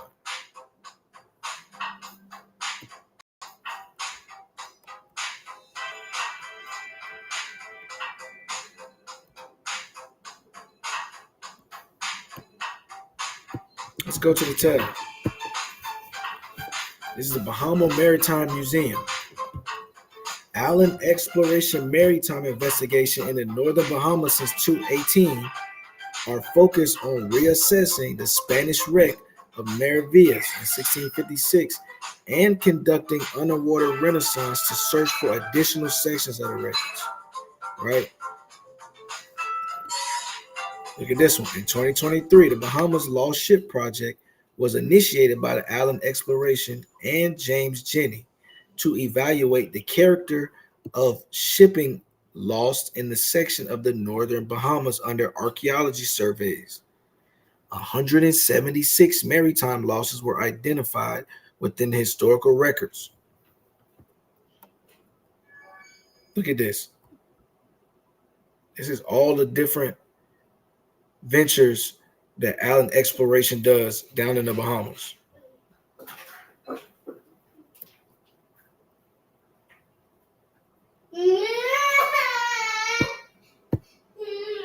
Come here, Willa.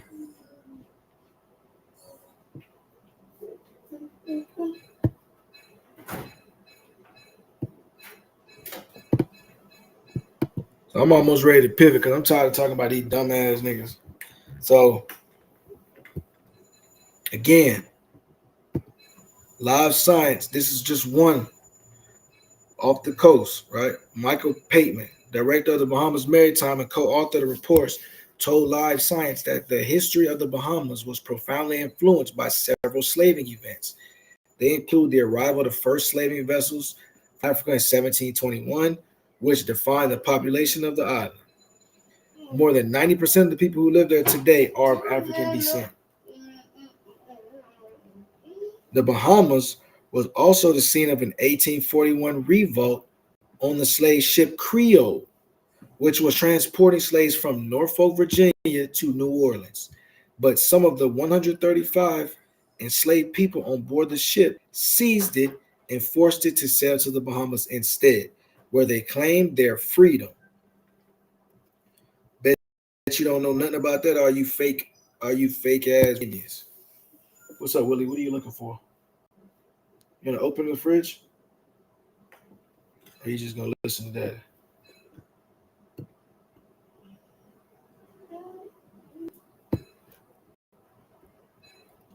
All we have done for freedom. The Creole slave ship revolt, 1841, in the Revolutionary Atlantic.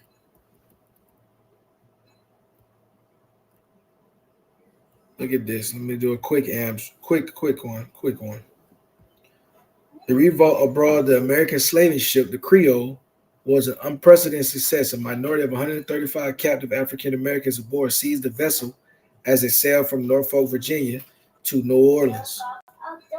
They forced the crew to sail to the Bahamas, where they claimed their freedom. Building on previous studies of the Creole, this article argues that the revolt succeeded due to the circulation of radical struggle, condensed in collective memories, political solidarity, and active protest and resistance. This circulation breached the boundaries between land and ocean, gave shape to revolutionary Atlantic. These mutineers achieved their ultimate aim of freedom due to their own prior experience of resistance, their preparedness to risk death in violent insurrection, and because they sailed into the Bahama context in which Black Atlantic cooperation from below forced the British to serve the letter of their own law.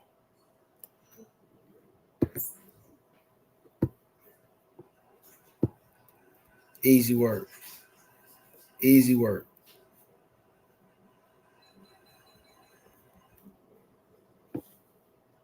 Hold up, it's already got. You need some ice? Hang on. Let's get your ice. Here.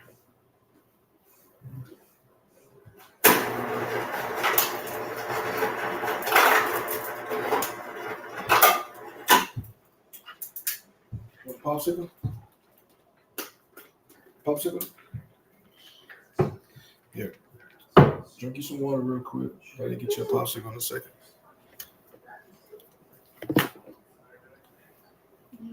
Or you can get the box out now if you want to. Just give it to me. So for many of the wrecks of northern Bahamas, the ship sank when they were heading south from American ports toward northeast Providence channels. If you wanted to get to the Havana or the Cuban sprawling plantations, you had to risk these waters. Sugar plantations in Cuba were especially dire destinations for enslaved Africans. Conditions vary, but the fact that Havana was known as the banqueting place of death says it all. So again, it's so much overwhelming evidence. Bring it to me. He noted that enslaved African lived in miserable huts and said to be unfit for the habitation of wild beasts. They wore iron slave collars and worked 7 days a week, day of rest in the cane cutting season. About 10%. All right, wheel. There's no police car. There's no ambulances over here. About 10% of the enslaved Africans died on the plantation in Cuba each year during the slave trade. Some were flogged to death. The next step included diving to some of the wrecks to see what's left. In some cases, more than 200 years since the ship sank. Come on, Mr. Wheel. Come on.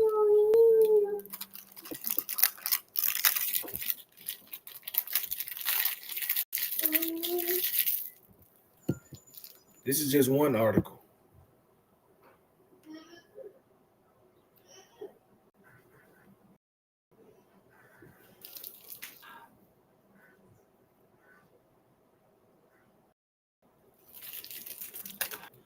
Listen, fam.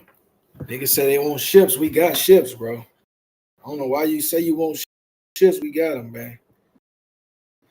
That ain't even nothing. Nothing. But I think it's time for me to switch it up. Yeah, I think it's time for me to switch it up. I'm getting tired of talking about these dumbass people who think that the slave trade did not happen. You know, I don't want to use all my brain power refuting shit that's already been refuted with actual historical evidence. You see what I'm saying? But what we got on the agenda? Is hold on, let me let my computer act right.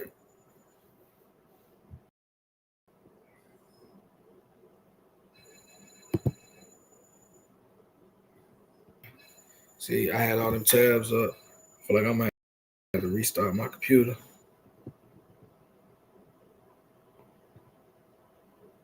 No, that was rough. Listen, gang, you gotta do your research 305. And you write down there, man. You know the Bahamas. Come on, bro. Y'all lads be tweaking sometimes, bro. Y'all know what's up. But like I say, man, I'm not talking about ABOS all day today. In the back half of this, we got MAGA versus America First. So a lot of people have been tapping in on this content. This MAGA split, this so-called MAGA split is what they're trying to call it. It's coined as the MAGA split. And I'm kind of disappointed, right? In the conclusion that everybody's taking. Like I've had my ear on this shit since about 2018, 2019. Richard Spence and Gavin McInnes was probably my introduction into like conservative white nationalism political content. I started following Richard Spence and them right around the Proud Boys, the Boogaloo Boys starting to gain notoriety. Right when I started looking into those different groups, started learning about different white nationalists. That's when I found those two. Those was like the two biggest names at the time.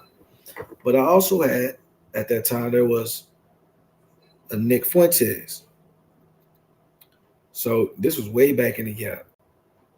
So I seen him. He's hang out on all the little streamer channels and shit. He was legit. He was just like, I'm from Florida, so he reminds me of, a white kid that went to a school like in like a real nice area. Like we got some called Ponte Vedra Beach. People from all over the world live in Ponte Vedra Beach. I was out in Santa Monica one day I was out there hanging out, doing my thing or whatever. Couldn't find out, I'm chilling with some people, and they like, yeah, we used to spend summers at Ponte Vedra Beach, blah, blah, blah, blah, blah. My parents got a family house out there. I'm like, damn, I'm not even realizing a bit. Like, I just go to just the PV, that's where all the parties was. They had the big houses. They had the nice house parties on Fridays, every Friday. They got the schoolers out. That's how I knew about Ponte Vedra. We just go to PVB. They got all the big mansion parties. This should be like Project X parties every weekend. It's going to be 500 people in the motherfucking 3-story. It's going to be all the drugs and all the drinks. And that bitch ain't going to get shut. You feel me? So he just struck me as like a kid from like Ponte Vedra Beach, like a real uppity white area. Don't really got too many blacks around them. And so they do the like they whole thrill is like getting like a fake arousal out of people. I see it all the time. You feel me? But when you get them in the real deal, they'll bow up. You catch them in the basketball games or the football game, they school getting blew out, but they got all the resources and all the motherfucking the camps in the world to be blowing these teams out, but they be scary. You feel me? So he just struck me like a little scared shit, but he racist, but he really like black people type shit. That was my first initial thought process on it. Then I'm watching him grow. I'm seeing Jit was really on some racist shit. So I'm like, okay, he just a racist. He just a racist white supremacist. But there's layers to that shit, right? I'm learning, right? So he growing. Nobody really paid attention to Jit until he got deplatformed. Once he got deplatformed, he kind of went to Rumble, and he kind of blew. He had like another little mini bubble again. He kind of blew up again. So when he rising again, that's when I guess he started beefing with Charlie Kirk and shit like that. So I'm still keeping a little slight tabs on him, but at the same time, I'm like, he not really popping, but I'm knowing he the voice, or he's what he thinks is how the majority of like white people below the age of 33 feel, right?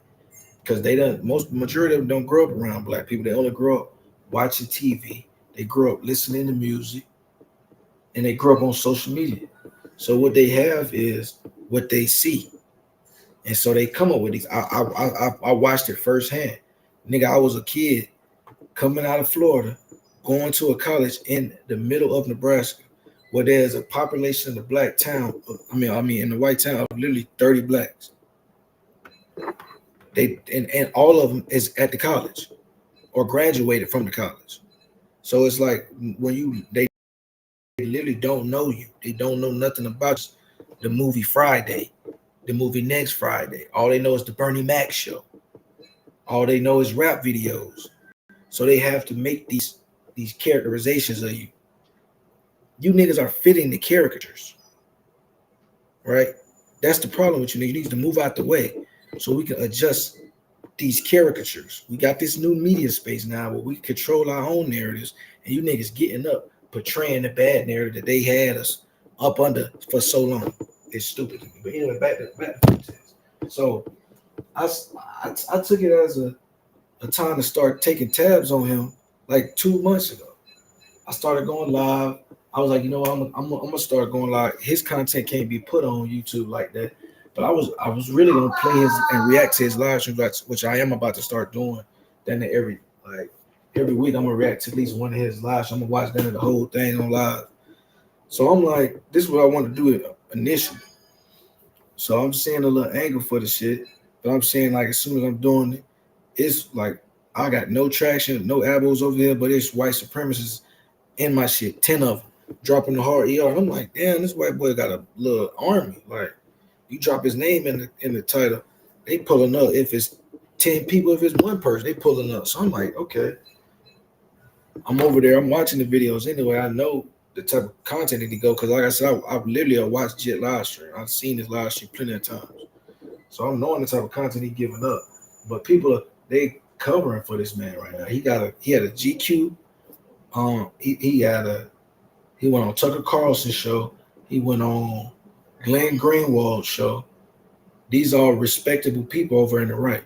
Glenn Greenwald, I used to really respect Glenn Greenwald. You know what I'm saying? Like hold him in super high regards. But I don't know what he's been doing very here recently. Like I said, Tucker, he was on Tucker. He was on Candace Owens' show. He was on Sam. I forgot to do what other white supremacist nationalists do. They're back platforming this guy, and he was known to be one of the more extreme of the right. Only thing I'm saying is niggas need to wake up for one, and shit needs to get challenged, right? I don't need AP trying to challenge these talking points. This is stupid, right? We need to get the best of the best to challenge these fools because they gonna implode for themselves. Like as I'm about to explain with this MAGA versus America First shit, they fighting to be the most racist. So whoever come out on top, we still need to be ready because regardless, nigga, you the enemy, you the target, and that's what niggas don't realize. Niggas trying to get in graces and be the closest one to the door when they open that bitch. Like, nigga, when they open that bitch, you better be ready for what they about to do when they open that bitch. Because I'm sitting up here telling you right now, they consolidating amongst this MAGA and this America First shit. And this America First shit, Nick was like the face of it, but he's not like the leader or the founder of it. There's others inside this movement that feel like he's too encompassing of others because the nigga Nick Fuentes, he got a movement called the Groybles. So he has a lot of Mexicans. First of all, his last name is Fuentes, so he's Mexican. So he's got a lot of his group. He's got a lot of blacks. He's got some Asians that consider themselves Groybles, right? He's got a lot of white guys, a lot of young dissident incels. A lot of people. He's a self-proclaimed virgin. You know what I'm saying? These type of dudes. So he's a part of the movement, poster boy, but he's not the founder. So they're consolidating in the America First movement as well. There's a lot of moving parts here. So MAGA, which was a bunch of coalitions, basically a bunch of anti-black, anti-brown coalitions up under one branch. They have white identity politics that they adhere to. But what I've been learning, this white identity politic game is very complex. They got white nationalists, they got civic nationalism, they got all these different nationalism. This shit is too complex. For real. So MAGA is splinter, or what they're calling the MAGA splinter, is simply all of the groups, the coalitions themselves jockeying for power. Right? All the different nationalist organizations jockeying for power. What's going to be the rebrand? MAGA, nothing is going to change. MAGA is still going to be MAGA. It's just going to rebrand. They're still probably going to still use MAGA, but they're going to be America First. They already got this. They already got the shit lined up. This is Pat Buchanan shit. America First, MAGA, Make America Great Again. All these are slogans that was already coined long ago. These are just reworks, bringing back into the forefront. So let me cue this video up.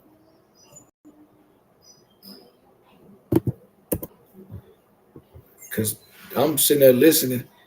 Isn't it? She's sitting up here telling me that dude is a Democrat. And I'm like, no, he's not. I didn't tell you that. Did I tell you that you get in the bath?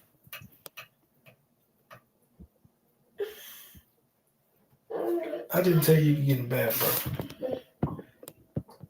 We didn't even do nothing for you to take a bath.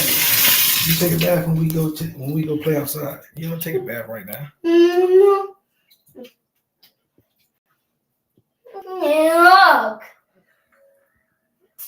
A bath. All right, go ahead. We'll take a bath.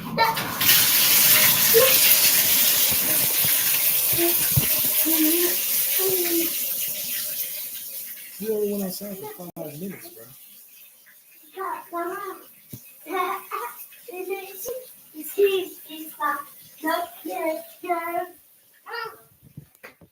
Oh, no.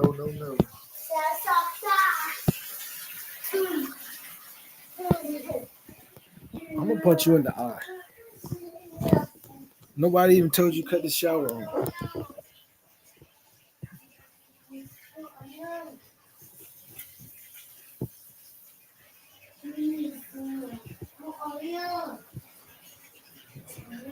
Better not be sitting there.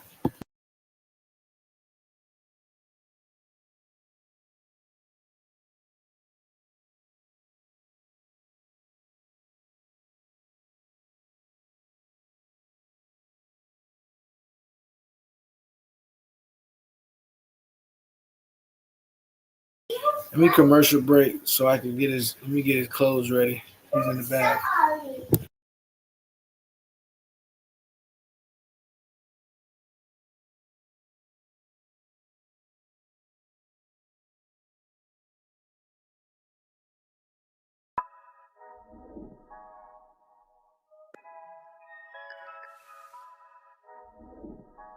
Yeah. Got tired of arguing with the apple, so I hit the booth. How the hell you aboriginal, but you ain't got the proof? You going live every day spreading fake news. Investigate that man for point shaving, he out here trying to lose. Investigate that nigga for point shaving, he already lost. You going the wrong way, down a one way. You ain't never stand on claims, you only know for ducking phase. Don't nobody else do it, nigga, I'ma keep it real with you. Don't nobody else do it, nigga, I'ma keep it real. You be getting loud too much, you gotta just chill. I'm tired of going back and forth with you, nigga, for real. For real, nigga. You gotta be kidding. He just tried to sow some memes just to say you the Indians. Damn. You gotta be kidding. He just tried to sow some memes just to say you the Indians. Damn. Yeah, you might be mixed, but that's not you. You sound like Dr. York Part 2. Are you New YPN or a Hebrew? Or you Aboriginal shit, that's fake too. Fake as fuck. Yeah, keep it real, that shit sound fake to me. Come on. I'ma keep it real, my nigga, I gotta keep it G. You know damn well you ain't no Aborigine. Come on. You ain't find no Indian in your tree, but you be banging genealogy. What? Told him miss me with the bullshit. Yeah. You say a whole lot of dumb shit. That's why you don't never cut your camera on. We know you don't keep a straight face. We know that. We know you don't believe in what you say. We know that. Don't make me pull your whole card. Don't make me do that. Fuck around and expose you for the fraud. You know we will. Everything up out your mouth was propaganda. We know you got that shit from Graham Hancock. You ain't never vetted a source inside your life. You ain't got standards. And on top of that, you out here lying on your grandma. It's like that. Damn. You out here lying on your grandma. Damn. That's crazy, my nigga. I'm tired of these niggas, man. We gonna put them in place. I'ma get it right with you. We gonna do it straight. But nigga talking crazy, ain't not today. Nigga paying for shit, nigga got bias. Nigga doing all that type of shit that we not. You know what I'm saying?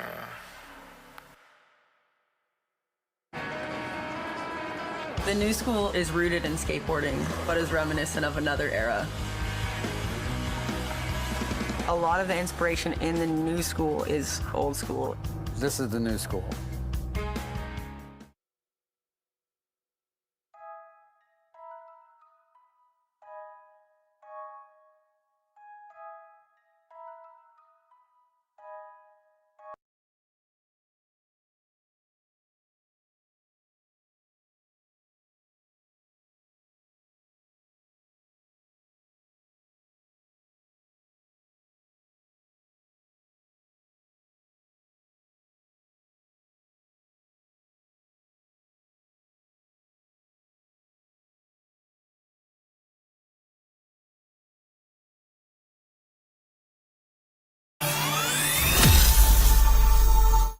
Our featured story, we're going to talk all about the Epstein files, which were finally published this week, although not all of them. And you might recall where we left off on this story. Trump had closed this case in July. And understand what actually took place. He didn't stall. He didn't postpone the release of the files. He didn't even say he wouldn't release them. In July, he said there are no files. Trump said there are no Epstein files. They don't exist. There aren't any. He said the only thing that is left to disclose is all child porn. In other words, it's the actual video or photo recordings of underage girls. He said those are the only articles of evidence that are out there. There's no emails, there's no texts, letters, There's no other persons of interest, no third parties, there's no other investigations. They said none of that is real. To which the people replied, that's obviously a lie. And not only is it a lie, but it's a cover-up. Now you're actively complicit and involved in the cover-up of the Epstein conspiracy, which is arguably worse. And so this happened back in July. Congress was about to go into recess for the summer, but they took their recess almost a month early because Republicans and Democrats were going to work together to force the DOJ to release the files. So Congress literally went home early. They shut down all their official business and they went home early for no reason other than that if they stayed in session, they might have been forced to release the Epstein files. So they went into recess. Then when they returned, there was the government shutdown. It's interesting timing, isn't it? Sort of convenient. Then all of a sudden, the Democrats shut down the government for no reason at all. They shut down early. Then they go on recess. Then they come back, and for literally no reason, the Democrats said it was about Obamacare subsidies, but as we discussed earlier in the week, they agreed to open the government without getting Obamacare subsidies. So that was not the real reason. They shut down the government, and it's the longest government shutdown in history. 45 days. Now that the government has reopened, okay, understand the timeline. This has been like a 4-month shutdown from July. The DOJ shuts it down on July 7th. Congress goes into recess a couple weeks after that. They come back, longest government shutdown ever. They just reopened the government this week. And now, here it is. The House Oversight Committee releases the first tranche of Epstein files. And this is a story from the New York Times. We're going to work through it, and we'll talk about some of the specific emails that were released. That says, quote, the mocking and accusatory voice of Jeffrey Epstein emerged from a trove of more than 20,000 emails made public by lawmakers on Wednesday, including his claim that President Trump once spent hours at my house on the island with a young woman who later accused Mr. Epstein of sexually abusing and trafficking her when she was a teenager. So, according to the emails, Epstein places Trump potentially on his island while child sexual abuse was occurring. This is in the first trove. In a series of emails with friends and associates, Mr. Epstein described Mr. Trump as a dirty businessman who was borderline insane, untrustworthy, and worse in real life and up close than the image he sought to portray to the public. The document dump was the latest act in the rapidly unfolding political drama engulfing Speaker Mike Johnson and the Republican majority. They shuttered the House for the past 2 months, in part to forestall a bipartisan effort to force a floor vote on a bill which would compel the Justice Department and FBI to release a separate set of documents, this one involving their investigation into Mr. Epstein and his longtime associate, Ghislaine Maxwell. That bid gathered enough supporters to force a vote within weeks, and Mr. Johnson said he would relent and bring it to a vote.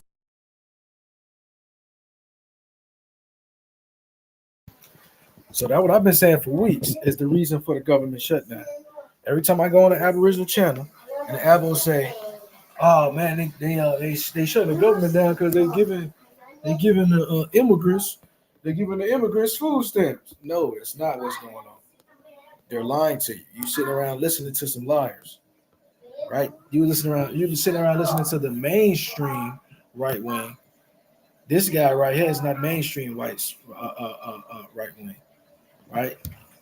The mainstream, the mainstream don't have to adhere to no rules. They don't gotta show no sources. They like Aboriginals.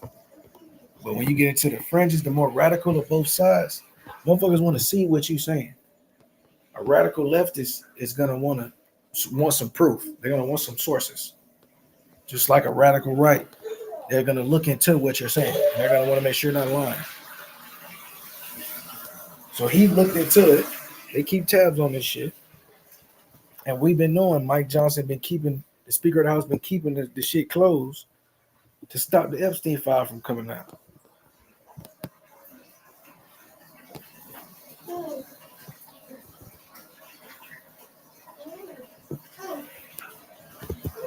Will vote next week. Mr. Trump urged Republicans to reject any effort to revive a discussion of his relationship with Epstein, blaming Democrats for the release of the documents in a post on social media, writing they were trying to bring up the Epstein hoax again because they'll do anything at all to deflect on how badly they've done on the shutdown. So let's work through this piece by piece. First of all, maybe this is the most obvious thing about the files. The release of this batch of 20,000 emails proves, beyond a shadow of a doubt, it is black and white, undeniable, that Trump is a liar. Trump lied about the files, and he lied in the furtherance of a conspiracy and a cover-up of the Epstein scandal. Because what his Department of Justice said in July is that there are no files. They didn't say there are no persons of interest. They didn't say there is no third-party investigation. They didn't say that there's nothing germane to a future investigation. They said there are no files, and they insisted upon this for months. They denied the existence of the files. And we all knew that was a lie. We knew that because it was reported to us that in May, Trump instructed the FBI to go through those files and look for his name. And they found it all over the place. And they told him that. And Trump lied that he didn't know whether his name was in the files. But he did, because he was worried about it. He knew it.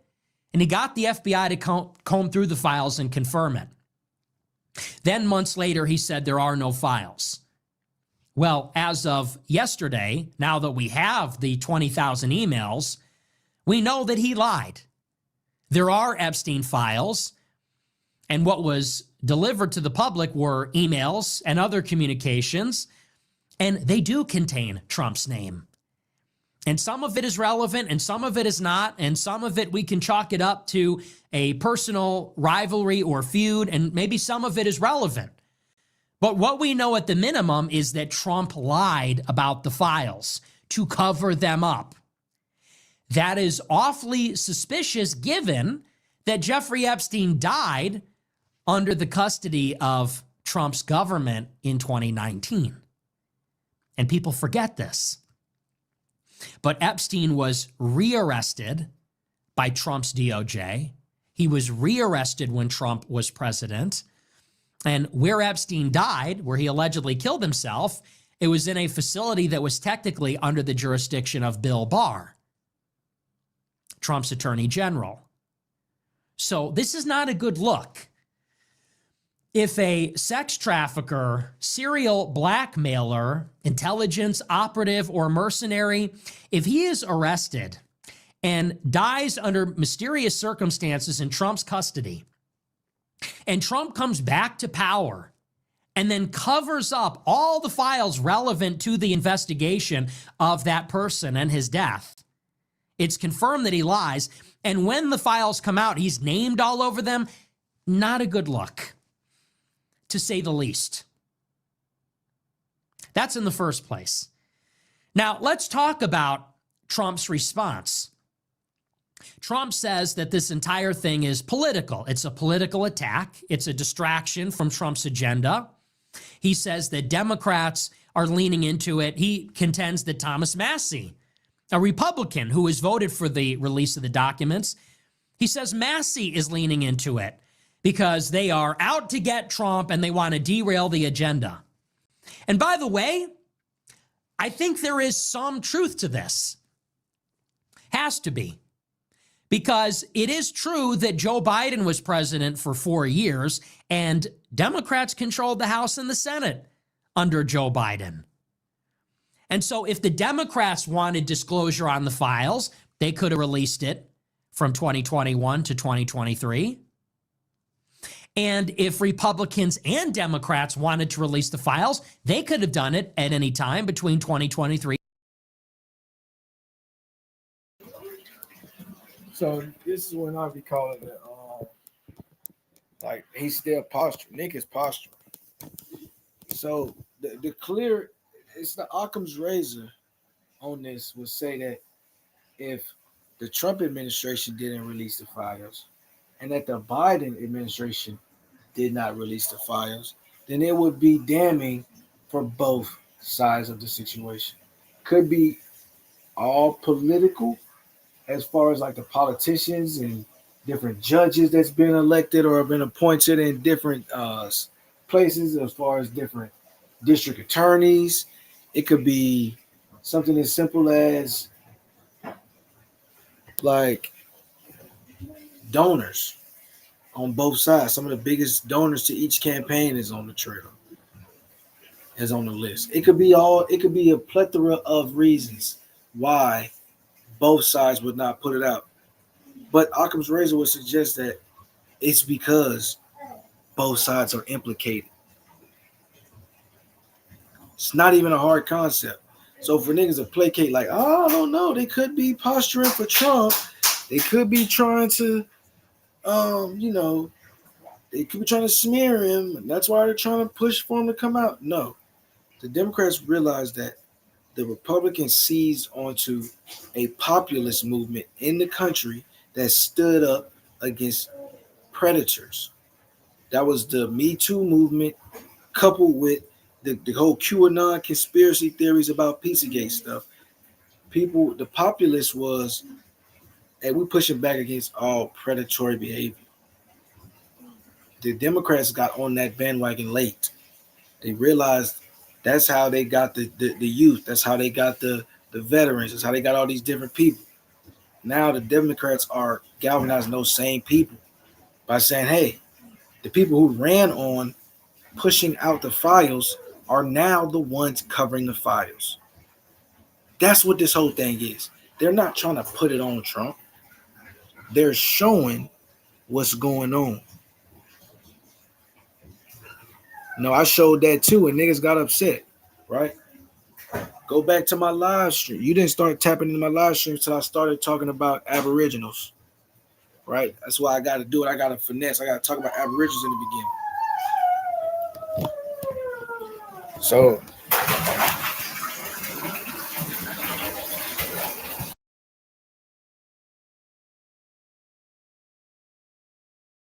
in 2025. There is some truth to that. And you see a lot of Republican operatives on Twitter saying this. This is the line. They say, who cares about Epstein? Some of them argue that Epstein wasn't even a pedophile.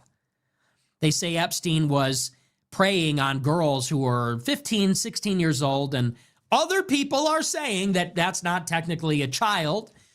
It's maybe unethical, but it's not the same category, which maybe there's some truth to that.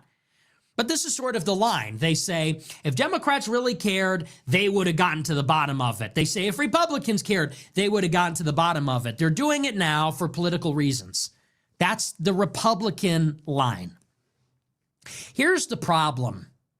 And anybody that tells you that, tell them this. If this is a distraction, then why doesn't Trump release the files then? If Trump is innocent, maybe he's named in the files, but it's not criminal. Maybe he's named in the files, but it's not damning. If all it is a big circus and it's just meant to distract from Trump's important work, then why would he not release the files himself? He runs the DOJ. He runs the FBI. If he picked up the phone and called Pam Bondi, she would do it. If he called Kash Patel, he would do it. The files are under his jurisdiction. He has the power to release them. So this doesn't really work. You can't say it's a giant distraction and the only reason they want to release the files is to hurt me. There's nothing really there. In other words, I'm not guilty. I'm not a criminal. This is just being drummed up basically as a political attack. You can't say that, but at the same time say, I'm going to lie about the existence of the files. I'm going to bury the files. I'm going to actively work to cover them up and obstinately refuse to release them. You can't have both at the same time. If you're guilty, you're covering them up, and we need a valid reason why they're being buried. If you're not guilty and it's just political, then you need to disclose the files and release them, and then there is no political attack. But you can't have it both ways. That much is obvious, and that's the problem. And this gets to the fundamental issue. Whether there is impropriety or only the appearance of impropriety, it makes no difference. Trump campaigned last year on disclosure, on transparency. His words, not ours. He made the promise. We didn't. He, and by the way, his entire group, Don Jr. and Fox News and all these conservative activists for like 5 years, all they did was talk about Epstein Island and the Epstein list and the Black Book and Bill Clinton. They did that for 5 years. Ever since Epstein died in 2019, this has been the line right up through the last election. And Trump promised to that end, I will be different. I will clarify everything. We will have a transparent government. You will know where the government stands, whether we're owned and blackmailed, whether there is this intelligence penetration of our system, and whether they're extorting people or not. And that's really kind of important about the legitimacy of our government. He promised that. And then what we have seen basically ever since is obstruction, lies, and cover-ups. Think about the timeline. He says he'll release the files. He gets in, and there's this big show of releasing the files. He appoints Anna Paulina Luna from the House to oversee the process, and it's fake. Then they do this big binder release photo op at the White House with DC Drano and the idiot Mike Cernovich and Jack Posobiec, the goof, and Scott Pressler in his cowboy boots and ponytail. Do you remember that ridiculous demonstration? And all these people are out there outside the East Wing with their binders for the photo op. Oh, look, we're most transparent admin in history, by the way. And it's BS. The whole thing's fake. No files, no disclosure. Everybody quickly realizes this. They say, wait a second, upload what you gave them in the binders to the internet, which they then did. And then people comb through the files and they determine there's nothing new in them. So then people say, what's really going on here? You appoint a congresswoman to get to the bottom of it. You do this big disclosure. It's all fake. The FBI and the DOJ respond, the files are on our desk. Then in May, Trump tells the FBI, go through the files, look for my name, because he knows it's there. They tell him it's there. In July, this is the best part, Bibi Netanyahu visits the White House for the third time on 7/7/2025. I'm not making this up. Google the timeline. On July 7th, 7/7/25, add 2 + 5. I'm not a numerology guy, but it's a little weird. In his third visit on 7/7 to celebrate bombing Iran, Netanyahu visits the White House, and the day before he arrives, literally the day before, the DOJ announces there are no files, case closed, it's over. Trump, for 3 weeks, engages in damage control. He orders the Speaker of the House to close Congress so they don't get forced by Thomas Massie to compel the release of the files. And now here we are 4 months later after the longest shutdown in history, and we see there are files. Trump's name is all over them. He lied. And now 100 Republicans are going to defect and vote in favor of releasing the rest of the files next week. This is a crisis of Trump's own making. You have no one to blame but yourself. You can't blame your own base for asking you to do what you promised to do. You can't say that your base doesn't see the bigger picture or they're conspiracy theorists. If you played into that for years, which you did, the chickens have come home to roost now. They leaned into this stuff. They promised it. And you could say they bit off more than they can chew. Then you lied brazenly and openly. You tried to trick people. It didn't work. And now the chickens have come home to roost. And here's the issue. This goes to the center of what. So a nigga had to quote Malcolm X. See what I'm saying? Like they or farm. Like they know what they doing. I'm on his ass. I'm gonna do a deep dive on his whole rebranding, what he's doing. He's studying Hitler. He's studying Malcolm X. He's studying Patricia Lumumba. He's studying all these people. I'm finna show it.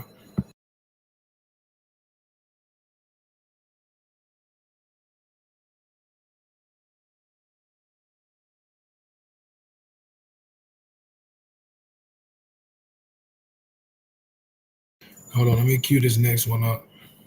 Give me 2 seconds.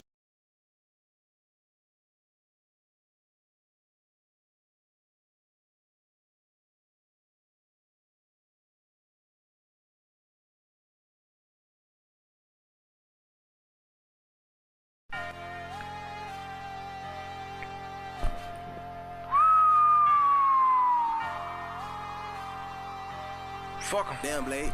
You going crazy. Niggas say they ain't from Africa. Niggas think they from America. Bitch ass niggas, Smiley Cyrus ass nigga. Fuck you talking about, old grinding ass nigga. Lame man. Hey, let's go.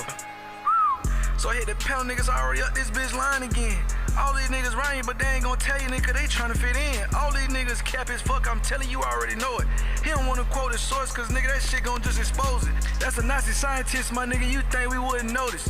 You stayed in a glass house, you picked up a rock and tried to throw it. Ain't no culture with your cap, my nigga, you just a cosplaying dude. Just a bunch of pseudo-prophets, nigga, without a single peer review. Turn a meme into a thesis, now you claiming it's the proof. When you go live, niggas get high off misinformation like a penthouse view. Niggas they dumb as fuck. These niggas, they slower than a snail. If you keep disrespecting my ancestors, nigga, I'm finna give your ass hell. Everything was saying you got from your motherfucking brain is straight from out of jail. This that type of shit that get a nigga sent up the shelf for nigga years. This that type of shit that nigga may have niggas really dropping tears. This that type of shit got people with 51 felony charges. At this point, you need to quit going live. It's really a bad market. At this point, you just a mouthpiece for Russians, nigga, like Benny Johnson. At this point, you need to quit going live, but nigga, cause it's really a bad market. At this point, you just a mouthpiece for the Russians, nigga, like Benny Johnson. You fighting ghosts on the net just like it's a pay-per-view event. You talk adverse possession, my nigga, but you ain't pay your rent. Call it research, but it's just a copy-paste. My nigga, that's what fakers do. Ain't no proof in that tick, nigga, that's just a conspiracy loop. You drunk off anthropology, nigga, this nigga's a YouTube dork. Say it's just a fact, but he can never prove it with support. If it's truth, why you walking in the door, nigga, it's changing that direction. How the fuck you sovereign, nigga, in the land, but you in the courtroom? Nigga be all pro first team, make-believe pseudo. Saying we the real Indians, but your logic super weak. Cause Walter Neves never said that bullshit you preach. You anti-white, but quote the scholars, nigga, in every speech. You claiming liberation while you quoting a whole white supremacy. This shit crazy as fuck, this shit. All right, so like I'm trying to get this the quickest way possible to get the understanding about this MAGA inner beef, this America First splinter. You got to get it from his mouth, and then I'm gonna play some shit from off of YouTube. Somebody commentating about it from Dark Brandy.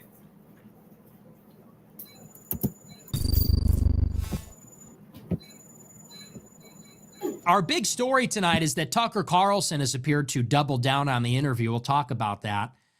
I think that's the only thing we're going to get into tonight. And so the interview happened over a week ago, and Tucker Carlson has made a public appearance today with Megyn Kelly to discuss the interview. And it seems that he doubled down on it, whereas maybe people are expecting him to backtrack or explain himself or apologize. He seemed to double down. I'll read to you this story about it from Mediaite. It says, quote, Megyn Kelly sat down with her old Fox News colleague, Tucker Carlson, for the latest episode of her Sirius XM show and asked Carlson about his recent platforming of white nationalist and vehement anti-Semite. I'm starting to like it when they call me that. Careful what you wish for, cocksuckers. I'm starting to like that. You know, I used to get mad, like earlier in the week, my stomach was in knots because every article was like vehement anti-Semite, Hitler worshiper. But then I had a change in perspective, which is there any real nigga out there that isn't called this? Or throughout history, all of the realest niggas in history were virulent anti-Semites and racists. Can a nigga just pop off real quick? George Washington, racist. Abraham Lincoln, racist. Christopher Columbus, racist. Jesus split the veil. His parting gift is that he tore the veil covering the Holy of Holies and shook the earth. So the more that I read that, I'm just translating it in my head as real nigga. When people say white nationalist, racist, anti-Semite, Nick Fuentes, I'm just reading badass motherfucker. I'm just reading real ass nigga. I don't care anymore. Say it. No one cares anymore. Keep saying it. Every time you say it, it loses power. Because I'm really not a hateful person. Like I'm not filled with prejudice and bigotry. People say he's a bigot. I'm really not. Like, I love everybody. I have friends from all different backgrounds. But keep saying it. It loses its power every time. You want to bring that on yourself? Go ahead. Bring it on yourself. All people are going to say is we don't care about those labels anymore. And actually, they signal that someone is a rebel. That just means I'm legit. That just means I'm a revolutionary. And what's Ben Shapiro? Ben Shapiro hates. Listen to these idiots, right? Because he says it with bravado. You think it sounds smart. He just literally explained in the worst way why trolling and being a white supremacist is what this whole country is founded and standing on. He's saying no matter what you say, you're just going to bring it out. So you might as well embrace it. That's what he's really saying. Yes, he did, Davis. This is what, and this is, people are co-signing this. This is the Overton window that we're in now. It used to be taboo. Now he is the darling child of the right.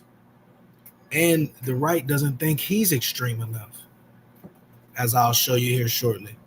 The American First movement doesn't think that he should be the forefront no more because he's too inclusive. He's got too many black friends. Yeah, let's let him get his shit off. As he said, can a nigga pop off? What did he say? Listen to him. And people have co-signed him on this platform already. People have came in and defended him in front of me. Down with her old Fox News colleague, Tucker Carlson, for the latest episode of her Sirius XM show and asked Carlson about his recent platforming of white nationalist and vehement anti-Semite. I'm starting to like it when they call me that. Careful what you wish for, cocksuckers. I'm starting to like that. You know, I used to get mad, like earlier in the week, my stomach was in knots because every article was like vehement anti-Semite, Hitler worshiper. But then I had a change in perspective, which is there any real nigga out there that isn't called this? Or throughout history, all of the realest niggas in history were virulent anti-Semites and racists. Can a nigga just pop off real quick? George Washington, racist. Abraham Lincoln, racist. Christopher Columbus, racist. Jesus split the veil. His parting gift is that he tore the veil covering the Holy of Holies and shook the earth. So the more that I read that, I'm just translating it in my head as real nigga. When people say white nationalist, racist, anti-Semite, Nick Fuentes, I'm just reading badass motherfucker. I'm just reading real ass nigga. I don't care anymore. Say it. No one cares anymore. Keep saying it. Every time you say it, it loses power. Because I'm really not a hateful person. Like, I'm not filled with prejudice and bigotry. People say he's a bigot. I'm really not. Like, I love everybody. I have friends from all different backgrounds. But keep saying it. It loses its power every time. You want to bring that on yourself? Go ahead. Bring it on yourself. All people are going to say is we don't care about those labels anymore. And actually, they signal that someone is a rebel. That just means I'm legit. That just means I'm a revolutionary. And what's Ben Shapiro? Ben Shapiro hates Goyim. Ben Shapiro thinks all whites are Jew haters. He thinks that Arabs bomb crap and live in sewage. He doesn't get called a racist because he's part of the Jewish system. So he's a conservative activist. Well, that just means pussy. That means I'm the real deal. I read that in the New York Times. I read that in the Washington Post. I like that shit. Keep it up. Racist, anti-Semite, virulent racist. I saw it from my friend Clyde in the New York Times. Clyde McCready said, the rise of Nick Fuentes, the 27-year-old white nationalist, and his young racist anti-Semitic Groyper movement. There's something else he wrote about me too. He said I'm an avowedly racist anti-Semite. I just read that and I'm like, based? It says the struggle and its stakes for the nation burst into view after the conservative commentator Tucker Carlson last week offered a friendly interview to Mr. Fuentes, an avowedly racist anti-Semite. I read that and I was like, I don't care. Fine. You know who else was an avowed anti-Semite? Mel Gibson, Michael Jackson, Kanye West, Richard Nixon. I just got my ticket punched. I'm in the real ass nigga club. Stalin, Wagner, Henry Ford, Charles Lindbergh. Yeah, welcome to the club. Anyway, but let's go through. So anyway, I was really pissed about that earlier in the week. I'm like, why are they saying these? And by the way, can I just say something that's really amusing to me? One other thing. I said this a few months ago, and I don't even understood what I was saying, but it was so prescient. I was going mega viral for criticizing Trump, for bombing Iran, for burying the Jeffrey Epstein files. And so I was blowing up on TikTok and Instagram, and liberals were agreeing with me. They said, I can't believe I agree with Nick Fuentes. The worst person you know just made a great point. And when I was being covered in the media, when I was shitting on Trump, you know what they called me? Conservative activist. It's so transparent. When I criticize Trump, I'm conservative hero, far-right humanitarian Nick Fuentes, angelic leader, angelic martyr for the truth, Nick Fuentes stands up to Trump. They would say things like that. Now that I'm on Tucker and I'm like being used to attack Tucker and Vance, they say racist, anti-Semite, Stalin apologist, and Hitler worshiper, Nick Fuentes. And it's just so, the media is so transparent. Why do you think the country is this way? Because all the media does is lie.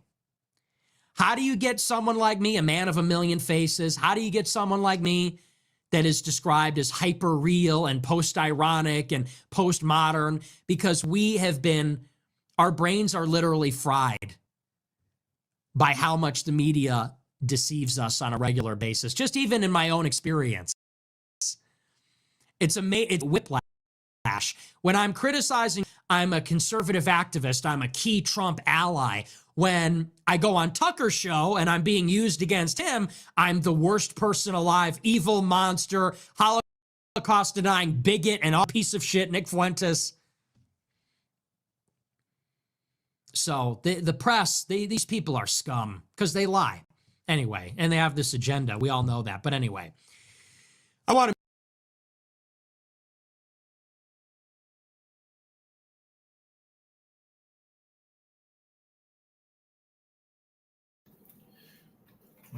like I said, There's a lot of problematic shit that could be dissected from that. But I'm just wanted to play that to give his stance and give the current climate. And I do gotta agree that the media is horse shit.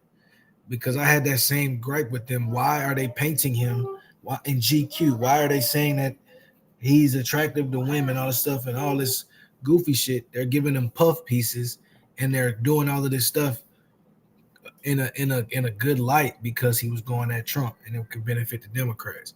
Even though he's a vehement racist, he's a self-proclaimed Nazi, he's a self-proclaimed neo-Nazi, he's a self-proclaimed segregationist, and you sit up here and platform him and blow him up all summer because he's going against Trump. And you gave him all these softball ass interviews and all these softball ass editorial pieces. Yeah, you're a piece of shit. That's why the legacy me. That's why don't nobody fuck with y'all.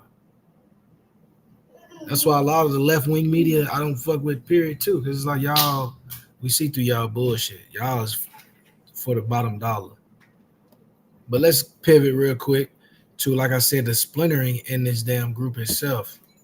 He's not even the face card no more. They feel like he's not racist enough. So let's get from Dark Brandon.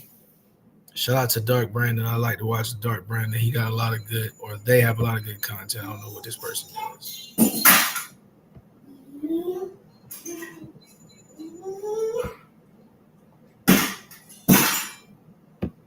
Nick Fuentes made an executive decision that he didn't run by the white nationalists, and now they're kind of pissed at him. While Nick was recently getting a bunch of publicity, he thought it would be a good time to go mainstream, and he tried to open up the tent, inviting people of all nationalities to join the movement. So in this video, we're going to get pretty deep. We're going to look at a lot of different white nationalist content. We're going to look at the reaction from 4 different white nationalists towards Nick Fuentes. And we're going to have one white nationalist, who I call Douchebag 1, walk us through the scenario. Now, Douchebag 1 uses a lot of Pepe cartoons while he's doing voiceover, so that's what we're going to be seeing throughout this video when he's not referencing either Nick Fuentes' video or some of the other white nationalists reacting. Let's take a quick look at his intro. So, fellas, and my hard R fellas that have joined the channel, let's talk about white nationalism and if Nick Fuentes is really a white nationalist. There was recently some tension between Nick and a few fellow prominent voices with other dissident pro-white advocates, let's say. I don't think anyone will break this down the same way I will, so I feel a responsibility to do so. Now, I'm a dirty, rotten civic nationalist. Trash me all you want. I welcome it and I embrace it. But you should know that I use my platform to promote and normalize pro-white movements. I made a video on the Shameless Spurg 5 months ago called White Racial Consciousness is Good. I also made my first live stream about Eric Arval and his project Return to the Land, chronicling the J-antagonization of whites setting up their own intentional white-only communities. I also seriously criticized the Jays more than my delicate little channel wants me to. So, I put my channel through a degree of risk to support the pro-whites and the JQs. Okay, a lot of different things to take in. If you note, he uses the hard R, a real flex in these communities, when he doesn't even really say any of the words, he just insinuates them. And the other thing that's pretty obvious is that he's doing an elevator pitch.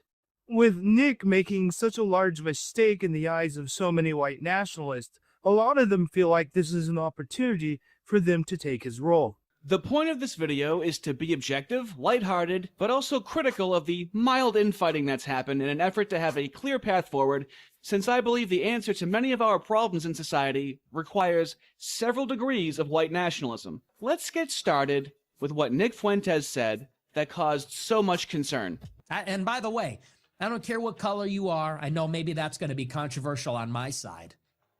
But seriously, if you have citizenship, if you were born in this country, this is your birthright. Now, the criticism that will be levied at Nick Fuentes, and understandably so, as he said he knew it was going to be controversial, that he doesn't care what color you are. If you're born here, you're a citizen, and he made it sound like they have an equal stake in the country as white people do. That's how any reasonable person would interpret that. Now, he may be trying to cast a wider net since he's becoming more in the mainstream, but he didn't let anyone know he was going to say this. And so they were kind of asking questions, being like, can we get some clarification on that? Nick Fuentes didn't handle being challenged very well, let's say. And so there you have it. Therein lies the white nationalist drama. Nick Fuentes didn't ask the white nationalists for permission before trying to create a larger tent for people of all races to become white nationalists. I know, this shit just writes itself.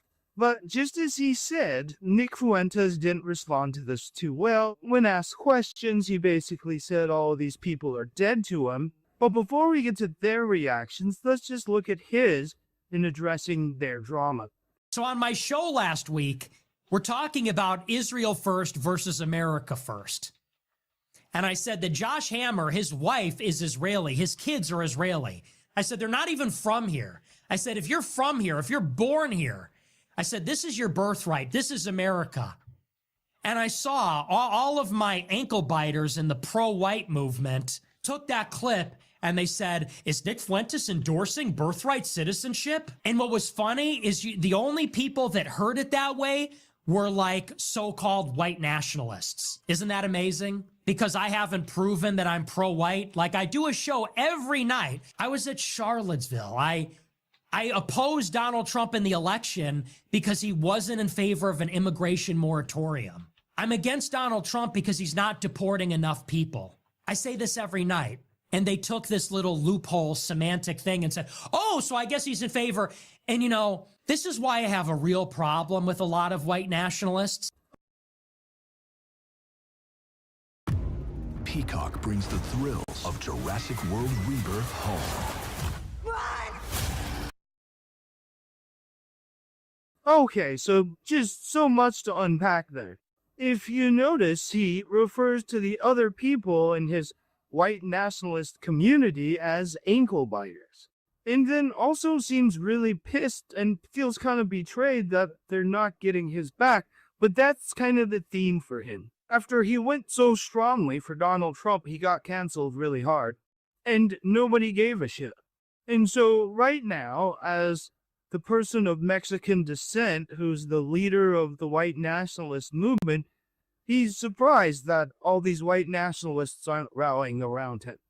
No, but this is real. This is the internet today. How the fuck did we get here?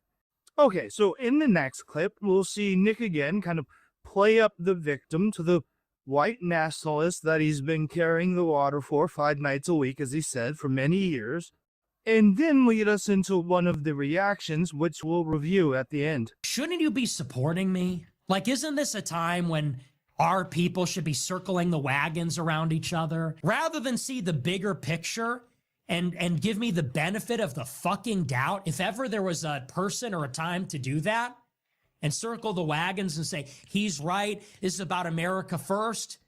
Nope. Zoomer historian was another one. No, let's dunk. Let's dunk on him because that's really helpful. That's productive.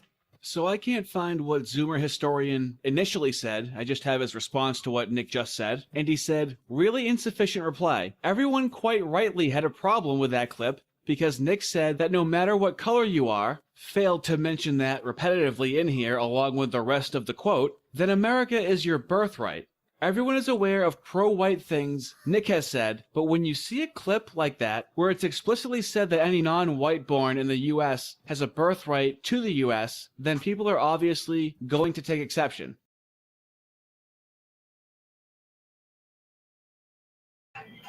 Again, pillar language. Now I'm over here eating some lo mein with the honey chicken. I'm over here eating lo mein with the honey chicken right now. But I want y'all to pay attention.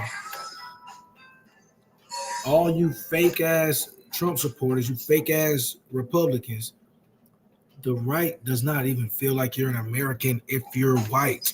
If you're born in this country and you're not white, you're not an American, according to them. Keep carrying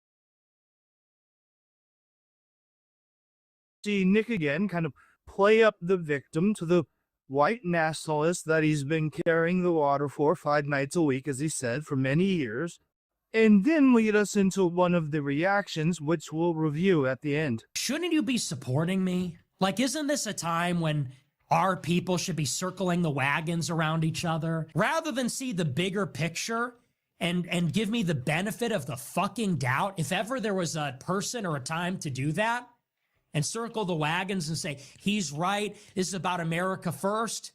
Nope. Zoomer historian was another one. No, let's dunk. Let's dunk on him because that's really helpful. That's productive. So I can't find what Zoomer historian initially said. I just have his response to what Nick just said. And he said, really insufficient reply. Everyone quite rightly had a problem with that clip because Nick said that no matter what color you are, failed to mention that repetitively in here along with the rest of the quote, then America is your birthright.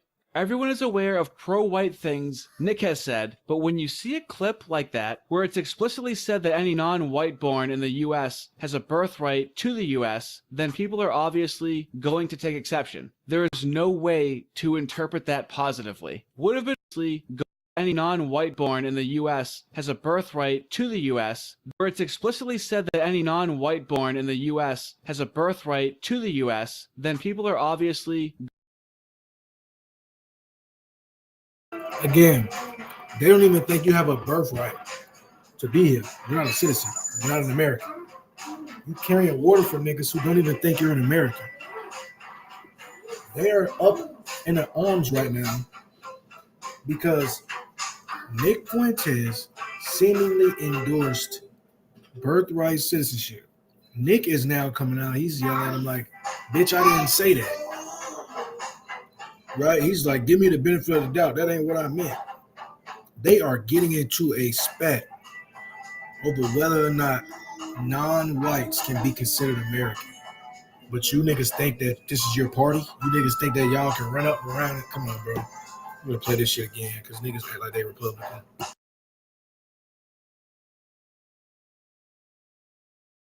Dunk on him because that's really helpful. That's productive.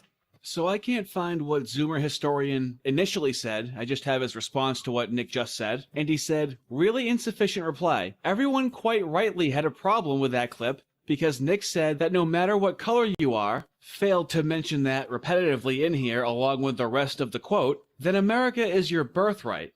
Everyone is aware of pro-white things, Nick has said, but when you see a clip like that, where it's explicitly said that any non-white born in the US has a birthright to the US, then people are obviously going to take exception. There is no way to interpret that positively. Would have been far easier to say he got carried away and didn't word that one perfectly, rather than bugging out and acting like the world is against him, and saying anyone who had a problem with that clip is dead to him. Okay, and again, just so much to unpack here. Like, who are these white nationalists that all of a sudden are so principled? I mean, they let someone of Mexican descent lead their white nationalist movement, and now they're just like, uh-oh, wait a second. But this is the perfect analogy for Americans.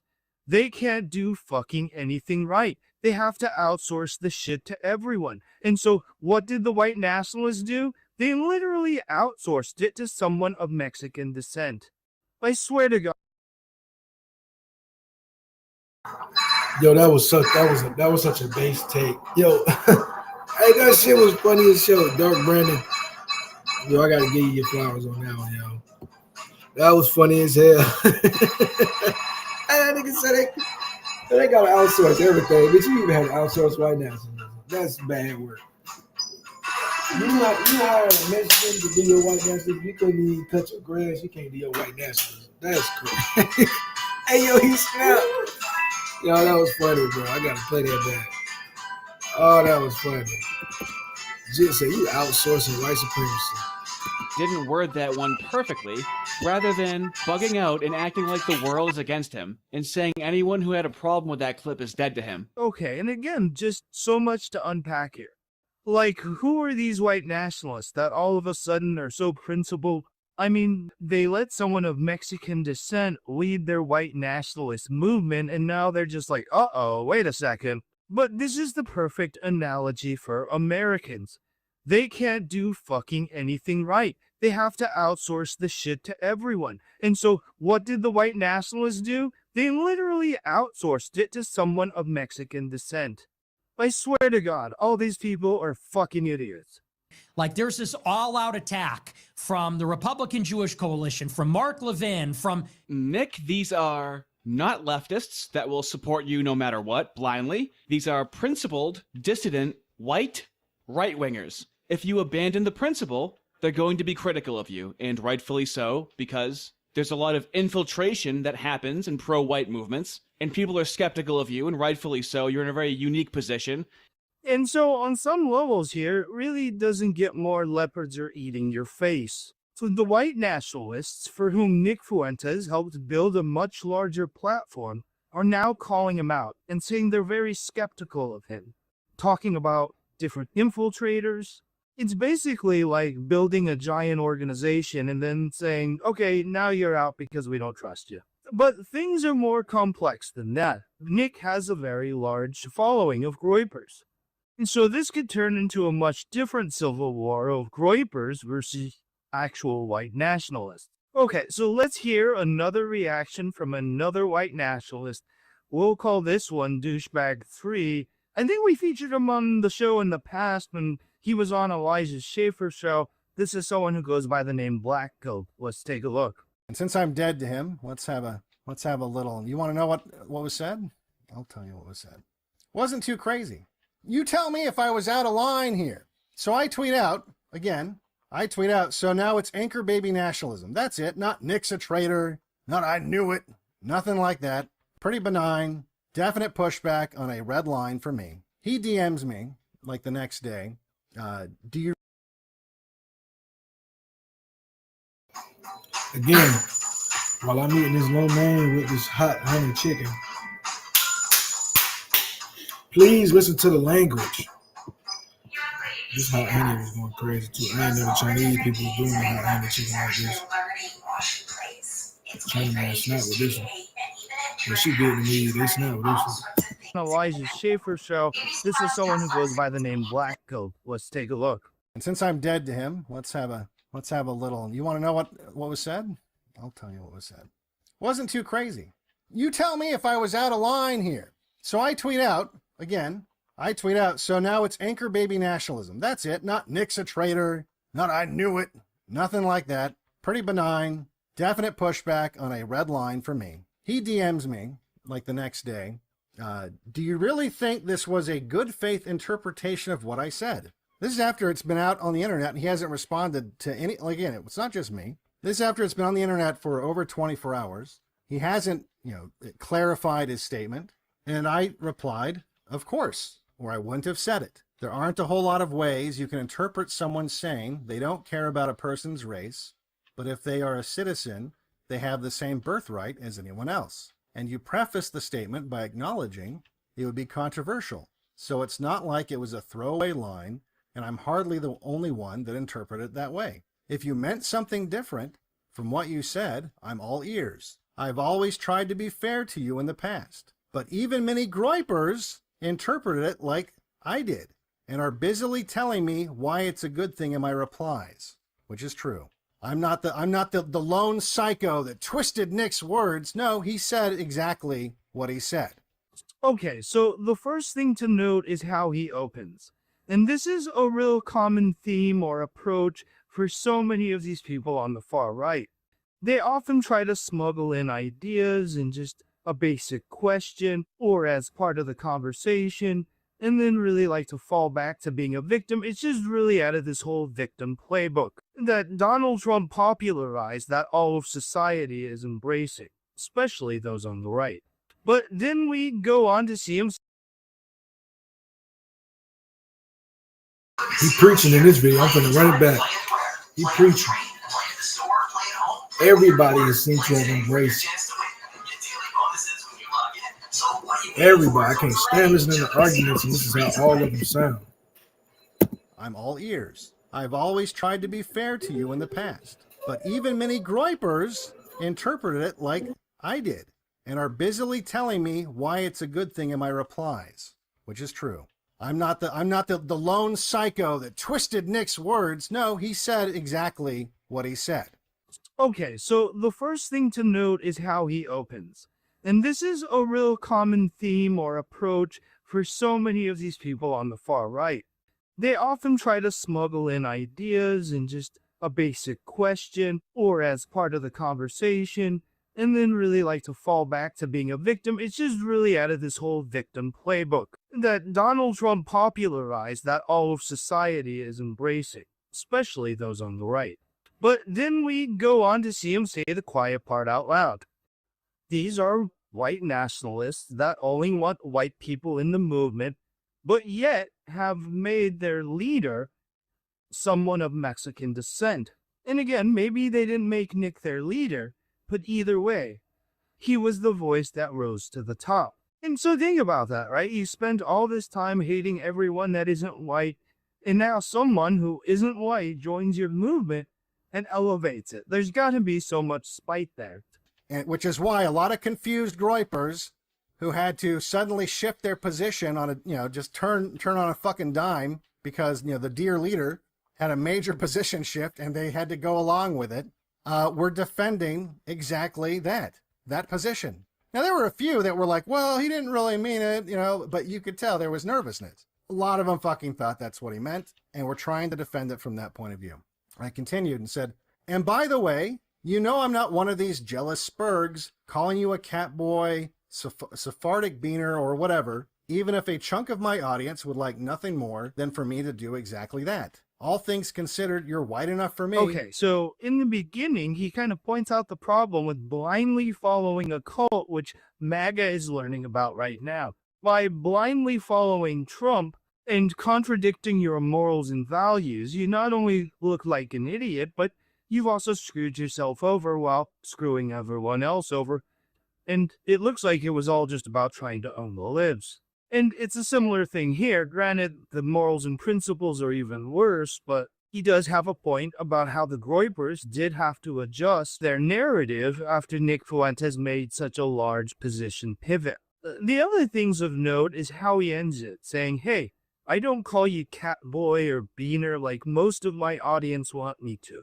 And I don't know what cat boy is a reference to. It might be something like a femboy. If you in the audience know, please leave a comment below and let us know what a cat boy is. Okay, now we're moving on to the next douchebag, and I've actually lost count of the douchebag, so whatever douchebag we're on. Anyways, this douchebag is trying to start a whites-only community. He made a lot of news about it, and he is also one of the white nationalists that's beefing with Nick Fuentes. We'll let him explain. So apparently I am now dead to Nick Fuentes. He says he will never help me again, and he says that no one else should help me either. This is because I privately DM'd him, asking for clarification on his stance on birthright citizenship. A clip was going around where he seemed to endorse birthright citizenship. Now, I knew that his stance in the past has been against that policy. I was actually in conversation with a much larger user on X in DMs, and he was attacking Nick. I was defending Nick, saying, I don't think Nick is changing his position. This is actually consistent with what he said in the past, but I wanted clarification from Nick before I defended him publicly. I told Nick in DMs that I wanted to defend him publicly, as long as I knew that we were on good terms and I got clarification on that point. It's not a ridiculous question. So I asked him that question and he responded with this. And so everybody that did that is dead to me. This, I think, is because a lot of other people were attacking him publicly, and maybe it was uncharitable interpretation. I didn't attack him publicly. I asked privately, hey, what do you mean by this? I want to defend you, but, please clarify this first. Whoever invented this thing seriously deserves a raise. Have you ever tried a multifunctional foldable magnetic light this convenient? It folds. And so again, we find ourselves in this really interesting moment in time where the white nationalists are drawing the line when one of their leaders of Mexican descent is trying to open things up to a bigger tent. And again, maybe they shouldn't have outsourced this shit if they wanted to keep it all in-house. I mean, I don't know. Now let's see how douchebag 1 lands the plane and wraps things up. That's my criticism. It was my criticism then. It's still my criticism now. If you're a serious white nationalist leader, why would you not be allying with this man to, on the back end, work on the appropriate and necessary infrastructure to rebuild a positive white identity in the country as a white nationalist? Is the question I would like answered if you disagree with me. Sure, Nick says he wants to infiltrate the institutions, but how does he plan to do that? What is Nick's community? A Groyper follows Nick Fuentes before they do anything else, even when he said something that was obviously civic nationalist. So, in the beginning, when we started peeling back the layers of this very strange onion they call the right, we didn't want to accept the fact that there were so many little micro factions within the group. But as we learn more, there is no question there is a shit ton. You've got the traditional conservatives, you got the Groypers, you've got the white nationalists, you've got the evangelical Christians, you've got the Zionists, and then you got fucking Ben Carson all confused just walking into doors and shit, like forgetting to open them. I don't know, I probably...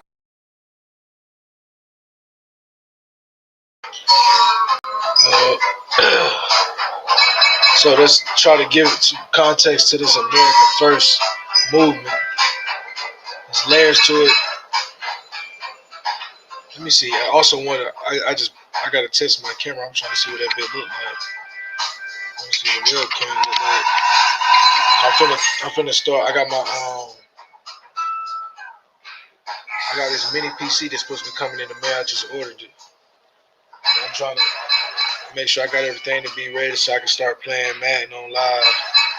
So I got the webcam already, but I'm just waiting on the PC. And then I'm gonna start. Let me check the cam quality though. Let me see the cam. Oh, the cam quality look kind of straight. Let me see that bit. Oh yeah, that bit kind of clean. That bit kind of crispy, low key. Okay, yeah. So I'm fucking with the cam quality. That's a bit. That's a whole bit. Most definitely. Yeah, I can fuck with that. Yeah, I can fuck with that alright. That's a decent little camera selection.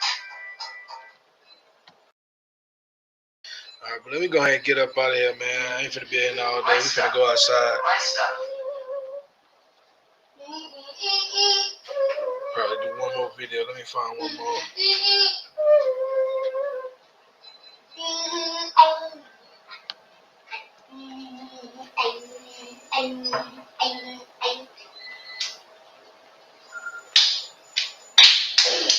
Ooh, matter of fact, hold up. I gotta end on my dog Dom Reacts shit. Hold up. Dom Reacts, he had some shit. Yeah, I think that's what I want to go with. Shout out to my dog, Young Don Reacts.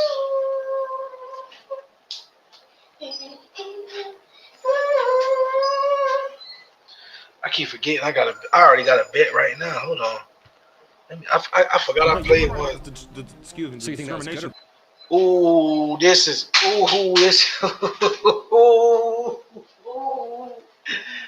Ooh. Hey, I'm talking through the camera, so is my mic working? Make sure the mic working. Hey, this dude right here I had interactions with. His name is the Chicago Conservative. Oh, and now he in a debate face to face with Adam Mockler. Oh my God. Oh, it's about to go down. Shout out to Young Don Reacts, man. He be finding that shit, boy. Ooh. Ooh. Yeah. He be finding that shit.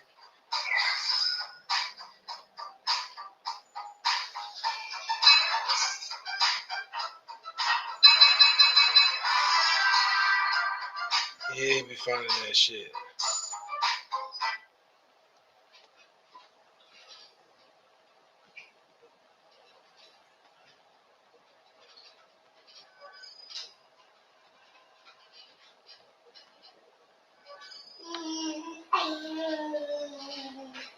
Let me get this bit together. Hold on.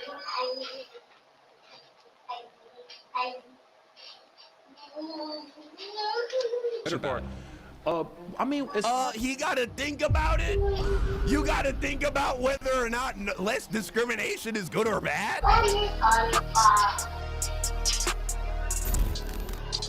Oh yeah, this gonna be good. Come on, Willie, let's go outside.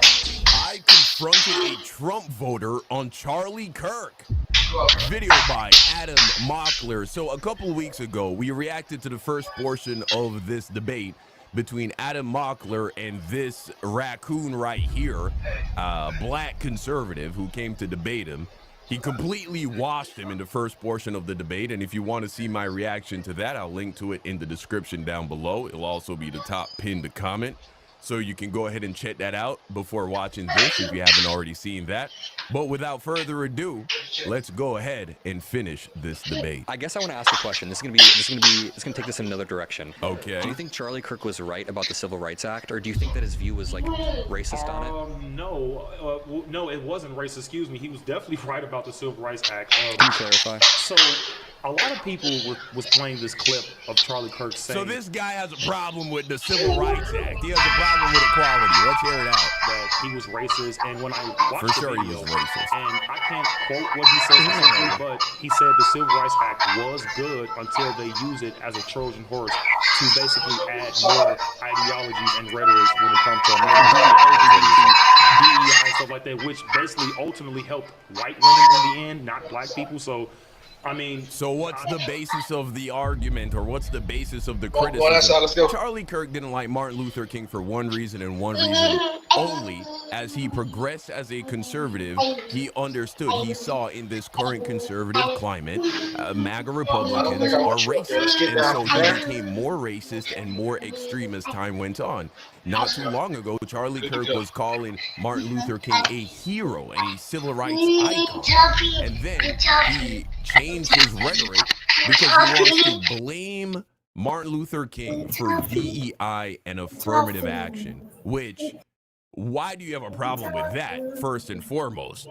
Affirmative action and DEI were feeble but somewhat appreciated attempts by the American government to try and right some of their wrongs. You see, if you were falsely imprisoned and then you were just released after being imprisoned wrongfully for 5-10 years, would you consider that to be justice?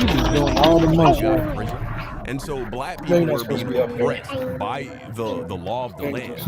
And finally, the government put bills and laws in place that attempted to address the discrimination by making it illegal to discriminate based upon race. That is the equivalent of letting the falsely imprisoned man out of prison, the wrongfully imprisoned man out of prison. However, I imagine if you were released from prison after being wrongfully incarcerated, you would expect some kind of restitution to be paid to you by the government. Well, black people are owed that in this country as well, and what that looks like is reparations. Of course, the American government is not ready to do that. And so affirmative action and DEI, those were gestures that started to move things in the direction of righting the wrongs. So many advantages have been given to white people in this country, going all the way back to the 1700s, just on the basis of their whiteness. We are talking about trillions of dollars that have been given in the form of government handouts to white American men.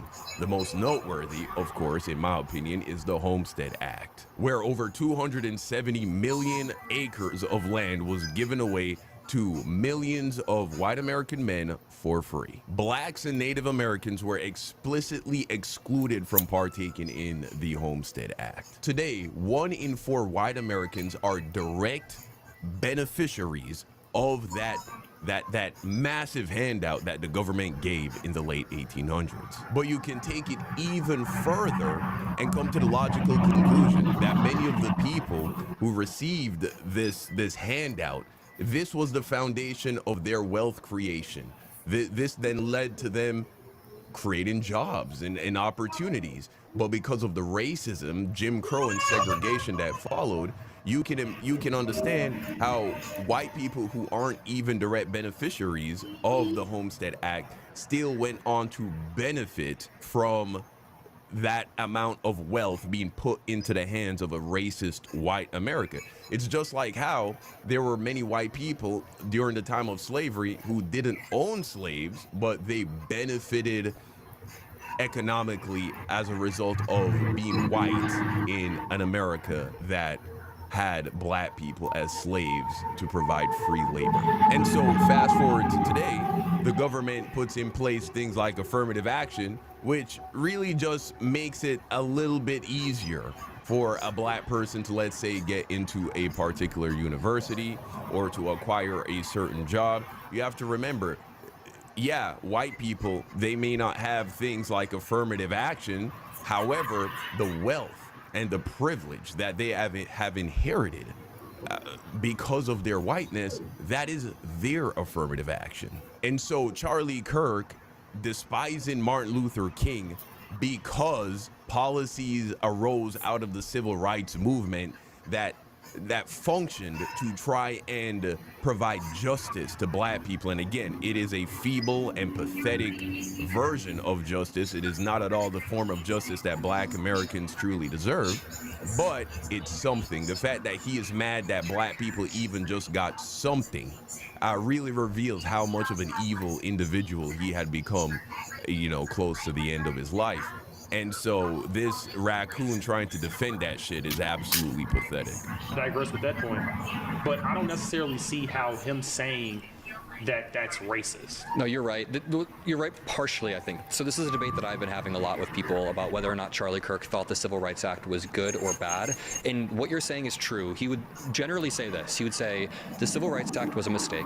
And he was doing that to kind of rage bait people, right? Like just to say something inflammatory. But then he would back it up by saying, because it's led to DEI policies that aren't good in modern day. The problem there becomes Charlie Kirk would then also use these talking points right afterwards when he would talk about the Civil Rights Act. He would say they committed less crimes before the Civil Rights Act, and then what he would say is there were less single mother households. Now, all of this is true, but there's something called like leading a horse to water, where you give a bunch of descriptions of something, you give a bunch of facts. Completely unrelated. The increase in crime and the increase in single motherhood had nothing to do with black people receiving more rights. And that's so evil that he would say that, because he's essentially saying black people are animals, that when you give them more freedom, they hurt themselves and become more self-destructive. But you don't actually give the prescription, so then people are wondering, oh, what's the prescription there? And I think Charlie Kirk, every single time he said this, was leading people to the conclusion that the Civil Rights Act shouldn't have been passed and that black people were better off before, which I just don't think is true. The Civil Rights Act gave black people the right to vote and everything. No, it did not. See, and I knew you were going to go there. Black people had the right to vote in the 1800s. You do realize that, right? That's the 15th Amendment. What's the face? It's literally the 15th Amendment. No, sorry, it was equal discrimination. They had the right to vote in the 1800s. You do. No, but there were voting rights. So why did they pass the Voting Rights Act? Why did they pass the Voting Rights Act if it did nothing? Dummy. The Voting Rights Act was passed in 1965, and what did it do? The Voting Rights Act of 1965 is one of the most important civil rights laws in U.S. history. Its purpose was simple but powerful: to stop states from preventing black Americans and other minorities from voting. And so, yes, even though, thanks to the amendments to the Constitution, which gave black people the right to vote, anybody who knows anything about black American history understands that one of the components of Jim Crow America were racist policies that were put in place by very red, very conservative states that put things in place to make it hard, if not impossible, for black people to actually vote. And so even though, according to the Constitution, they they should have had the right to vote, these states were doing things to make it harder, such as literacy tests, understanding tests, poll taxes, intimidation, English-only requirements, impossible registration questions, grandfather clauses. Imagine that, having to pay money to vote. Now, someone might say, oh, but everybody had to pay the poll taxes, whites and blacks. But when you understand that due to Jim Crow segregation and just racism and the history of slavery, black people had less resources than white people in America, especially at the time when these policies were put in place by Jim Crow America. And so, and this is how racism has evolved and continues to be ingrained in our legal system today. It's not explicitly racist. It doesn't say on paper blacks aren't allowed to do this. However, they put laws in place that clearly are going to impact black people more negatively more than white people. And in so doing, and when that is the actual motive, that is the goal, in so doing, you still are implementing racist laws. And so that's why the Voting Rights Act needed to be passed. And that's why the modern Republican Party wants to undo all of it. They want to undo the Voting Rights Act of 1965. It was against discrimination of black people at voting booths, at restaurants, at everything. That's what it was. Why is he so angry? Why is he so angry about that, you fucking raccoon? Why does it frustrate you to hear that the American government passed policies to make it easier for black people to vote? Why does that upset you?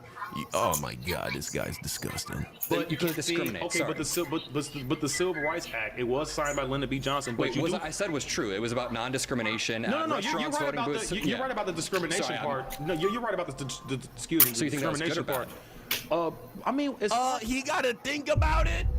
You got to think about whether or not less discrimination is good or bad. Discrimination against black people, yes, is bad, but my thing is this. Nowadays, he said that it's being used as a Trojan horse to let in other ideologies, which I would have to 1,000% agree with. But I think that he was doing this thing where I'm sorry, I hate to cut you off, but black people already had the right to vote in the 1800s. A lot of people are... Also, you complaining about affirmative action and DEI, you've already acknowledged that white women have been the primary beneficiaries of both of these policies. And white women, for the most part, only marry white men. And so when they have their white male children, you still have white men indirectly benefiting from affirmative action and DEI thanks to their white mothers, because white women benefited more from these policies than anybody else. More than black people, more than Latinos, more than immigrants, more than anybody. White women benefited from it the most. See, that boy Young Don be cooking, man. Y'all go subscribe to Young Don. I found him and Antonio Speaks at the same time. I like both of them brothers' content. Very sharp brothers. They know how to combat talking points real smooth, and they got a good what you call it? They got some good books in their arsenal. Like they know what they saying. They know what to go to. Like I said, these brothers got some shit. So y'all make sure y'all go subscribe. Young Don Reacts and Antonio Speaks. All right.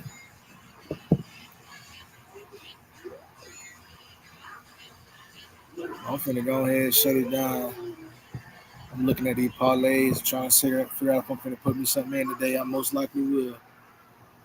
I already did one last night for the day, and I ain't liking what I'm feeling like. So I think I might rebroadcast this new bet. You feel me? So I'm looking at NCAA and some basketball for the night. I might throw the Cowboys on my shit. Feel like the Cowboys might beat the Raiders with this already. Raiders so damn trash. It's like, who's sorry? The Raiders or the Cowboys? Like I said, who wears the Browns or the Jets? Both they are trash. But yeah, man, I'm finna get up out there. I ain't finna be up here all day long, man. I'm already outside. We enjoying this good sunlight while we still got it. I'm enjoying myself. Hang out. Y'all stay swift, man, and keep from getting swift, man. Figure out where the fuck AP at. Why that nigga keep acting like he wanted to debate? I'm gonna go pull up over there. Let one of them niggas have their shit. I'm gonna go pull up the car and have these niggas act like they want that shit. I'll go give you a sound bite or a clip or two, nigga. That's what you want. After I give you the soundbite clip or two, bitch, you better come outside and take a fade. With your whole ass.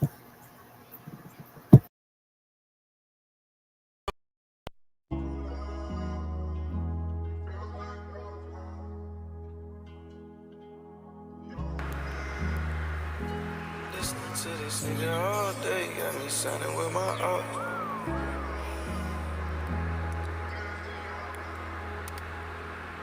This nigga been tweaking for too long, I can't much take it no more. Crazy thing is, nobody believes him. He's screaming out loud right now. This nigga tweaking. He got some nerve acting like he up this bitch and he teaching. He got caught up in a lie. I ain't tryna hide it for no reason. He saying dumb shit unprovoked. He think he dropping gems. He still ain't get the picture yet. His camera out of film. He keep saying he ain't black, cause it's just a pseudonym. Claiming to read the sheet, still talking points when we don't know who you is. If you add that shit up, it don't even equal what you said. Your source already killed you, nigga, this like your fifth day dead. That's word to my rival, it's like the Cinco de Mayo. I don't know who need to hear this, but take Supreme up out your bio. I know a nigga who always use digress wrong, he from Ohio. You believe that shit you say, no nigga, you just tryna go viral. You just a pan-German ass nigga. You just tryna go viral, fuck nigga. The crazy thing is, nobody believes him. He's screaming out loud right now. This nigga tweaking. He got some nerve, act like he up this bitch teaching. He got caught up in a lie, tryna hide for no reason. Fuck nigga. He was tryna commit treason, fuck nigga. I'ma air out my grievance, fuck nigga. You better pledge your allegiance, fuck nigga. Better believe it when I see it, fuck nigga.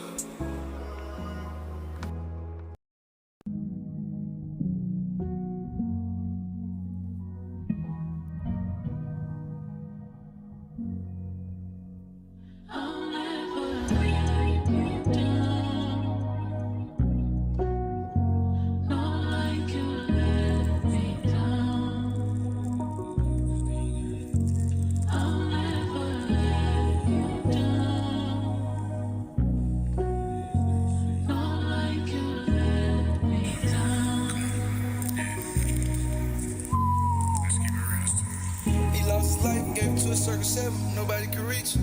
He followed some bad advice that he got from Moore's teacher. I know a nigga, he killed himself and nobody even mentions it. The other people that took their advice ended up in the penitentiary. Left him out in the cold, had to teach him that bullshit. Talking about he was an Indian on text, but you really a hypocrite. Really a hypocrite. It's the whole time you out here renting a condominium. You can't master class shit except how to be a degenerate.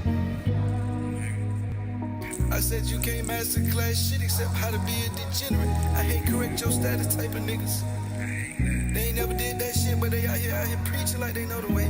Type of niggas say he taking charge, but he really in the way. Type of niggas say he taking charge, but he really out of place. If you disingenuous and hateful, I'm telling you I can't fuck with you. Telling me I believe in the mainstream narrative cause you got trust issues. You ain't prove that shit you said, my nigga, you just be virtue said. You just be virtue said. You ain't prove that you said, you out here panning for cash outs. These niggas be saying dumb shit, these niggas can't go back.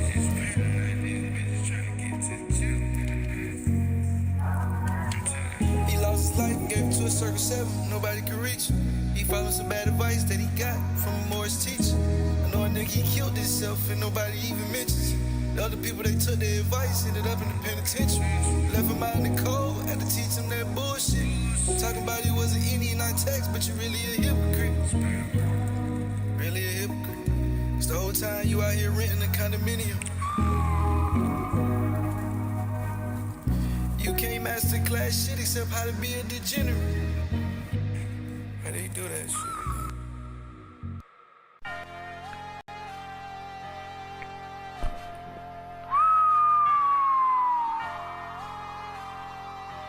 Fuck them. Damn, Blade, you going crazy. Niggas say they ain't from Africa. Niggas think they from America. Bitch ass niggas, Smiley Cyrus ass nigga. Fuck you talking about, old grinding ass nigga. Lame man. Hey, let's go. So I hit the pedal, niggas already up this bitch line again. All these niggas running, but they ain't gonna tell you, nigga, they tryna fit in. All these niggas cap as fuck, I'm telling you, already know it. He don't wanna quote his source, cause nigga, that shit gon' just expose it. That's a Nazi scientist, my nigga, you think we wouldn't notice.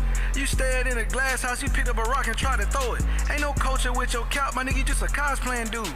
Just a bunch of pseudo-prophets, nigga, without a single peer review. Turn a meme into a thesis, now you claiming it's the proof. When you go live, niggas get high off misinformation like a penthouse view. Niggas, they dumb as fuck.